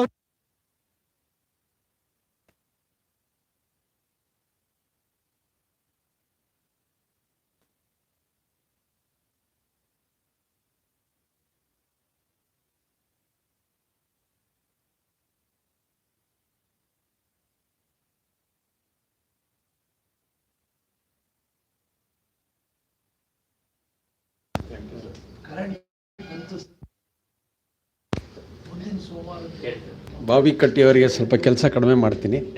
ಎಲ್ಲರಿಗೂ ಶರಣಾರ್ಥಿ. ಈಗ ಶರಣ ಸಾಹಿತ್ಯದ ಬಗ್ಗೆ, ಬಸವಣ್ಣವರ ಲೀಡರ್ಶಿಪ್ ಬಗ್ಗೆ ನಮ್ಮ ಪ್ರಕಾಶ್ ಅವರು, ಡಾಕ್ಟರ್ ಪ್ರೇಮಿ ಅವರು, ಆದಿಮನಿಯವರು, ಅದು ಅವ್ರ ಡೊಮೇನ್, ಅದ್ಭುತವಾಗಿ ಮಾತಾಡ್ತಾರೆ. ನಾನು ಅದರಲ್ಲಿ ತಲೆ ಹಾಕೋದಕ್ಕೆ ಹೋಗಲ್ಲ, ಯಾಕೆಂದರೆ ಅವ್ರನ್ನ ಮೀರಿ ಮಾತಾಡೋ ಆ ಸ್ಕಿಲ್ಸ್ ನನ್ನ ಹತ್ರ ಇಲ್ಲ. ಈಗ ಒಂದು ವಿಚಾರ ಏನಂದರೆ, ಈ ಅಧ್ಯಕ್ಷರ ಭಾಷಣದ ಒಂದು ಸಂದರ್ಭನ ಉಪಯೋಗಿಸಿ ನಮ್ಮ ಬಸವ ಸಮಿತಿ ಇಂಥ ಒಂದು ದೊಡ್ಡ ಕ್ರಾಂತಿಕಾರಿ ವಿಚಾರಗಳನ್ನು, ಶರಣ ಸಂಸ್ಕೃತಿಯನ್ನು ಪ್ರಪಂಚದ ಮಟ್ಟಕ್ಕೆ ತಗೊಂಡೋಗೋದಕ್ಕೆ ಯಾವ ರೀತಿ ತಯಾರಾಗ್ತಾ ಇದೆ ಅನ್ನೋದ್ರ ಬಗ್ಗೆ ನಾನು ಒಂದು ಎರಡು ಮಾತು ಹೇಳಬೇಕಾಗತ್ತೆ. ನಮ್ಮ ಪೂಜ್ಯರು ದಿವಂಗತ ಬಿ ಡಿ ಜತ್ತಿರು ಅವತ್ತು ಯೋಚನೆ ಮಾಡಿ, ಶರಣರ ಬಗ್ಗೆ ನೀವು ಅದ್ಭುತವಾದ ನಿಮಗೆ ನಾಲೆಡ್ಜ್ ಇರ್ಬೋದು, ಅದ್ಭುತವಾಗಿ ನೀವು ಮಾತಾಡ್ಬೋದು, ಏನೆಲ್ಲ ನೀವು ಹೇಳ್ಬೋದು, ಆದರೆ ಅದನ್ನು ಒಂದು ಪ್ರಪಂಚಕ್ಕೆ ತಗೊಂಡೋಗೋದಕ್ಕೆ ಒಂದು ಸಾಧನ ಬೇಕಲ್ಲ. ಅದಕ್ಕೋಸ್ಕರ ಈ ಬಸವ ಸಮಿತಿನ ಹುಟ್ಟಾಕಿದ್ದಾರೆ. 50 ವರ್ಷಗಳ ನಂತರ ಅವ್ರು ಮಾಡಿದ ಹಿಂದೆ ಇವತ್ತು ಕೂಡ ನಾವು ಅದನ್ನು ಮುಂದುವರಿಸ್ಕೊಂಡು ಯಾವ ರೀತಿ ಹೋಗ್ಬೇಕು ಅನ್ನೋದ್ರ ಬಗ್ಗೆ 4.5 ವರ್ಷ ಆಯಿತು ನಾನು ಇಲ್ಲಿಗೆ ಬಸವ ಸಮಿತಿ ಜೊತೆಗೆ ಮಾಡಿ. ನಮ್ಮ ಅಧ್ಯಕ್ಷರು ಅರವಿಂದ್ ಜತಿಯವರು, ನಮ್ಮ ಸೀನಿಯರ್ ವೈಸ್ ಪ್ರೆಸಿಡೆಂಟ್ ಅವರು ಪ್ರಭು ಚಿಟೇರಿ ಅವರು ನನಗೆ ಫೋನ್ ಮಾಡಿ ಕೇಳಿದರು, ನೀವು ಕಮರ್ಷಿಯಲ್ ಟ್ಯಾಕ್ಸ್ ಹಿನ್ನೆಲೆ ಇದೆ, ಯಾಕೆ ನಿಮಗೆ ಖಜಾಂಚಿಯಾಗಿ ಬರ್ಬೋದು ಅಂತ. ನನಗೆ ಒಂದೇನೆಂದರೆ ಭಾಳ ಖುಷಿ ಆಯಿತು, ಆದರೆ ಭಯ ಆಯಿತು. ಈ ಸಜ್ಜನರ ಜೊತೆಗೆ, ಈ ಶರಣರ ಜೊತೆಗೆ ನಾವು ಎಲ್ಲಿ ಫಿಟ್ ಆಗ್ತೀವಿ ಅನ್ನೋದೊಂದು ದೊಡ್ಡ ಕಲ್ಪನೆ. ಆದರೂ ಕೂಡ ಬಂದಿದ್ದು ನನಗೇನು ರಿಗ್ರೆಟ್ ಇಲ್ಲ. ನನ್ನ ಕೈಲಿ ಸಾಧ್ಯ ಆದಷ್ಟು ನಾನು ಆರ್ಗನೈಸೇಷನ್ ಡೆವಲಪ್ಮೆಂಟಿಗೆ ಕಾಂಟ್ರಿಬ್ಯೂಷನ್ ಮಾಡಿದೆ. ಈ ಸಂಸ್ಥೆ ಒಳಗಡೆ ನನಗೆ ಭಾಳ ಮುಖ್ಯವಾಗಿ ಇದಕ್ಕೆ ಹಲವಾರು ಶರಣ ಸಂಸ್ಕೃತಿನಲ್ಲಿ ಹಿನ್ನೆಲೆಯಲ್ಲಿ ಬೆಳೆದಿದೆ, ಮುಂದುವರಿಯುತ್ತೆ ಅನ್ನೋದಕ್ಕೆ ಒಂದು ಎಕ್ಸಾಂಪಲ್ ಕೊಡ್ತೀನಿ ನಾನು. ಯಾಕೆಂದರೆ ಅದೇ ಒಂದು ದೊಡ್ಡ ಸಬ್ಜೆಕ್ಟ್ ಆಗುತ್ತೆ. ನನ್ನ ಅಧ್ಯಕ್ಷರ ಒಂದು ಭಾಷಣ ಆಗೋದು ಬೇಡ. ನಮ್ಮ ಸಂಸ್ಥೆಯಲ್ಲಿ 12ನೇ ಶತಮಾನದಲ್ಲಿ ಅನುಭವ ಮಂಟಪದಲ್ಲಿ ಶರಣರು ಯಾವ ರೀತಿಯ ಒಂದು ಸಂಸ್ಕೃತಿನ ಇದನ್ನು ಬೆಳೆಸ್ಕೊಂಡು ಬಂದಿದ್ದರು, ಅದನ್ನು ನಾವು ಇಲ್ಲಿ ಇದೆ ಅಂತ ಹೇಳೋದಕ್ಕೆ ಒಂದು ಎಕ್ಸಾಂಪಲ್ ಕೊಡ್ತೀನಿ. ಬಸವ ಸಮಿತಿನಲ್ಲಿ ಸ್ಟ್ಯಾಂಡಿಂಗ್ ಕಮಿಟಿ ಅಂತ ಒಂದಿದೆ, ಆಡಳಿತಾತ್ಮಕವಾಗಿ ವರ್ಕಿಂಗ್ ಕಮಿಟಿ ಇದೆ, ಬೇರೆ ಎಲ್ಲ ಕಮಿಟಿಗಳಿದೆ. ಪ್ರತಿಯೊಂದು ಕಮಿಟಿನಲ್ಲೂ ಒಂದು ಮುಖ್ಯವಾಗಿ ನಾನು ನೋಡಿದ್ದು, ನಾನು ಭಾಳ ಇಷ್ಟಪಟ್ಟಿದ್ದು ಅಂದರೆ, ಇಲ್ಲಿರೋ ಜನ ಸಜ್ಜನರು they recognise and respect the right to opinion of every individual. This is the most important thing, and I can see a parallel of that in Anubhava Mandapa of 12th century. ಒಂದು example ಕೊಡ್ತೀನಿ. ನಮ್ಮ ಅಕ್ಕಮಾದೇವಿಯವರು ಅನುಭವ ಮಂಟಪಕ್ಕೆ ಬಂದಾಗ ಅಲ್ಲಮ್ಮ ಪ್ರಭುಗಳು, ಏನಮ್ಮ ಇಂಥ ಹಿನ್ನೆಲೆ ಇಟ್ಕೊಂಡು ಈ ರೀತಿ ನೀನು ಇಲ್ಲಿ ಬಂದಿದೆಯಾ, ನಿನಗೆ ಹೆಂಗೆ ಮನ್ನಣೆ ಕೊಡೋದು, ಹೆಂಗೆ ನಾವಿಲ್ಲಿ ಕನ್ಸಿಡರ್ ಮಾಡ್ಬೋದು ನಿನ್ನ ಮೆಂಬರ್ಶಿಪ್ ಅಂತ ಕೇಳಿದಾಗ ಅವ್ರಿಗೆ ಅವಕಾಶ ಕೊಟ್ಟು ಅವರು ಹೇಳಿ ಅದ್ಭುತವಾಗಿ ಅವ್ರಿಗೆ ಎಲ್ಲ ಶರಣರಿಗೆ ಮನಸ್ಸು ಒಲಿಸಿ ಯಾವ ರೀತಿ ಅವ್ರು ಸಮರ್ಥಿಸ್ಕೊಂಡು ಅಲ್ಲಿ ಮೆಂಬರ್ಶಿಪ್ ಅಡ್ಮಿಷನ್ ತಗೊಂಡ್ರು. ನಿಮ್ಮಷ್ಟಲ್ಲೇ ಒಳ್ಳೆ ಭಾಷೆಯೆಲ್ಲ ಇಲ್ಲ ನನಗೆ ಪ್ರಕಾಶ್, ಅದ್ಭುತವಾಗಿ ನೀವು ಮಾತಾಡ್ತೀರಾ. ನನಗೆ ತಿಳಿದಾಗ ನನಗೆ ಗೊತ್ತಿದ್ದಂಗೆ ಹೇಳ್ತಾ ಇದ್ದೀನಿ. ಅದು ನಿಮ್ಮ ದೊಡ್ಡತನ ಸರ್, ನೀವು ಯಾವಾಗಲೂ ಅದನ್ನು ರೆಕಗ್ನೈಸ್ ಮಾಡಿದ್ದೀರಾ. ಈಗ ಇಲ್ಲಿ ನಾನು ನೋಡ್ತಾ ಇರೋ ಅಂಥದ್ದೊಂದು ತುಂಬ ಮುಖ್ಯವಾದ ಮೌಲ್ಯ, ಎಸೆನ್ಸ್ ಏನಂದರೆ recognising and respecting the individual independence of opinion express ಮಾಡೋದಕ್ಕೆ ಅವಕಾಶ ಮಾಡಿಕೊಟ್ಟಿದ್ದು. ಆ ಸನ್ನಿವೇಶದಲ್ಲಿ ಅಲ್ಲಮ್ಮ ಪ್ರಭುಗಳು, ನೀವು ಬಂದಿರೋ ಸರಿ ಇಲ್ಲರಿ, ಹೊರಗೋಗ್ರಿ ಅಂತ ಹೇಳ್ಬೋದಾಗಿತ್ತು. ಹಂಗೆ ಹೇಳಲಿಲ್ಲ, ಅವ್ರಿಗೆ ಅವಕಾಶ ಕೊಟ್ಟರು, ಅವ್ರನ್ನ ಸಮರ್ಥಿಸ್ಕೊಳಕ್ಕೆ ಹೇಳಿದರು. ಅವರು ಸರಿಯಾಗಿ ಸಮರ್ಥಿಸ್ಕೊಂಡು ಅದನ್ನು she became member of the ಅನುಭವ ಮಂಟಪ. ಈ ಥರ ಸಿಚುವೇಶನ್ನು ನಾನು ನಮ್ಮ ಇವತ್ತಿನ ಕಮಿಟಿ, ಇನ್ ಪರ್ಟಿಕ್ಯುಲರ್ ಅಧ್ಯಕ್ಷರು ಅವರ ಲೀಡರ್ಶಿಪ್ಪಲ್ಲಿ ಇದನ್ನು ನಾನು ನೋಡ್ತಾ ಇದ್ದೀನಿ. ಯಾಕೆಂದರೆ ನಾನಿಲ್ಲಿ ಹೊರಗಡೆಯಿಂದ ಗೌರ್ಮೆಂಟ್ ಸರ್ವಿಸಲ್ಲಿ ಇದ್ದು ಬಂದಾಗ ನಾನು ಒಂಥರ ಆ್ಯಂಟಿ ಎಸ್ಟಾಬ್ಲಿಷ್ಮೆಂಟ್ ರಿಬೆಲ್ ಥರನೇ ಪ್ರತಿಯೊಂದು ಮೀಟಿಂಗಲ್ಲಿ ಇರ್ತೀನಿ, ಪ್ರತಿಯೊಂದರಲ್ಲಿ ತಲೆ ಹಾಕ್ತೀನಿ. ಇವತ್ತುವರೆಗೂ ಸುಮ್ಮನೆ ಕೂತ್ಕೊಳ್ರಿ ಅಂತ ಯಾರೂ ಹೇಳಿಲ್ಲ. ನಾನು ಮಾತಾಡೋದಕ್ಕೆ ಎಲ್ಲ ವಿಚಾರಗಳಿಗೆ ನನ್ನ ತರ್ಕಕ್ಕೆ ಅವಕಾಶ ಮಾಡಿಕೊಟ್ಟು ಮೇಡಮ್ ಎಲ್ಲರೂ ತಲೆ ಹಾಕ್ತಾ ಇದ್ದಾರೆ. ಅದು ನಿಜ ಅಂತ, ಯಾಕೆಂದರೆ ಎಲ್ಲರಿಗೂ ನಾವು ಅನುಭವಿಸಿದ್ದೀವಿ, ಅದನ್ನು ನೋಡ್ತಾ ಇದ್ದೀನಿ. ಇದು ಒಂದು ವಿಚಾರ. ಇನ್ನೊಂದು ಭಾಳ ಮುಖ್ಯವಾಗಿ ನಾನು ನೋಡ್ತಾ ಇರೋದೇನೆಂದರೆ, ಈ ಸದ್ಭಾವನಾ ಮಾಲಿಕೆ ಏನಿದೆ, ಶ್ರೀಮತಿ ಬಸವ ತೀರ್ಥಮ್ಮ ಮಾಲಿಪಾಟ್ರವರ ಪರವಾಗಿ ಮಾಡ್ತಾ ಇರೋ ಒಂದು ಈ ಮಾಲಿಕೆಯಲ್ಲಿ ಒಂದು ಉಪನ್ಯಾಸದ ಕಾರ್ಯಕ್ರಮ 7ನೇದು. ನಾನು ಡಾಕ್ಟರ್ ಪ್ರೇಮಿಯವರು, ನಮ್ಮ ಅಧ್ಯಕ್ಷರು, ಸ್ವಾಮೀಜಿಯವರು ಇವರೆಲ್ಲ ಮಾತಾಡಿ ನೋಡಿ ತಿಳ್ಕೊಂಡ್ರ ವಿಚಾರದಲ್ಲಿ ಏನಂದರೆ, this Basava Samiti is gradually emerging as a single organisation which is going to establish social harmony in the whole world ಅನ್ನೋ ರೀತಿ ಒಂದು ಆಸೆನೂ ಇದೆ, ಆ ರೀತಿ ನಡ್ಕೊಂಡು ಹೋಗ್ತಾ ಇದೆ. ಈ ಸದ್ಭಾವನಾ ಮಾಲಿಕೆಯಲ್ಲಿ 7ನೇದು ನಾವು ಕ್ರೈಸ್ತ ಧರ್ಮದವರು, ಪಾರ್ಸಿ ಧರ್ಮದವರು, ಮಹಾವೀರರು, ಇಸ್ಲಾಂ ಧರ್ಮ ಎಲ್ಲರೂ ಬಂದು ನಮ್ಮ ಸಂಸ್ಕೃತಿಗೆ ಅವರ ಧರ್ಮಗಳಿಗೂ ಹೋಲಿಕೆ ಹೆಂಗಿದೆ ಅನ್ನೋದನ್ನೆಲ್ಲ ಮಾತಾಡಿ ಮಾಡ್ತಾ ಇರೋದು. ಇದು ಒಂದು ಹಿನ್ನೆಲೆ ನಾನು ಹೇಳಬೇಕು ಅಂದರೆ, Basava Samiti is emerging as A leader in establishing social harmony. ಇಷ್ಟು ಮಾತನ್ನು ನಾನು ಅಧ್ಯಕ್ಷ ಈ ಅವಕಾಶ ಸಂದರ್ಭ ಯೂಸ್ ಮಾಡಿ ಹೇಳಬೇಕು ಅಂತ ನನಗೆ ಇಷ್ಟ ಆಯಿತು. ಇಂಥ ಒಂದು ಸಂದರ್ಭದಲ್ಲಿ ಇಂಥ ಒಂದು ಸಂಸ್ಥೆ ಜೊತೆಗೆ ನಾನು ಇದ್ರ ಜೊತೆಗೆ ಒಡನಾಟ ಇಟ್ಕೊಂಡಿರೋದು ನನಗೆ ತುಂಬ ಹೆಮ್ಮೆ ಆಗಿದೆ. ಇವತ್ತು ಪ್ರಕಾಶ್ ಅವರು ಬಂದು ಅದ್ಭುತವಾಗಿ ತುಂಬ ಸ್ಟ್ರಕ್ಚರ್ಡ್ ಮ್ಯಾನರ್ ಆಗಿ ನಮಗೆ ಅರ್ಥ ಆಗೋ ರೀತಿಯಲ್ಲಿ ಬಸವಣ್ಣವರ ಲೀಡರ್ಶಿಪ್ ಬಗ್ಗೆ ಹೇಳಿದರು. ಡಾಕ್ಟರ್ ಪ್ರೇಮಿಯವರು ವಿಮರ್ಶೆ ಮಾಡಿದ್ದಾರೆ, ನಮ್ಮ ಆದಿಮನೆಯವರು ಇದ್ರ ಬಗ್ಗೆ ಹೇಳಿದ್ದಾರೆ. ಇದು ಒಂದು ವಿಶೇಷ ಏನಂದರೆ, ನಮ್ಮ ಜತ್ತಿಯವ್ರ ಫ್ಯಾಮಿಲಿ ಅವ್ರದ್ದೇ. ಅಕ್ಕ ಅವ್ರು ಮಾತ್ರ ಒಂದು ವಚನ ಹೇಳಿದರು, ಅಧ್ಯಕ್ಷರು ಬಂದದ್ದು ಅವರು ಅದ್ಭುತವಾಗಿ ಮಾತಾಡೋ ಅಂಥವ್ರೆ, ಬಟ್ ಇವ್ರು ಯಾರೋ ಏನು ಇದರೊಳಗಡೆ ಪಾರ್ಟಿಸಿಪೇಟ್ ಮಾಡ್ತಾ ಇಲ್ಲ. ಇದು ಒಂದು ವಿಶೇಷವಾದ ಸಮಯದ ಹಿಂಗೆ ಯಾವ್ದಾರು ಒಂದು ಸಂಸ್ಥೆ ಇದ್ದರೆ, ರಾಜಕೀಯದಲ್ಲಿದ್ದರೆ ಅವ್ರ ಫ್ಯಾಮಿಲಿ ಮೆಂಬರ್ಸ್ ಎಲ್ಲ ಅವ್ರದ್ದೇ ಒಂದು ಏನೋ ಸ್ವಂತನಾಗಿ ಮಾಡ್ತಾರೆ. ಇಲ್ಲಿ ಒಬ್ಬೊಬ್ಬರು ಡಾಕ್ಟರ್ ಮಹಾದೇವ್ ಇವತ್ತೇ ನಾನು ನೋಡಿದ್ದು. ಇವ್ರಿಗೆ ಅಕ್ಕಾರ ಆಗಲಿ ಯಾರೇ ಆಗಲಿ ಯಾವತ್ತೂ ಬಂದು ಅಧಿಕಾರ ಇದರೊಳಗಡೆ ತೊಡಗಿಸ್ಕೊಂಡು ಒಂದು ದರ್ಬಾರ್ ಮಾಡುವಂಥ ಒಂದು ಸನ್ನಿವೇಶ ಮಾಡಿಲ್ಲ. ಇದೆಲ್ಲ ನನಗೆ ಭಾಳ ಸಂತೋಷ ಆಗೋಂಥ ವಿಚಾರ. ತಾವೆಲ್ಲರೂ ಬಂದಿದ್ದೀರಿ ಈ ಸದ್ಭಾವನಾ ಮಾಲಿಕೆಗೆ, ಈ ನಮ್ಮ ಫಂಕ್ಷನನ್ನು ಯಶಸ್ವಿಯಾಗಿ ಮಾಡಿದರೆ ಅದಕ್ಕೋಸ್ಕರ ತಮ್ಮೆಲ್ಲರಿಗೂ ಧನ್ಯವಾದಗಳು ಹೇಳ್ತಾ ನನ್ನ ಮಾತನ್ನು ಮುಗಿಸ್ತೀನಿ.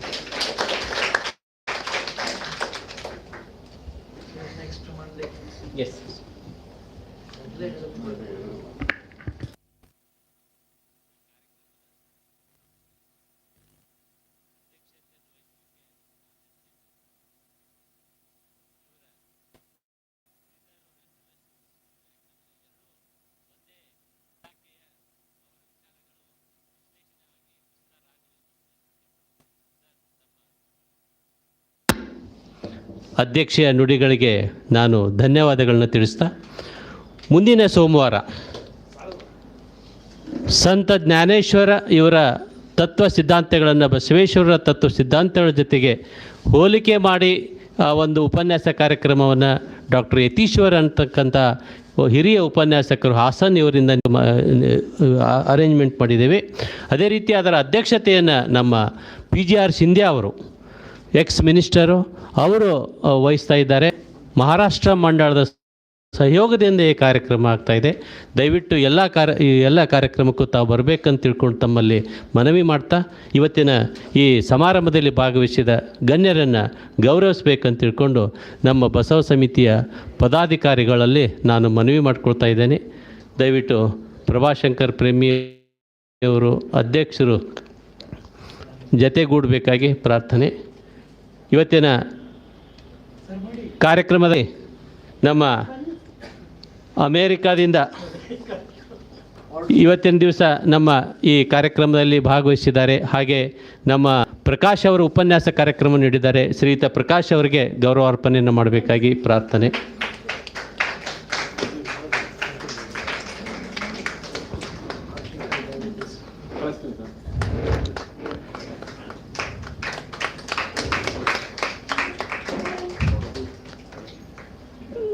ಡಾಕ್ಟರ್ ಶ್ರೀಶೈಲ್ ಹಾದಿಮನಿಯವರಿಗೆ ಗೌರವಾರ್ಪಣೆ.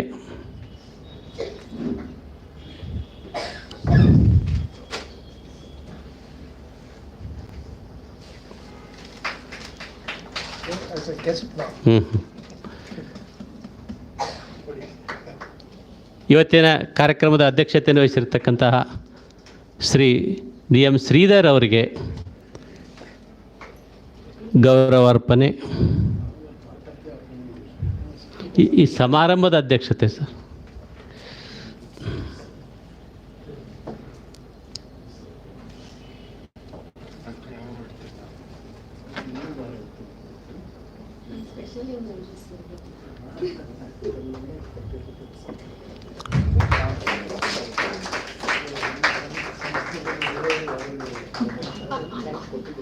ದತ್ತಿ ದಾನಿಗಳ ಪರವಾಗಿ ಶ್ರೀಮತಿ ಶಾರದಾ ಜತ್ತಿ ಮೇಡಮ್ ಅವರು ದಯವಿಟ್ಟು ಬಂದು ಈ ಗ್ರಂಥ ಕಾಣಿಕೆಯನ್ನು ಸ್ವೀಕರಿಸಬೇಕಾಗಿ ಪ್ರಾರ್ಥನೆ.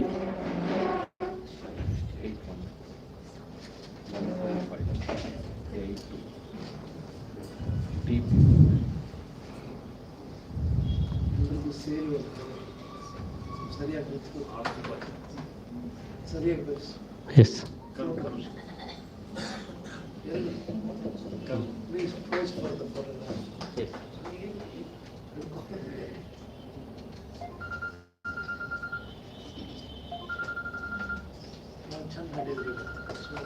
ಇನ್ನೊಂದು ನಿಮಿಷ ಸರ್ ಒಂದು ನಿಮಿಷ.